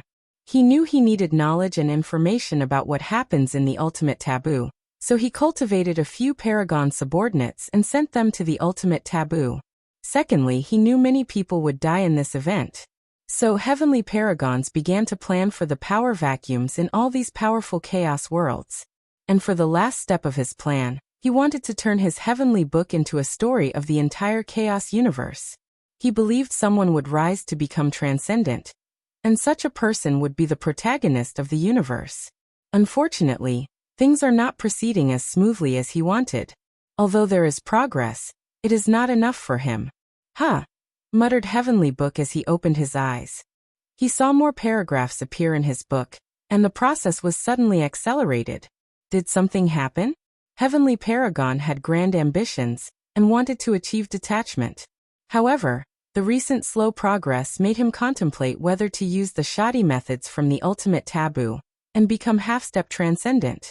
He will then use his newfound power to complete the book before cutting himself, and returning to the Paragon realm. After all, what is half-step transcendent before true transcendence? But now, the progress of his book suddenly accelerated, and at an alarming rate. Heavenly Book looked at the artifact before him and pondered. According to my analysis, no one can achieve transcendence without facing Grand Tao. This act could be a test or a confrontation because Grand Tao does not allow the existence of transcendence. Regardless of the truth, this fact does not change. And currently, the protagonist is in a battle with Grand Tao. This battle has affected the past, present, and future. Heavenly Book squinted his eyes. The only explanation this book has suddenly changed is because of their battle. Something must have happened that alters the course of the battle. So Grand Tao decided to create a new pawn in the shape of me. His eyes did not hide his sneer. Heaven and earth is a chessboard. And if someone does not have the strength or the intelligence, they can only be pawns. Roalphadialpha and Nuam Heavenly Book looked at the book, and two names caught his attention. Son of Grand Tao and Wang Wei, he muttered. However, the paragraphs in his book were not complete enough for him to gather more information. So, it is one of those two, he thought before trying to deduce the information about either of them. And as expected, his attempt was futile. It doesn't matter. I can guess where one of these people was, the Eternal Ascension world. Qiyuan's action did work in some ways as the Eternal Ascension world gathered a tremendous amount of destiny after the event of the Second Origin War. So if there is a protagonist, it is one of the few places where the latter could rise. The Eternal Ascension world, muttered Heavenly Book. Things are a little complicated. Although I have raised these 8 pawns, the presence of Supreme Unity and Mithraea makes it difficult for me to intervene. Alpha D Alpha, Edathate Nu Epsilon. However, in a few of these worlds, half-step transcendence appeared, making his hard work useless or rendering it impossible to use these pawns. After all, no matter how intelligent he is, in front of half-step transcendent, that can kill him with one finger, it's extremely dangerous trying to do anything under these people's noses. Is it worth the risks? Thought Heavenly Book. Even if I found the protagonist now, it would be useless without the proper time nexus, and those are rare. However, the more advantage the protagonist has, the more valuable a pawn I am to Grand Tao. Moreover, time is on my side. The situation of Grand Tao will become worse as time goes on. Heavenly Book does not favor it in this battle, and the main reason was due to the two other people who succeeded in transcending. Of course, the main reason for his lack of confidence in Grand Dao was the information he gathered. Their battle rippled across space-time, and based on the clues he deduced, Heavenly Book knew things were not going well for Grand Dao. No, my thinking is wrong. I still need to find the protagonist and observe his growth. Otherwise, even if a time nexus appeared, it would be useless to me. So I must take the risks. Heavenly Book took a moment to plan how to minimize the risks while also getting what he wanted and more. Previously, there was a balance between Supreme Unity and Mithraea. However, recently she seems to have the advantage. I can use this situation to get in touch with the Eternal Ascension world. So I need a way to get in touch with Supreme Unity and give him a way to return the balance. Countless thoughts flashed in his mind. There are two things he would need from me. The first one is another method of becoming half-step transcendence. He would definitely want to learn something from it. Heavenly could get such a method from other Chaos Source worlds. However, the process would be very challenging and require too much time. Additionally, he did not want to give such a thing to Supreme Unity and allow the latter to fix his flaws and become more powerful. Based on his apprentice with two physiques, he might be searching for a way to divide his existence into two. Heavenly Paragons knew a madman who succeeded in such a thing. Although the latter was hiding in a dangerous place, it should be no problem for him to go there and get the method from him. Okay, let's see if I can tempt him with this method. The only issue is how to contact him without Mithraea's knowledge. However, Heavenly Book took less than a second to think of a way. Many people have been attacking the Eternal Ascension world, and his 8 pawns can barely keep up. So, as long as she sent someone who overwhelmed them, either Mithraea or Supreme Unity would have to intervene. Heavenly Book waved his hand to send a message. Then, a peak boundless paragon rushed toward the Eternal Ascension world. I cannot place all my hopes on the Eternal Ascension world. One of these people lives there, but where is the second one? Heavenly Book stood up, and the river of time bent to his whim. Then, using its power, he traveled through the infinite primordial chaos, as if it was a swimming pool in his backyard. Heavenly Book and Supreme Unity. Purple Kuimping Paragon looked at the 7 defeated individuals before him, and secretly sighed. He could not help but think about how the mighty had fallen. He grew up learning about all the legendary characters that originated from the Eternal Ascension world. And during the Second Original War, he participated in a few events even though he was on an Empyrean. In that era, there was no way a single boundless paragon like himself could have so much influence on this chaos world. No, even most peak boundless paragons do not have such an ability. This world was reduced to such a level, he thought while comprehending the true horror of his master, since he knew the latter was partly responsible for the Eternal Ascension world's current state. Purple Kumping internally shook his head before continuing his mission. He waved his hand to create a massive purple hand containing immense power. This hand made the surrounding primordial chaos shake. The faces of the 7 moons changed as they immediately knew they would not survive this attack. Even with their formation. Lord, save me. Matriarch, save me. These 2 voices echoed in the void, full of fear, despair, and hope. Eternal Ascension world. A corner of the universe. 2 people sat cross-legged in the void, a few meters from each other. Immense power emanated from their bodies, trying to influence a gray fog. However, it appeared as if their attempt was futile since the fog remained the same. These 2 knew the outcomes even before tying. They only wished to exile the fog from the world. Or at the very least, slow down its spread.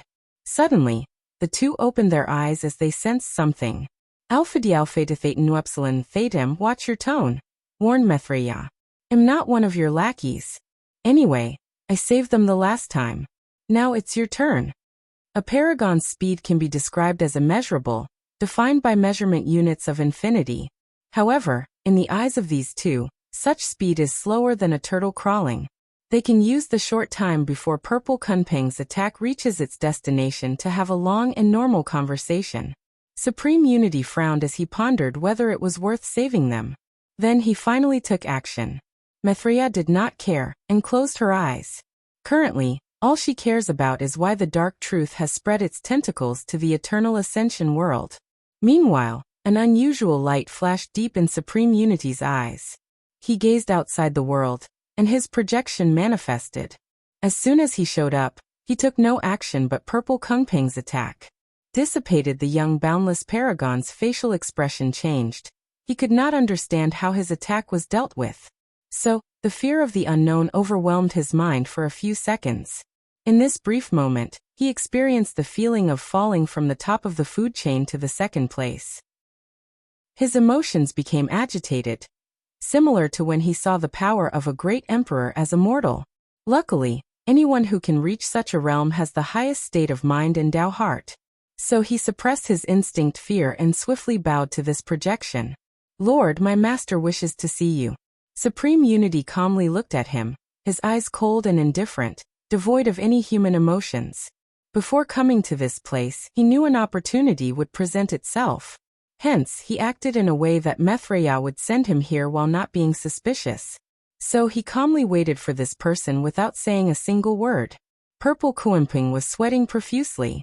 As a higher dimensional being, his body should not secrete any odors or things such as sweat. However, standing before this man's gaze, his existence as a higher life form seemed to have been forcefully changed and reduced to a lower creature, thus inducing reactions of lower life forms. Purple Kuimping controlled his trembling body as he activated what his master gave him. Then, a projection of Heavenly Book Paragon manifested above his head. Lord Supreme Unity bowed Heavenly Book to salute. In the past, the man before him was not his opponent. However, his current self cannot survive one finger against him. So, he had to bow and salute. As for things like pride, for a person like him with grand ambitions and determination, he knew pride was worth less than dog shit. Especially regarding things like transcendence. As long as his plans succeed, the situation will revert, and Supreme Unity will be nothing but an ant to him. So, forbearing for his future is an easy task for him. Supreme Unity remained quiet, without a single word. His eyes gazed at Heavenly Book's projection, deducing countless secrets of heaven and earth. However, to his surprise, he discovered he could not find the latter's real body. There was an unknown power hiding him, his heaven-defying power. Heavenly Book remained calm as he guessed what the latter was doing. A god would never discuss anything with an ant, let alone negotiate. The only exception is if God has a good personality. Roalfadialpha in Nuam, however, as an intelligent ant, he would not count on the benevolence of God. Especially since he knew what kind of person Supreme Unity had turned into.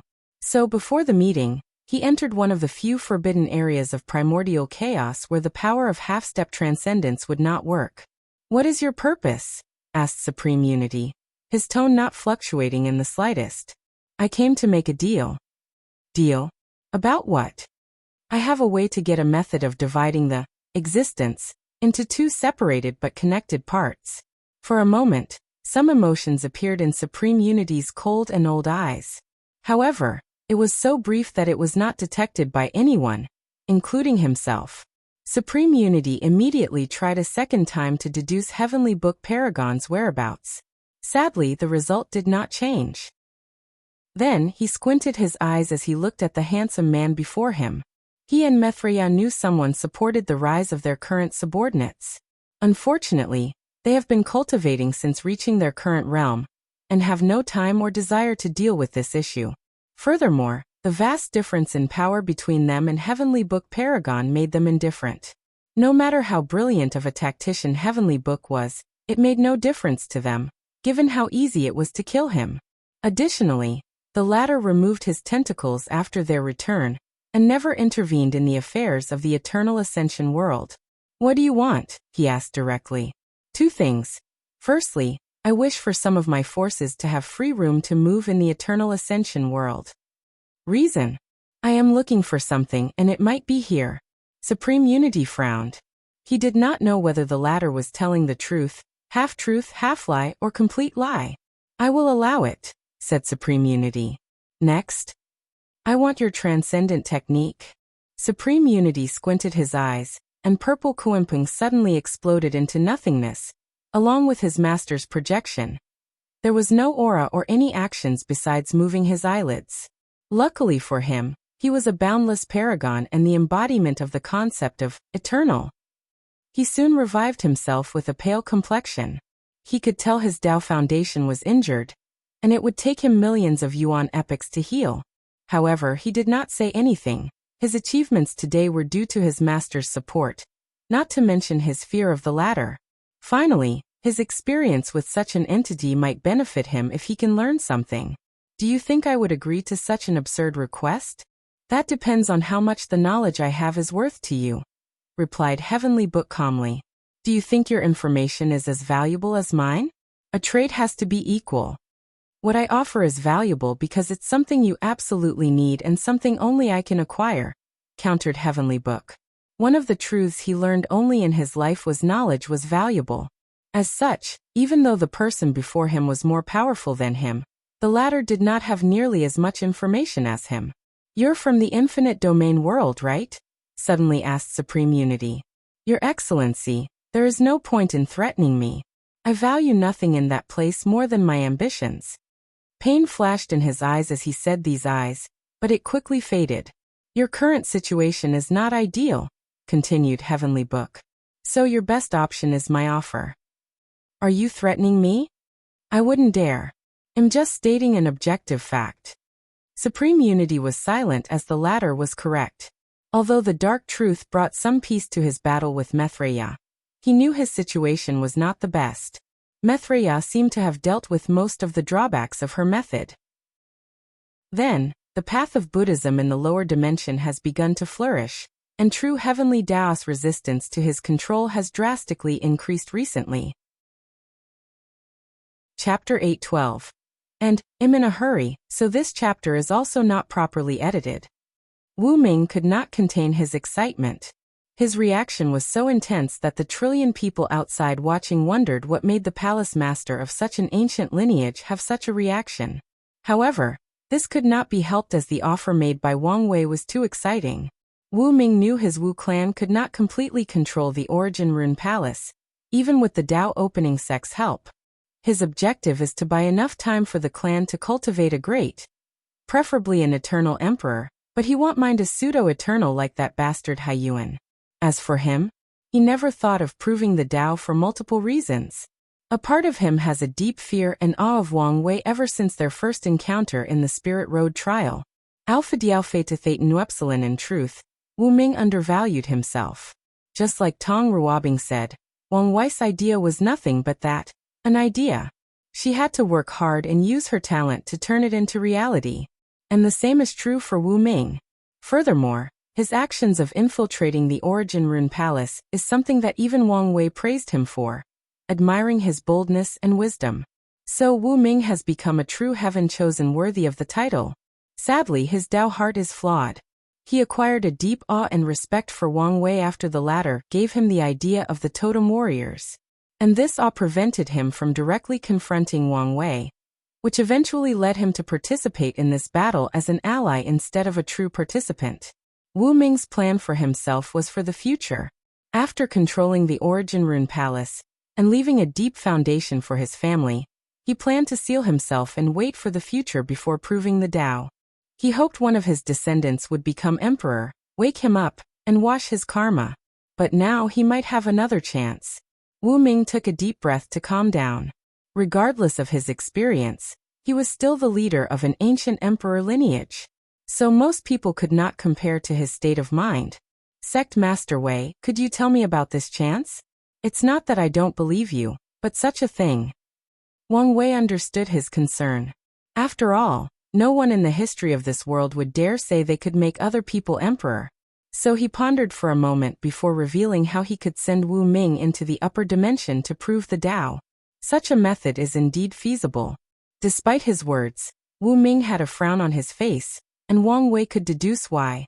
I don't think it's possible to return to the lower dimension, he continued. From my calculations, true heavenly Tao might allow you to send a projection to preach to the world, and maybe even leave your emperor scripture, artifact, and array to your lineage. However, I'm not completely sure about that. What about immortal venerables and Tao ancestors? Wu Ming wanted to leave a foundation for his Wu clan. You might be able to refine the immortal mansions and grand Dao Soar seed in advance, and leave them in a space ring. However, as I said, I do not know how flexible true heavenly Dao will be. In the end, you might not even be able to interfere at all. Wu Ming nodded as he understood this was something no one had done before. Maybe some emperors ascended to the upper dimension with some talented heaven chosens that proved the Dao. But no one sent people to the upper dimension while staying in the lower dimension. If everything works, this method can allow me to leave a deep foundation for the Wu clan, thought Wu Ming to himself. However, there is still a major flaw compared to the orthodox method: insurgents. It is not simple for great emperors to train insurgents for their clans. The process usually requires time and resources. And certain insurgents, like Array II from the Origin Rune Palace, require an emperor to personally cultivate using plenty of resources and his own grand Dao source. And Wang Wei's method does not allow for the creation of these kinds of insurgents. The only way to remedy this situation is to use unique qi from the source qi space that can create potent insurgents. Wu Ming knew this was the only solution to this problem. However, from the records he read, the source qi space was a dangerous place, and it was not easy to find powerful insurgent-level qi. Fine, I agree with this deal, said Wu Ming. Although the sex luck will not be in the Wu clan's control for the next 200 generations, it was a small price to pay to control an emperor's lineage. Furthermore, until that time, the Dao Opening sect will act as their protector and remove all dissidents that try to harm the Wu clan's benefit. Of course, Wu Ming has planned to prevent the Wu clan from being dissatisfied with this deal once they become powerful. He could foresee the great emperor of the Wu clan becoming unhappy about this deal and trying to end it. So he would leave methods to prevent that from happening. Wu Ming knew with the current Dao Opening sect, even an eternal emperor could no longer act willfully before them. Excellent, said Wang Wei with a smile. Wu Ming's deal made him aware of something he had overlooked: the luck of the ancestor lineages. So he decided to sell the emperor's spot to these factions, and the price will be to borrow their faction's luck during his reign in the lower dimension. He plans to do the same for the ancient clan. Roalpha Dialpha and Nuom's luck blessing of these factions should greatly boost comprehension. His plan will condense the luck of the entire myriad emperor world for him to use. This is one of the reasons he was confident in cultivating the Empyrean realm in the lower dimension. But now, if he adds the special luck of these factions, he will receive another buff that can increase his chance of success and reduce the time he needs. Of course, he knew these factions might not agree easily. Unfortunately, they won't have a chance. I'm glad we can come to an agreement, said Wang Wei. I'm sensing a but, added Wu Ming. Yes. I need you to do something for me. But the process will be unpleasant. Wu Ming briefly pondered. Unpleasant but not dangerous? There is a certain level of danger, but it is within the limit of your strength. Wu Ming did not immediately agree. Can you give me more information? Wang Wei nodded. There is a participant in this battle that I cannot find. Cannot find? What do you mean? I cannot detect his presence or whereabouts. No matter the method, replied Wang Wei with squinted eyes. Who is it? Feng Heng, the Tai Profound Gates trader? Muttered Wu Ming. He's that capable? Feng Heng has always been low-key in this generation, and few people know how powerful he is. Wang Wei only nodded but did not explain. Shifui, the monk who possessed Feng Heng's body, was a master of hiding. During his life, he has hidden from countless emperors, and even used the forbidden zones to hide from eternal emperors. So, even by using his current third-class strength and capabilities, Wang Wei did not find where he hid. What exactly do you want me to do? I'm worried that when I'm at my weakest, Feng Heng will strike. Wang Wei feared that Feng Heng would hide until after his battle with Di Tian. Then while he is still weak in healing, sneak attacks him. So, I need you to wait by my side and prevent this from happening. Wu Ming pondered for a moment before his pupil dilated. You want to use some methods to control me? Yes. I cannot entrust my life to you, so I need to temporarily control you. However, we will take the necessary protocol to ensure that it's only during the battle. Wu Ming frowned as he repressed the unpleasant feeling in his mind. Why do you need me when you have your generals? Wang Wei paused, I have a feeling they will be in the same shape as me by the end of this battle. And some might even have to leave. Wang Wei did not think it would be easy for his team to deal with Di Tian. In that case, he needs to prepare in advance for the worst-case scenario. How strong is Feng Heng? Asked Wu Ming with a slight grunt. So far, he displayed the limit of 7 leaf. However, his trump card should be quite threatening. So, I will give you a Dao artifact for safety. In that case, I agree. Wu Ming came so far, and his plan was so close to success. So he decided to bear this unpleasantness. Excellent, huh? Wang Wei suddenly paused as he looked somewhere. He smiled brilliantly. It seems luck is on my side. If you find any errors, broken links, non-standard content, etc., please let us know. Report chapter, so we can fix it as soon as possible. Tip: you can use left, right, A and D keyboard keys to browse between chapters. Chapter 8:13. Philosophical Clash. Heaven will battlefield, an unknown location. A young and handsome man floated in the air, with flame all around him. However, he appeared not to be affected by his environment in the slightest. Furthermore, a weird atmosphere surrounded the young man, making it appear that he did not exist between heaven and earth. He held a pair of brown meditation beads, shining with brilliant golden light. The young man had no hair, and wore a monk cassock. Oddly though, the cassock contained the yin-yang diagram of Taoism. These two contradicting philosophies perfectly blended with this young man, giving him a strange aura as he became the embodiment of heaven and earth. And this was not the only contradictory thing about this young monk that was perfectly fused into one. Unlike his youthful appearance, the young man contained an aura full of vicissitude. So, although time did not leave any trace on his face, anyone who met him would know he was old and gained countless wisdom through experience and the roughness of life. Feng Heng suddenly opened his eyes, and the power of yin-yang manifested. If anyone gazed at him now, they would see the universe's evolution. They would understand concepts like changes, life, death, birth and aging, creation and destruction. They would see the relationship or interconnection between all opposites. Feng Heng's calm and old gaze looked into the distance. I can't believe someone found me. Despite his calm tone, he was genuinely surprised. He knew his ability more than anyone else. Although he is currently limited by the fact he is no longer in a soul or spirit state, his hiding ability is still one of the best in the world, if not the best. Yet someone, a participant of his generation, discovered him. A space crack manifested, and someone walked out. Zhen Biyu? Asked Feng Heng with a frown. He recognized the person who arrived but instantly felt something was wrong. Lord Feng Heng, it was not easy to find you. Feng Heng continued to observe her, playing with his bead. Layman, it seems there is no hostility between us. So, why are you seeking me? This is a battle until the last man standing. So, what if I don't have any animosity with you? Victory is reason enough to seek you. Zhen Biyu replied calmly, her green dress dancing with the same rhythm as the flame. Her eyes were full of wisdom and brightness. And Feng Heng immediately knew what he felt was wrong. The Zhen Biyu he met before had pure and innocent eyes. Her temperament was similar, devoid of complex emotions or intense desires. Furthermore, she had natural Dao rhymes emanating from her body, because of her pure heart that allowed her to have the highest affinity possible with heaven and earth. However, the person before him had almost lost all her Dao rhyme, replaced by an intense power of the 5 elements. Finally, her eyes contained deep wisdom and a well-hidden fighting intent. Feng Heng resisted the urge to ask who she was because of the tremendous change. So he secretly used the Buddhist spell True Heart to see if she was like him, an old monster who possessed the former Zhen Biyu. Luckily for him, she appeared to be her true self. Good, it seems I don't have to deal with a new and unknown variable, thought Feng Heng. True, he replied to her.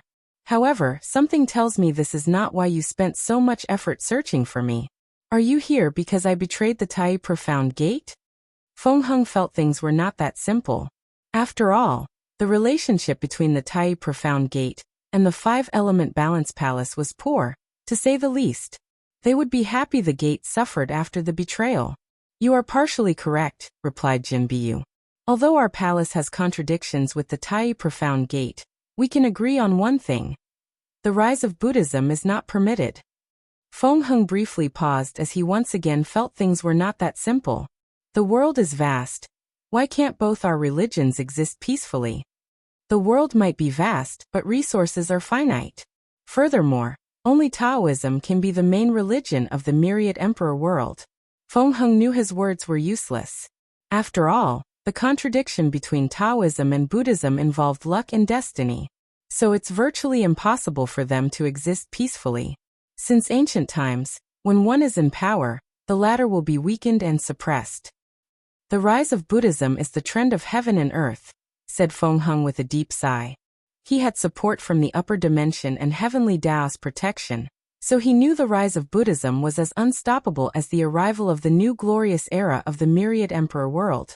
As such, Buddhism's rise can be delayed, but it cannot be stopped. As long as I prove the Tao and become an eternal, I can delay the rise of Buddhism for a few hundred generations. And during this time, my 5-element balance palace will have plenty of time to prepare. She's completely different from the information I gathered, thought Feng Heng, thinking of the character analysis his spy team made about the latter. Did the palace creates the change in her personality because of the lack of battle prowess of the pure heart? The pure heart was one of the ultimate states for comprehending the Tao. However, it had a weakness, weak battle prowess. Countless battles and killings are needed to cultivate a peerless heaven-chosens. However, too much killing will ruin the innocence and pureness of the pure heart. So it's impossible to cultivate any battle genius with this talent. No, they would not ruin such a talent. The pure heart will manifest its horror in the emperor realm, while comprehending the grand Tao source. So, the palace must likely create a second personality, while sealing the pure heart. Feng Heng remembered the Bodhi heart emperor from the incense era. He was a genius from the Buddhist sect with a pure heart. The Buddhist sect used this method to cultivate him into a peerless pseudo-eternal emperor. All these thoughts flashed inside Feng Heng's mind in less than a second. Then he smiled before saying, "Layman, I guarantee you cannot prove the Tao if I cannot." Zhen Biu squinted her eyes after sensing the ruthless dedication, and will behind these words. Feng Heng would die with her to prevent Taoism from proving the Tao in this generation. And since he had already laid the groundwork for Buddhism by fusing with Taoism's luck, it was a matter of time before the Buddhist sect rose again. With Taoism's luck and heavenly Tao's favor, countless geniuses will be born in Buddhism. And as long as one can prove the Tao, their revival is guaranteed. And if they cultivate an eternal emperor, they can prosper or thrive. Zhen Biu immediately became on guard. She came here for 2 reasons. The first was due to the order of the 5-element balance palace. They calculated that capturing and killing Feng Heng could be the catalyst for the revival of the palace. The Tai Profound Gate held most of the luck of Taoism in the myriad emperor world. After defeating the palace and chasing them out of the central continent, this was their trophy. But now, Feng Heng also had access to that luck after connecting Buddhism and Taoism. So, their sect can revive and return to the central continent as long as they get their hands on him. Of course, this was not the main reason Zhen Biu spent so much effort searching for him. It was the excuse she used. The main reason is due to Emperor Five Heart. The current Zhen Biu was in a weird state. She was secretly influenced by the Emperor Five Heart, changing her personality and state of mind to become the best fighter possible. However, she has no memories of things connecting her to Emperor Five Heart. Regardless, the Emperor can get some information from Zhen Biu. Recently, she felt something big was going to happen in the lower dimension. And her intuition even warned her of danger. So she decided to take some risks. She decided to use this clone to forcefully absorb the luck of Buddhism to help in her cultivation. Then, she will run away to the upper dimension. After forcefully absorbing such a vast quantity of luck, increasing her cultivation by 5% in a very short period should be no problem. And this was not the only part of her plan. After true heavenly Tao closed the lower dimension, she decided to take even more risks and sent more than one clone to compete for the heaven will. So, she also planned to forcefully steal the luck of a few powerful and ancient emperor lineage to help her cultivation. Normally, her plan would not work since her artifact could not hide so many clones from heavenly Tao. However, the changes in the lower dimension gave her an opportunity. Feng Heng versus Zhen Biyu.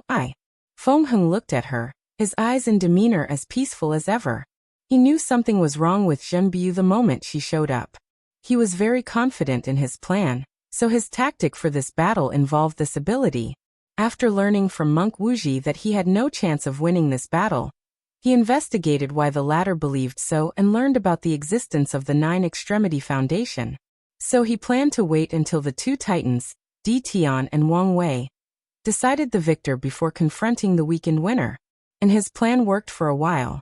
No one could find him, even Wang Wei. And yet everything changed as Zhen Biyu somehow discovered his hiding place. No matter what method she used showed she is not simple, analyzed Feng Heng. Could she be like me? Possessed by someone else? Cultivators often despise body possession as it's better to recreate a fleshly body. After all, it's extremely difficult to make a soul perfectly fit with a foreign body. So, there are a few occasions where body possession is used.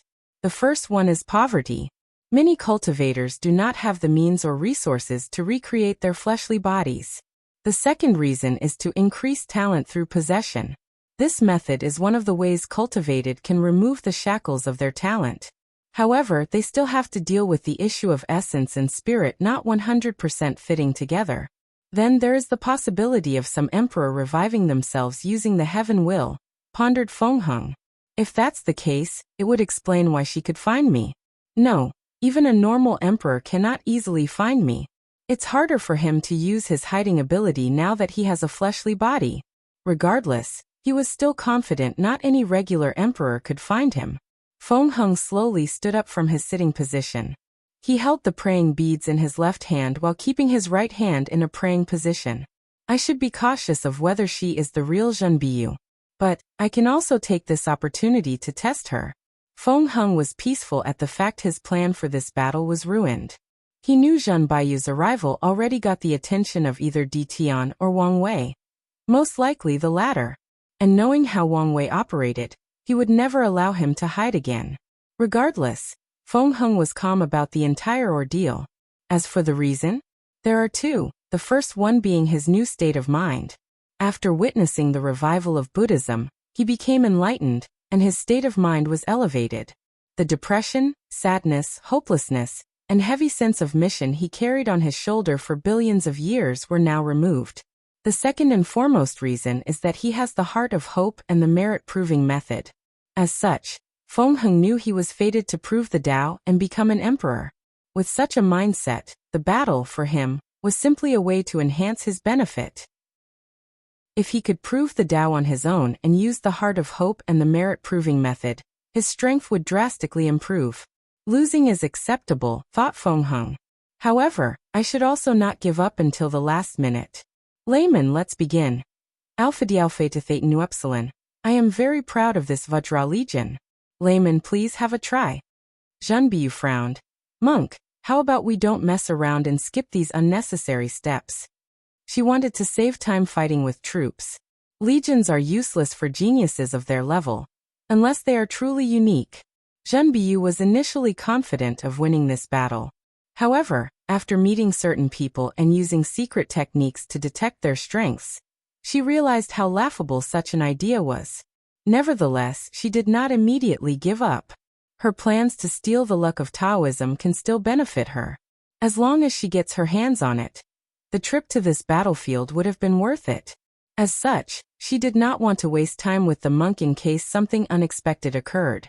Please, replied Feng Heng, shaking his head while simultaneously making a motion for her to make a move. She knew little about her opponent, while the latter probably knew much about him. So the best choice is to use his troops to force her to reveal some of her abilities. Are you Buddhist monks all about compassion? Why are you willing to let these poor soldiers die right before you? How can you be so cruel? Taunted Zhen Biyu with a sneer. The hypocrisy is one of the many reasons your sect was wiped out from history. Feng Heng did not react to her words. In his life, he had seen too many things. And this was not the first time he had heard these words. Furthermore, he knew the Buddhist sect's actions back then were wrong. So, he has learned from the past and prepared for his Neo-Buddhism. Roalpha in Nuam people often place monks on a pedestal, replied Feng calmly. They believed monks should be perfect beings dedicated to serving the people. Beings with no flaws, negative emotions, or selfish desires. When the opposite is true, we are only human with 7 desires and 6 emotions. Although we preach about compassion, we can also learn to be ruthless. Your words are contradictory. How can you be compassionate and ruthless? Said Junbiyu with a sneer. Unfortunately, this world is ruled by the powerful. And no one can become powerful without becoming ruthless. So if any monk wishes to practice the way of compassion, they must first learn to be ruthless. As for the contradiction, doesn't your Taoist sect believe in yin-yang? Replied Feng with a smile. Speaking of ruthlessness, continued the young monk. Can you Taoist priests talk about ruthlessness? Using the excuse of inaction, many of you have watched countless horrors and human suffering, and remained indifferent. Some of you even participate in these horrors under the belief you are doing the work of heaven and earth, under the belief of participating in the flow of nature. Feng shook his head as he felt Zhen Baiyu's words were the epitome of the pot calling the kettle black. I guess there is no way to bait him into accepting my direct challenge, thought Zhen Baiyu, not caring about the latter's words. Although she cultivated the 5 elements Tao, she never considered herself part of Taoism. So such a debate was meaningless to her. It seems we have to do this the hard way. Zhen Baiyu did not rush toward the monk and directly fought him. Such a tactic was reckless as the latter could use his troops to form a potent array, which disadvantaged her. So she followed his rhythm and summoned her troops. Her soldiers wore yellow armor, and a metallic light would flash in their skins and eyes. Metal Legion? Thought Feng before ordering his men to attack. A brilliant golden light enveloped his legion as they marched toward the enemy. Buddhapom. The legion worked together as they used their formation. So, a towering golden hand descended from the heavens, suppressing the metal legion. Sharp sword. The response of Zhen Baiyu's troop was not slow. They gathered the power of the metal element into a formation to create a sword with unparalleled sharpness. They pushed this prominent attribute of the metal element to the limit. Boom. A terrifying sound and shockwave were generated from the clash of the gigantic yellow sword and the enormous golden palm. Spatial storms appeared in the surrounding area, leaving a devastating force in this area.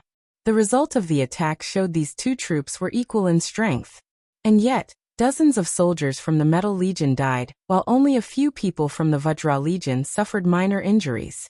The reason for such a difference is simple: defensive capabilities. Zhen Baiyu's troops protected themselves from the chaotic energy of the clash with metal energy or power. Unfortunately, they were still leagues in difference compared to the fleshly body defense of the Vajra Legion. Keep attacking, ordered Feng after seeing he had the initiative. So his troop adopted a dead man tactic. They attacked with no regard for any injury, pain or injury. Relying on their defensive capability far surpassing their opponent, they relentlessly attacked to create as much damage as possible. So Zhen Baiyu watched as hundreds of her soldiers died in a few minutes. She knew things could not continue as such, so she changed tactics and summoned another legion, the Earth Legion.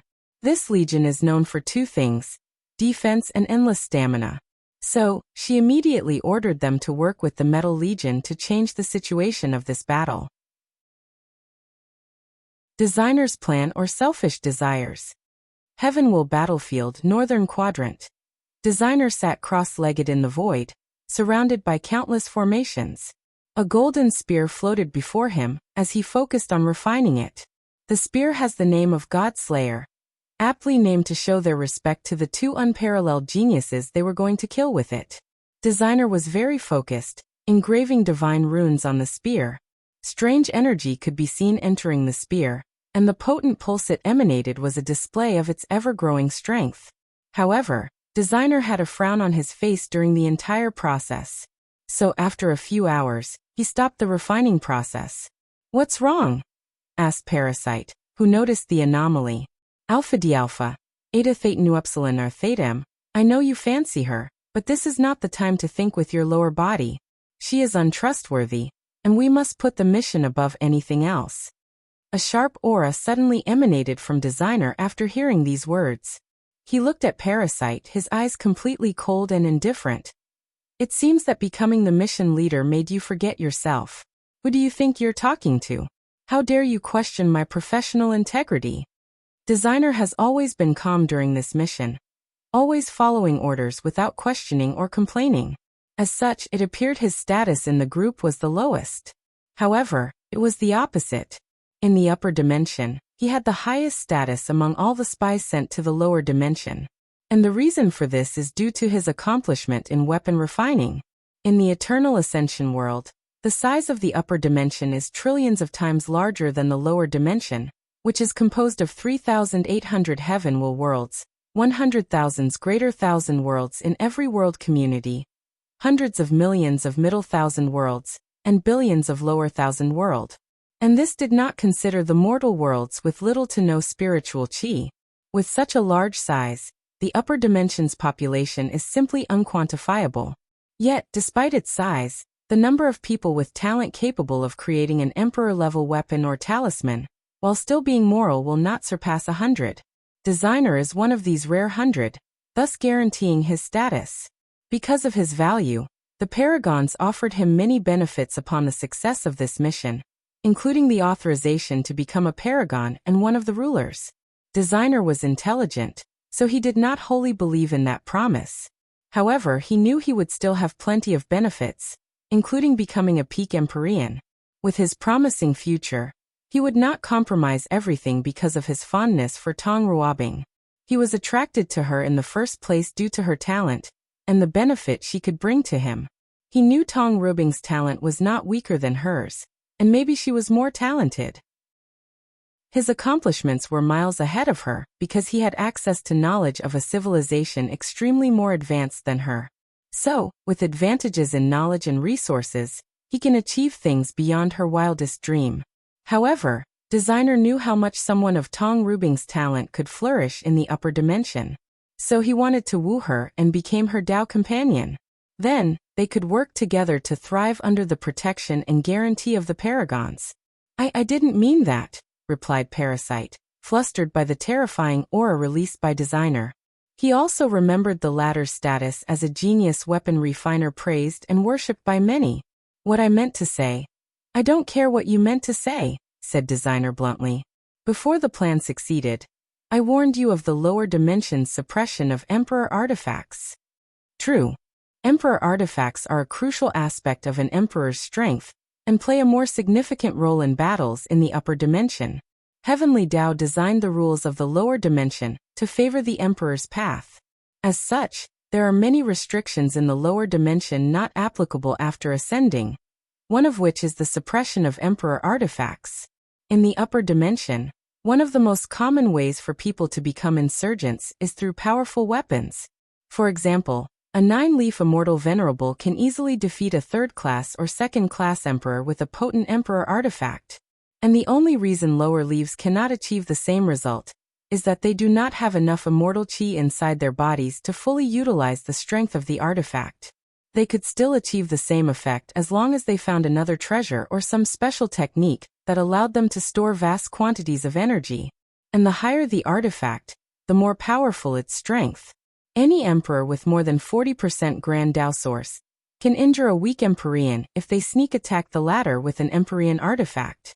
Royal Fidelfa Inuum, of course, the price would be the death of the emperor as the artifact sucks them dry. However, since they are eternal, it's not much of a price if they are cornered and want a way to save their lives. Then there are Paragon artifacts that are strategic weapons. These things are so powerful that they still significantly affect the current political landscape of the Eternal Ascension world. In general, artifacts play a greater role in the upper dimension without the restriction of their power in the lower dimension. In the upper dimension, innate supreme treasures are on par with Empyrean artifacts and Chaos supreme treasures rivaling Paragon artifacts. These weapons are innate treasures, born between heaven and earth. They usually have more unique abilities. Although they are generally weaker than Empyrean and Paragon weapons, the cost of using them is significantly less, so many people sought them out. Because of the importance of artifacts in battle, weapon refiners of Tier 10 and above are greatly sought after. Especially talented individuals like Designer, who has a high chance of refining paragon artifacts while still in the Empyrean realm. Most acquired artifacts are created by cultivators who slowly elevate their proving Dao artifacts. It's extremely difficult to create high-level artifacts without cultivating the refining Grand Dao source as a primary or secondary Dao. However, proving Dao artifacts are restricted by their owner's Dao, thus limiting their versatility. For example, an emperor who cultivates Fire Dao will have a fire-based artifact. If he wanted an artifact with another attribute or Dao, he would need a weapon refiner to create it for them. You never explained how Tong Ruobing will help in our situation? Asked Yu Zhou, who wanted to alleviate the atmosphere. It's not feasible for us to activate this weapon without paying a terrible price. So we need more people to bear the burden and reduce the negative effects, explained designer. Tong Ruobing has an acquired source rune physique, making her the perfect person to bear most of the brunt of the formation. The group needs a unique formation to activate the weapon. Furthermore, she seemed to have a connection to an Emperor tier talisman, making the situation ideal for her. You have a point, but I'm not done, he said, squinting his eyes, and Parasite immediately stopped talking. The myriad Emperor world's heavenly Dao should greatly suppress us, as what we are doing is considered technically interfering in the Heaven Will battle. So, it's best to have someone like Tong Ruobing or Yan Guowei, who are native to this plane, to control this weapon and reduce Heavenly Dao's influence. In truth, there is something designer did not mention. The process of creating this weapon was extremely difficult at first due to the world's suppression. However, not long before the final battle, this suppression suddenly decreased before stopping. He found this change odd but did not think too much about it. He thought the Paragons must have intervened to ensure the success of their mission. Designer further proved this theory after detecting no suppression in the battlefield when setting up the final arrangements for the weapon. Heavenly Dao would indeed favor the natives of this world. Even though we acquired an identity and are now technically citizens of this plane, said Yu Zhou with a frown. Regardless, Parasite has a point. Tong Ruobing cannot be trusted. I'm fully aware of this, so I made precautions, said designer. Both Tong Ruobing and Yang Guowei will not have control of the central core of the formation. They will only be batteries and users. Plus, we can take this opportunity to drain their stamina and prevent them from having the strength to betray us. It seems you have considered everything, nodded Yu Zhou, who gave the latter a look. He did not know whether designer's objectives were purely for the mission, or he had selfish desires. Regardless, he knew now was not the time to fight among each other. Furthermore, designer did warn them of this issue beforehand. Fine, let's use your plan, said Parasite as a bug crawled out from his cheek and entered his eyes. And this plot point should have occurred after Feng Heng's fight. However, I do not feel like writing any battle scenes today, so I moved it ahead. You're tuning in to the Li Mei's Wuxia Whispers YouTube channel. We're so grateful for your support, and don't forget to subscribe to join us on this incredible journey through captivating stories. Your generosity through donations truly makes a world of difference, as it's the primary source of revenue that allows me to expand and enhance this channel for you.